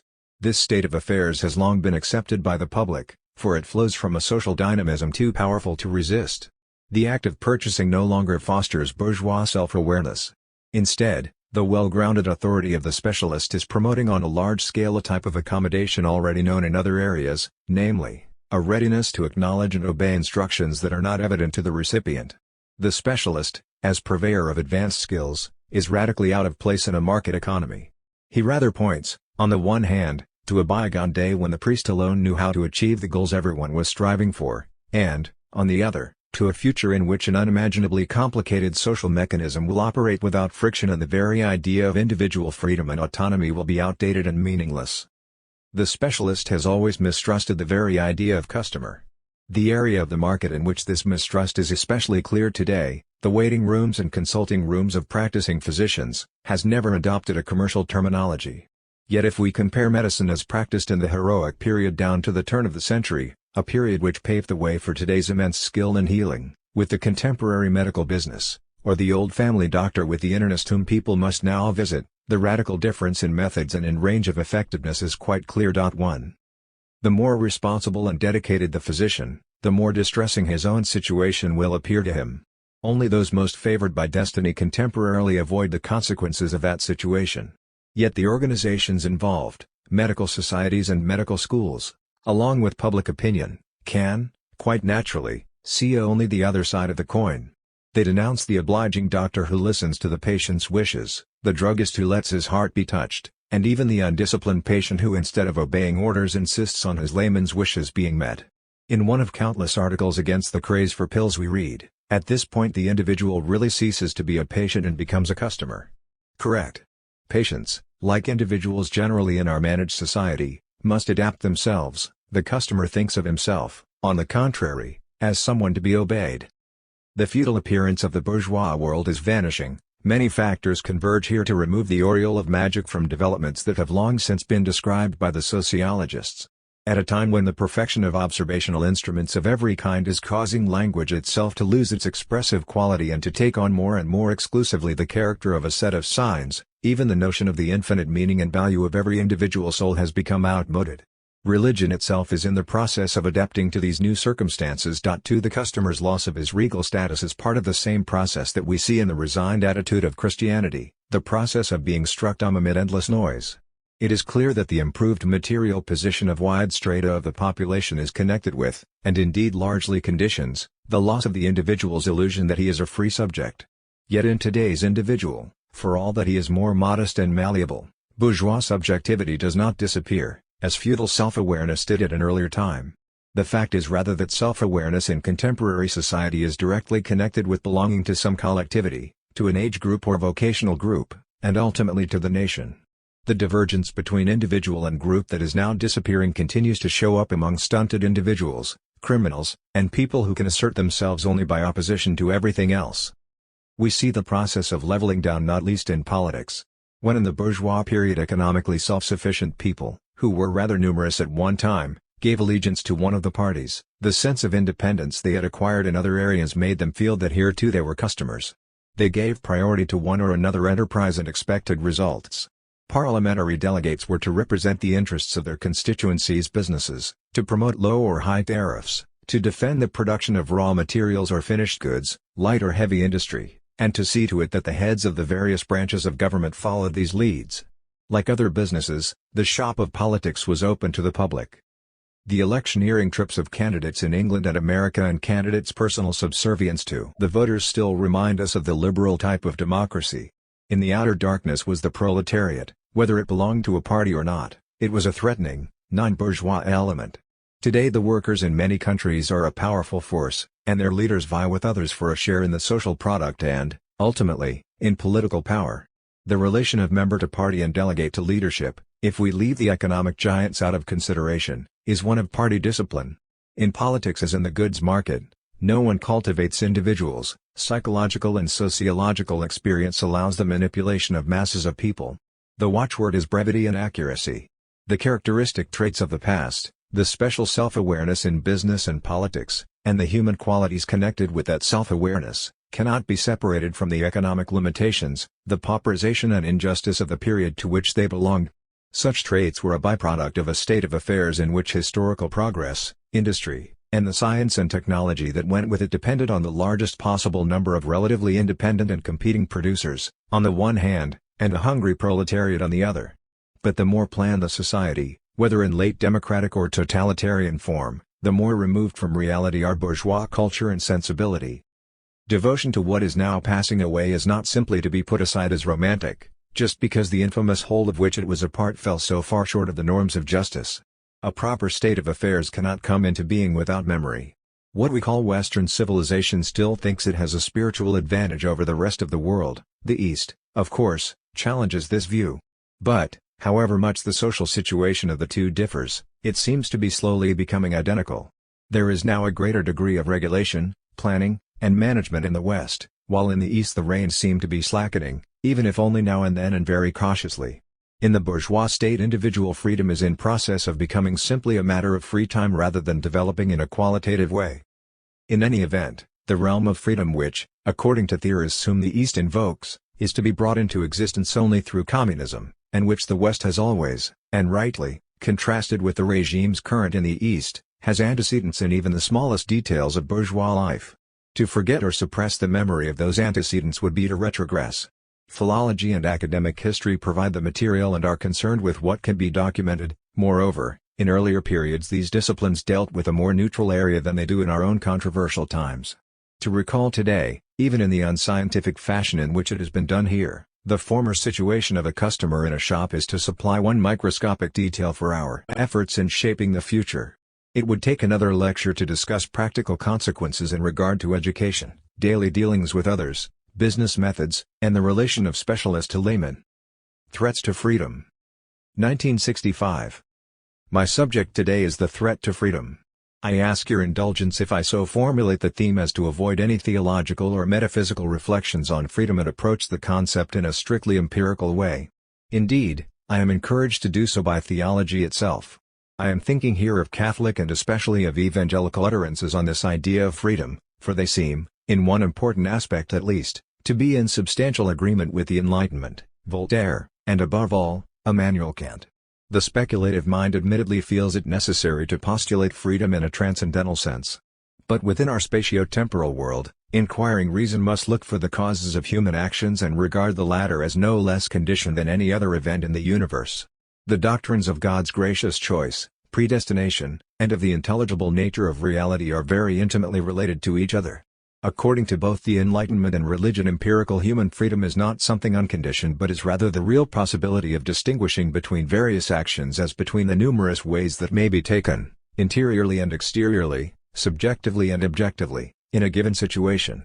Whether the measure of freedom depends more on psychic or on physical conditions, on the objects that present themselves for choice or on the subject's capacity to make use of them, can be determined for individuals and groups only through analysis of the particular case. The modes of action which in fact lie open to a man, along with his presence of mind and his personal makeup, combine to provide the freedom available at the moment. It is not the characteristic elements in the concept of freedom but rather the kind and range of the motives on which freedom at any moment depends, that open up infinite vistas for us as we tackle the subject of freedom. As we all know, in the Middle Ages and well into modern times the commands of God and man's fear of damnation played as determining a role in individual practical decisions and in the general orientation of life as did the fear of earthly force. In most instances, indeed, the former and the latter coincided. Even in our own supposedly enlightened age when men seldom set aside social advantage, prestige, and health in order to obey religious impulses, the same anxieties and convictions that formerly played a conscious determining role seem to me to be still at work. A man will want to see a dear friend again in eternity, he will want to pass beyond with a conscience at peace. Theological concepts may have been sublimated and reinterpreted in the light of modern science, but the religious motives which can come into conflict with secular motives have, as far as I can see, continued substantially unchanged in the authentic believer. I must also ask your indulgence in regard to the critical moment implicit in my theme. Please do not look on me as an enemy of the better. The saying about the sweaty feet of progress comes, after all, from a man who was more loyal to progress than the pragmatists were, from Karl Kraus. When we discuss the contemporary threat to freedom, we cannot avoid highlighting what is negative by comparison with earlier periods and especially with the period just now past, the late 19th century. I know of no era in which productive forces, technology, commerce, and the scientific and political situation developed more quickly and in a more wrenching way than in the last 100 years. If, then, the positive aspects of this change, scientific conquests, success in bomb production and space travel, raising of the living standard, the awakening of the Asiatic and African peoples, are greeted with skepticism, if the concomitant results which detract from freedom, or the regressions and worldwide major catastrophes that are inseparable from or even provide the conditions for such progress are pointed out in a critical way, and if comparisons are made with the ages before such progress in order to highlight the negative side of the latter, these criticisms often seem reactionary, or sentimental and romantic. But this very objection to such criticism is really an apology for the existing situation. If social progress is really to live up to its name, it must preserve what was good in the past. To suppress the thought of the cost a culture pays for its new miracles and to adopt an official optimism is to be enslaved to an evil status quo. East and West alike bear witness to this. It is true enough that a critical grasp of the present supposes insight into the injustice and lies of the past, and especially a knowledge of how the earlier culture contradicted its own ideas, how Christian history contradicted Christianity and bourgeois history bourgeois ideals, to say nothing of communism and Karl Marx. It is also true, however, that critical theory, which we follow, gives unquestioned priority to existing reality as its object. This holds for time as well as space. It is simply proof of a nationalist ideology to live in one's own country, Germany, for example, and spend the time waxing hot about Russia or America, instead of using what ought to be and what could be as the basis for a critical examination of one's own vital situation. The demand that we construct a better social totality and develop in a positive way the new possibilities opened up by technology can be met only when our conscience refuses to rest easy with the disappearing freedom of the individual. The fact that such freedom was earlier limited to the bourgeoisie can make no difference here. I shall begin with an historical reflection. The very passage of freedom from aristocrat to citizen was in many respects linked to a retrogression of freedom. At the beginning of the 19th century, despite the fact that workhouses still existed, the proletarian was no longer, in theory at least, a serf, and others could not behave toward him as they had in an earlier day. The social history of England, after the machine wreckings of the 30s, was, as we know, a struggle against the power of the entrepreneur in favor of democracy. As the freedom of the dependent classes increased, the independent people, the bourgeoisie, found themselves forced, in their dealings with each other and with their employees, to a further development of varied relationships and thus of their own character. The relation to the workers, no less than economic competition, trade, and industry, led to the multiplication and refinement of the ways in which men deal with each other and, consequently, to a greater inner freedom in comparison with the nobility from whom the externals of conduct were derived. The limitation of freedom had caused the further development of freedom. Whether the contemporary technological revolution which makes a better and more secure life possible for the majority in the developed countries also helps them to a greater human differentiation, as the 18th century revolution did for the bourgeoisie, is a question we can only raise here without going into it fully. We shall simply mention briefly some points which suggest a negative answer to the question. The shaping of thought and feeling through the mass media and other methods of influencing people, the lessening of nuanced personal thinking through the controlled presentation of both the objects of thought and the ways of approaching them, the suggestion and manipulation that are bound up with the active supplying of information, all this has been pointed out too often for us to have to dwell on it here. The stereotyped rejection of television, for example, which was still customary a few years ago in German families which considered themselves educated, highlights with special clarity the impossibility of turning the clock back. It may indeed be true that when a child acquires its first knowledge of the world not through interaction with his father but through the screen and its images, not through spontaneous stimuli but through immediate reaction to signs, the end result is intellectual passivity. Yet the absence of a set from his parents' home only leads to the child being looked down on by his companions in school, to feelings of inferiority and worse. The flight into the past is no help to the freedom that is being threatened. Among the less frequently discussed changes in human relationships is the disappearance of immediacy and personal intercourse. The enormous dynamism of modern society is out of all proportion to the initiative of the individual. For this and other reasons inherent in modern life, the individual does not experience the other person as, let us say, someone close to or distant from himself in outlook, someone to be convinced, someone involved with him in his own affairs or to be drawn into such involvement.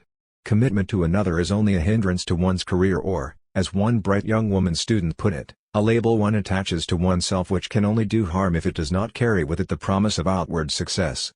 In America, where in many areas of life the point has already been reached toward which Europe is still moving, relatives and older friends who want to be helpful will advise the inexperienced younger person as he goes to a party, don't raise controversial questions, don't hold on too hard to any opinion, don't talk too long about any one subject. Tell a joke occasionally so people can laugh, don't be too serious. There is even a pamphlet giving the young man rules for how to act with a female acquaintance, when and how to call for her in the evening, how to invite her into his car, and what is involved in steady dating. If he is thinking of marriage and hesitating between several of his girlfriends, he will find a list of the possible traits of her parents and her own character. Check off the positive traits. The girl who scores the most points is the best risk. The choice will then be a rational one and have the greatest chance of success. It will certainly be no worse than a choice which has been made in a moment of passion but nonetheless binds the man for his whole future. Don't think of this pamphlet as an isolated phenomenon or as the work of an author or publisher bent on sensationalism. It is rather a symbol of maturity and of the regulation of which society today stands everywhere in need. And it is published by the YMCA, the largest organization of its kind in the world. The regulation of relations between individuals does not come solely from conscious guidance. The thin walls of modern skyscrapers can here be taken as symbolic. One's neighbor listens in on one's conversation, even the telephone is not securely private. One is wise to say only what one is willing to have everyone know. Aldous Huxley, George Orwell, and Vance Packard have made us aware of how progress is accompanied by the spread of the instruments and methods of spying. The influence of all this on our speech is evident. The sentence, the judgment, and ultimately the thought are formed so as at least not to hinder success. In the older generation, caution is still exercised by conscious processes. A person must be on his best behavior. Among the young, however, speech is experienced as already affected by publicity. Apart from secrets, everyone thinks and speaks in the way proper to his group or profession. One effect of this development is that the great words, even the religious and national words, including freedom, lose their meaning. They function as elements of convention rather than of conscience. The more they become everyday currency, the less they are taken seriously. A while back I received a well-meaning pamphlet on educational reform, with the request that I go through it very carefully. On the first page the word freedom was used 13 times. In my answer I said that if I should find the word honesty used 13 times in a business advertisement, I would surely buy nothing from such a store. The great words become clichés, and language a means of causing no offense in a world that has something to offer me. The decay of individual expressiveness, which is effected in home and school through the schematization of language, is carried further in professional life. The cultivation found in the bourgeois home, which was staffed by servants, and the forms of personal behavior to the business friend, which in the 19th century still had economic significance, have long since become things of the past due to a far more developed division of labor in business and to other mechanical devices. When the great corporations initiate and develop business relationships, they do not allow themselves to be influenced in the slightest by the refined attitudes and cultivated speech of the directors of other organizations.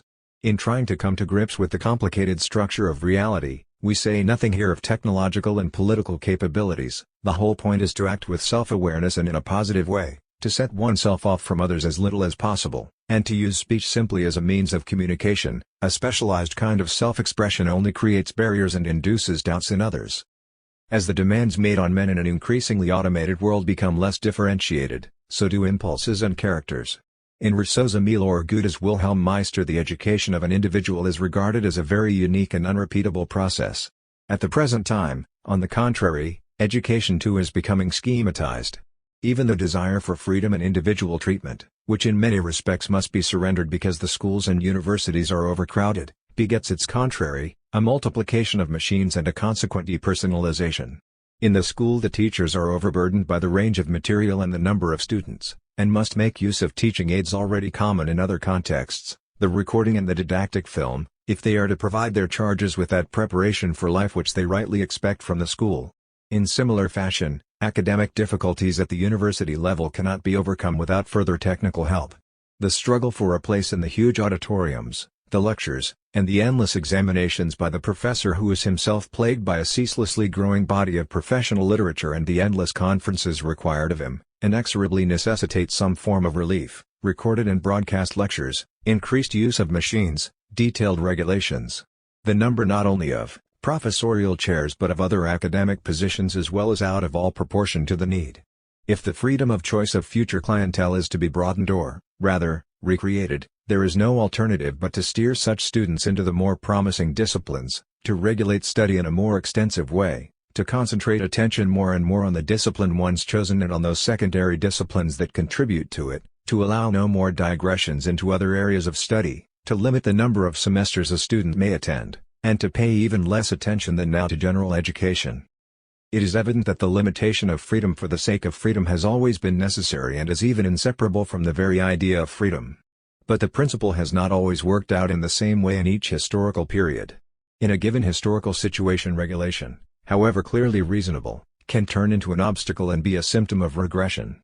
Please allow me here a philosophical digression, a kind of confession not required by my subject or by considerations arising from many of the contemporary disciplines of which we have been speaking. The individual man may be bent on freedom and redemption. Mankind as a whole, however, is unique in that it has always asserted itself, and still does so today, through domination, exploitation, slaughter, and oppression of other creatures or even, if need be, of the human race itself. Nothing, not even truth and religion, has been too sacred to be turned into a tool of power. Idealistic philosophy has chosen to maintain that limitations introduced for the sake of greater freedom must indeed lead men into the realm of freedom. Materialist philosophy has accepted the same view while applying it differently. It is true enough, of course, that social freedom is never achieved without force. Numerous unsavory activities are required if society is to be held together, including the maintenance of prisons and the production of murderous weapons. To do away with these would be to give up life itself. But reflection on the really operative conditions of existence ought to prevent the historically minded person from indulging in optimism about the future. In 1910, people who were aware of themselves as Germans said, when the question of war came up, "There will be no more war, the Kaiser will not allow it." What in fact occurred was a retrogression to a stage much earlier than that of the previous century. The breakthroughs and very great inventions we now have are intimately connected with the terrible events we have ourselves experienced. But let us return to the academic professions and the part they play in the relationships between men. The university produces the specialist. As the range of knowledge increases, so does specialization and the inevitable reification of interpersonal relations. Back at the turn of the century it was still possible for a keen student to acquire grasp not only of the whole field of which his professional concentration was part, but of neighboring fields as well, and even of one or another discipline in other academic areas. Today it is still customary to devote the first few semesters, partly as taste suggests, partly as the entrance examinations require, to the acquisition of knowledge in a number of areas. But as the course of studies progresses, and especially during the period of practical education that follows, there is an increasing specialization. For conquests in particular fields bring ever more numerous subdivisions into existence, and the mastery of any one of these requires as much exact knowledge as had previously been required by the whole of a particular science or even by the whole of that once all-embracing philosophy which has now been downgraded to the rank of a specialized discipline. At the same time, the character of knowledge is changing. The chemist of an earlier day was not limited to a merely theoretical understanding of the nature and use of various chemicals. Today, however, the marvelous knowledge communicated at the university, however much it may embrace the whole of chemistry, remains theoretical and general in relation to the highly differentiated technologies used in industry. The student of chemistry, more than the student of other sciences, must occupy himself through endless semesters with an astonishing number of subordinate specializations. Yet when he finally begins work in an industry as a young PhD, he must in many respects start all over again. Academic specialization is inadequate, it must be carried further when practical application is begun. In few fields are the effects of such scientific progress on the relation between men and their free intercourse so evident as in medicine. Everyone admits that insight into the functioning and pathology of man's organs has been extraordinarily increased. The few illnesses which still resist modern science are being so carefully studied that doubt about the final outcome is hardly possible any longer. Indeed, if society could devote to medical research even a part of the sums that have to be spent on defense and related matters, cancer and numerous other diseases that still endanger us today would very probably have long since been conquered. Furthermore, an ever-increasing specialization in medicine has long been taken for granted, for it is closely connected with the increased possibilities of providing medical assistance. It is inevitable that research and treatment should be divided up among a growing number of categories of doctors, that the competence of the practicing physician should become ever more limited in comparison with the range of scientific knowledge, and that the communication of specialists both among themselves and with sick people at home and in hospitals should become increasingly formal and complicated. For many reasons, the doctor's familiarity with the individual case has become a thing of the past, for of its nature such familiarity always has a historical dimension. By this I mean that it does not depend simply on the information given in a case history but requires a grasp of various biographical, familial, and characterological contexts. It was the kind of knowledge a family doctor used to have of his bourgeois patients. Along with the specialization which has radically changed the relationship of doctor and patient, the method of treatment has also changed. Personal examination of the patient has largely given way, at least in the major cities, to examination with the aid of machines. It has become unusual for a doctor to listen directly to a patient's heart instead of taking an electrocardiogram. At best such direct auscultation is only supplementary. Even the doctor's practice of at least himself examining electrocardiograms is outdated in principle. We now have machines that can make more accurate evaluations of them than the general physician can, even if the latter did not already have far too little time for it. The machine observes microscopic differences which escape man's diagnostic powers. In the most up-to-date institutions, the machine even catches nuances which escape the unaided eye, and symptoms to which the overworked diagnostician cannot possibly attend. Responsible medical men have therefore come to rely more and more on machines for examination and diagnosis. In private practice and especially in hospitals, the more seriously a doctor takes his role, the more this role comes to resemble that of a manager in industry. The relation to the object, in this instance, the sick person, the patient, has come to be so mediated by machines and their operating personnel that we can no longer speak of any free, mutual, spontaneous interaction between doctor and client. Such at least is the trend. The customer, as in every monopoly, is confronted with a class of professionals. The more patient and obedient to directions he is, the better his prospect that the gigantic system, this marvel of technology, will produce health for him, as other manufacturers produce automobiles for the unskilled buyer. The more advanced the science and technology, the less need the consumer expect to exercise any greater freedom in the transaction than is involved in stating his need, obeying directions, and paying his bill. Diminutions of freedom in human relationships are thus the price to be paid for the greater measure of freedom that derives from a general rise in the living standard and a longer life expectancy.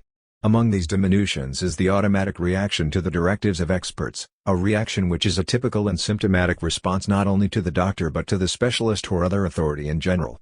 In the age of liberalism, freedom was closely bound up with mercantile and other productive enterprises. In the so-called social market economy, the same role is played by obedience at the practical level to those who know better, from the professionals in politics, industry, government, and unions to the traffic policemen. The superiority and majesty of the customer, which is still an important factor in foreign policy between nations, plays hardly any role now when the individual is faced with the technology of advertising, the standardization of merchandise, and other economic realities. Even the free time, leisure, with which freedom is at times confused, in the form, for example, of a long trip, is usually organized by experts. Freedom, however, is a matter not only of holidays but of other hours not occupied by professional work or household duties, the evening at home with the family, Sundays, church-going. To what extent have religion and family been affected by developments so dangerous to the civilization we still call Christian? Can it not be said that religion means interior independence of this world, or freedom, even in the empirical sense? Think, for example, of the Gospel of St. John. Has not Christianity, at least in many Protestant interpretations of it, represented opposition to the authority vested in the heathen powers? Do not the account of God creating sun and moon, and the doctrine of his omnipotence mean that contrary to every form of paganism, no power and no being, neither man nor gods, are to rule my life in depth but only God's will and word? And that we, for our part, cannot through any rite or institution or worldly covenant, or even through asceticism, influence him to whom we are responsible? Does not Christianity, thus understood, stand in utter opposition to conformism, however much secular authority may often have been indebted to religion in this respect? Nonconformity, freedom, self-determined obedience to someone other than the status quo may be regarded as typically Christian realities. The important question, however, is, in what sense, on what grounds, in what direction is man to seek to resist this world for the sake of God? To what security is the man who trusts in God to cling as he makes his decision? The answer might be, to the commandment of brotherly love. I do not presume to try to make this latter more concrete. I would simply like to indicate what, in the light of personal experience, it means to me, and why I believe that even this highest of freedoms is not exempt from the threats which history brings with it. In Judaism and Christianity, love of neighbor has always played an essential role as norm of right action. In Judaism, the religion I myself profess, such love was far less connected than in Christianity with the idea of the individual soul and a life after death. Expectation centered rather on the Messiah who would appear on earth someday and lead the just men of every nation to Zion. This belief was constantly reinvigorated by the experience of earthly injustice. It determined both the Orthodox Jew's scrupulous observance of all rites and the liberal Jew's adherence to his religion. The expectation that against all probability and despite the previous course of history paradise would someday come, as the Torah and the prophets had promised, was the source of solidarity among Jews and between Jews and outsiders who were upright men. In the eyes of the Jewish mother shone the realization that long after her death her son might experience Messiah's coming or even himself be Messiah. The love of the Christian mother was, in all humility but no less assurance, sustained by the belief that her child belonged to the elect and had an immortal soul. The heightening and ennobling of natural maternal affection by religion has at times affected the lives of those who were loved and cherished in this way as children. Psychological research tells us that the first months and years of a person's life exercise a decisive influence on his later character. 1. They frequently determine whether the person will have a capacity for genuine love or be at bottom cold and self-centered, so that everyone who has to deal with him will be simply a means, never an end. What empirical freedom means in the person who has been religiously educated, in the good sense, in comparison with the freedom of the person never touched by such training, is the capacity for dedication and for acting according to the model provided by the founder of Christianity. We see it concretely in those who have been martyrs of goodness. At bottom it is the same thing that we find in secularized form in the French Revolution, the American Constitution, and the teaching of Marx. The thing that finally loses its meaning when it is appropriated by the individual only in a purely conceptual way and not through personal experience. If a loving mother, or some woman who replaces her, really helps a child at the beginning, then Christianity can become a reality in his life. Mary's role in great religious art, therefore, has a positive value and significance. But social change has affected the relations of parent and child, and the motive of love of neighbor, which in large measure determine behavior other than conformity to the world, has itself been drawn into the current of change. It is evident, after all, that even love between the sexes is influenced by social changes. As an historical reality, this love was closely bound up with religion. The conflicts between the two, a constant theme in the great bourgeois literature, is proof of this, while the family, the structure and social function of which change more rapidly than even sociologists will admit, was the foundation of both. The person who comes from a well-ordered family, one not forced by destiny out of its proper paths, will retain in adult life something of the child. I would even maintain that maturity has something childlike about it. Without a certain naivete one does not fully grow up. In his earliest movements the child is unaware as yet of any distinction between his surroundings and himself, between the maternal breast and his own body. Only gradually does he learn the variety of objects and names, among them one that is his own. Later he learns the further distinction that he speaks only of other people by name and in the third person and speaks only of himself in the first person, as I.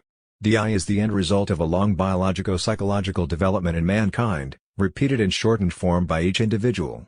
If this repetition of the process takes place in an abrupt way and in an overly cold and impersonal atmosphere, then a sense of separateness from others and an unapproachableness remain characteristic of the individual until the end.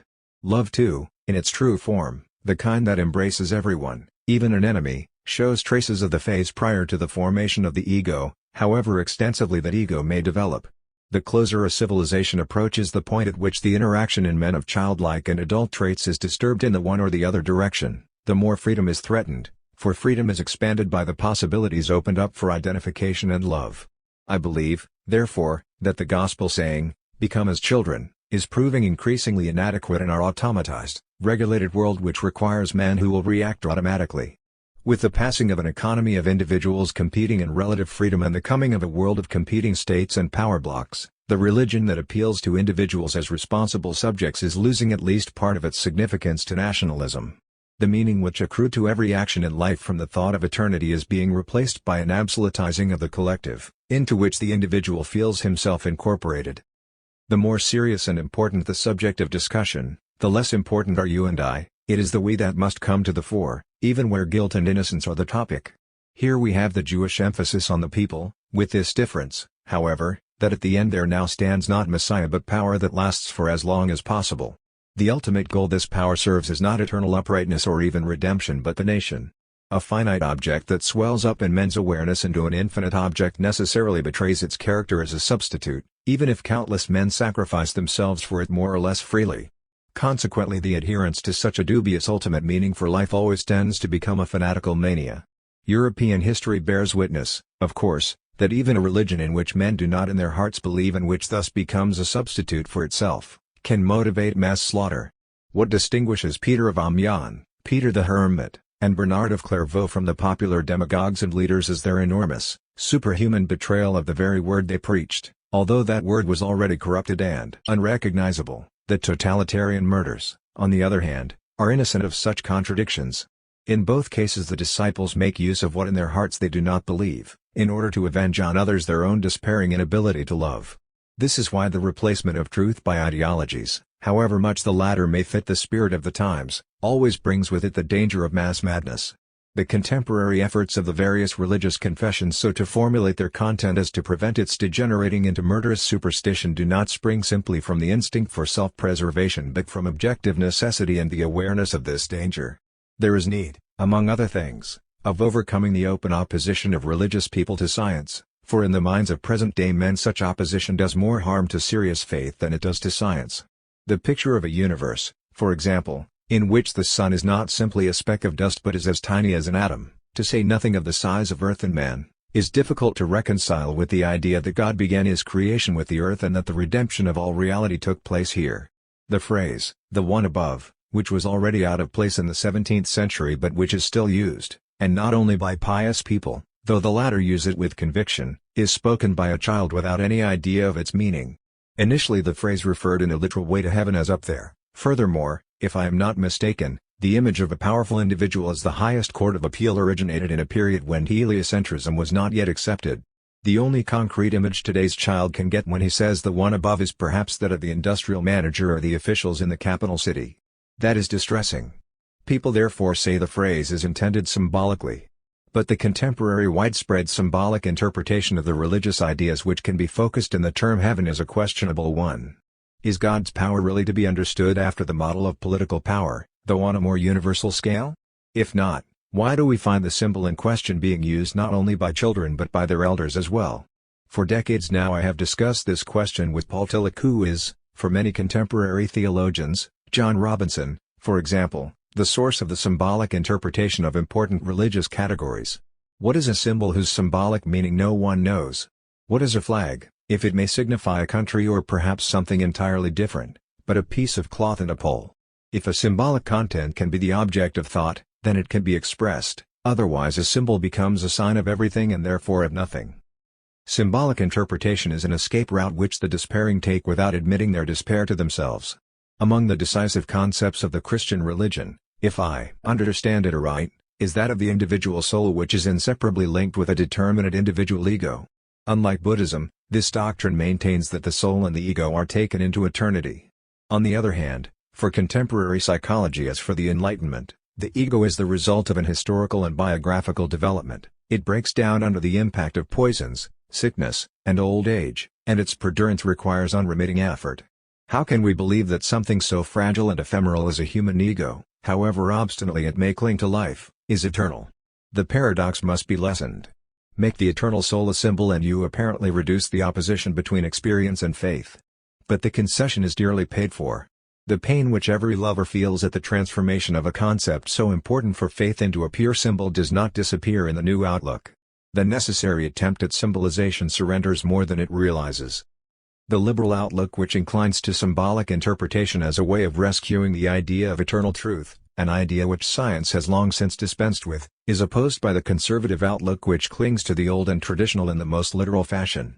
To concessions to enlightened views and compromise with rational thought, the conservative opposes the piety that repeats verbatim the text of the Bible and traditional ideas. Authority and intolerance must be uncompromisingly defended. Such men, in refusing to be budged, forget that the meaning behind spiritual attitudes can survive only if it can find a new expression which is adequate to changing historical reality. Fidelity to the old is not proved by repeating it but by giving it new expression in word and deed at each historical juncture. If it is to continue to have its original meaning, the traditional must ever anew take a form that is geared to the age and appropriate to it while also contradicting it. Fidelity that does not take the changing world into account is not fidelity at all. Whenever pretensions to power surface in the domestic or external affairs of the Church, whenever the clergy takes on authoritarian traits, the question always arises whether the founder of Christianity, were he to come again, could ever have found a refuge in the Church since its earliest days. In his own day he thought little of prevailing rules and customs, he acted contrary to accepted ways, he was much closer to the heretic than to the orthodox. Would he not have recognized himself in the atheist at the stake rather than in the executioner and judge or in the priest who blessed the whole business? Neither the claim of unchanged validity for the traditional nor its dissolution into symbolism, whatever be the ontological justification offered, can escape the nationalist totalitarian threat abroad today. This if for no other reason than that each of these attitudes displays an intention of continuing to exist in and understand it aright, is that of the individual soul which is inseparably linked with a determinate individual ego. Unlike Buddhism, this doctrine maintains that the soul and the ego are taken into eternity. On the other hand, For contemporary psychology as for the Enlightenment, the ego is the result of an historical and biographical development. It breaks down under the impact of poisons, sickness, and old age, and its perdurance requires unremitting effort. How can we believe that something so fragile and ephemeral as a human ego, however obstinately it may cling to life, is eternal? The paradox must be lessened. Make the eternal soul a symbol and you apparently reduce the opposition between experience and faith. But the concession is dearly paid for. The pain which every lover feels at the transformation of a concept so important for faith into a pure symbol does not disappear in the new outlook. The necessary attempt at symbolization surrenders more than it realizes. The liberal outlook, which inclines to symbolic interpretation as a way of rescuing the idea of eternal truth, an idea which science has long since dispensed with, is opposed by the conservative outlook which clings to the old and traditional in the most literal fashion. To concessions to enlightened views and compromise with rational thought, the conservative opposes the piety that repeats verbatim the text of the Bible and traditional ideas. Authority and intolerance must be uncompromisingly defended. Such men, in refusing to be budged, forget that the meaning behind spiritual attitudes can survive only if it can find a new expression which is adequate to changing historical reality. Fidelity to the old is not proved by repeating it but by giving it new expression in word and deed at each historical juncture. If it is to continue to have its original meaning, the traditional must ever anew take a form that is geared to the age and appropriate to it while also contradicting it. Fidelity that does not take the changing world into account is not fidelity at all. Whenever pretensions to power surface in the domestic or external affairs of the Church, whenever the clergy takes on authoritarian traits, the question always arises whether the founder of Christianity, were he to come again, could ever have found a refuge in the Church since its earliest days. In his own day he thought little of prevailing rules and customs, he acted contrary to accepted ways, he was much closer to the heretic than to the orthodox. Would he not have recognized himself in the atheist at the stake rather than in the executioner and judge or in the priest who blessed the whole business? Neither the claim of unchanged validity for the traditional nor its dissolution into symbolism, whatever be the ontological justification offered, can escape the nationalist totalitarian threat abroad today. This if for no other reason than that each of these attitudes displays an intention of continuing to exist in and such.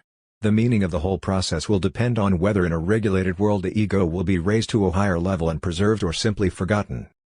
My remarks here have been inspired by the suspicion of forgetfulness, which is the contrary of fidelity.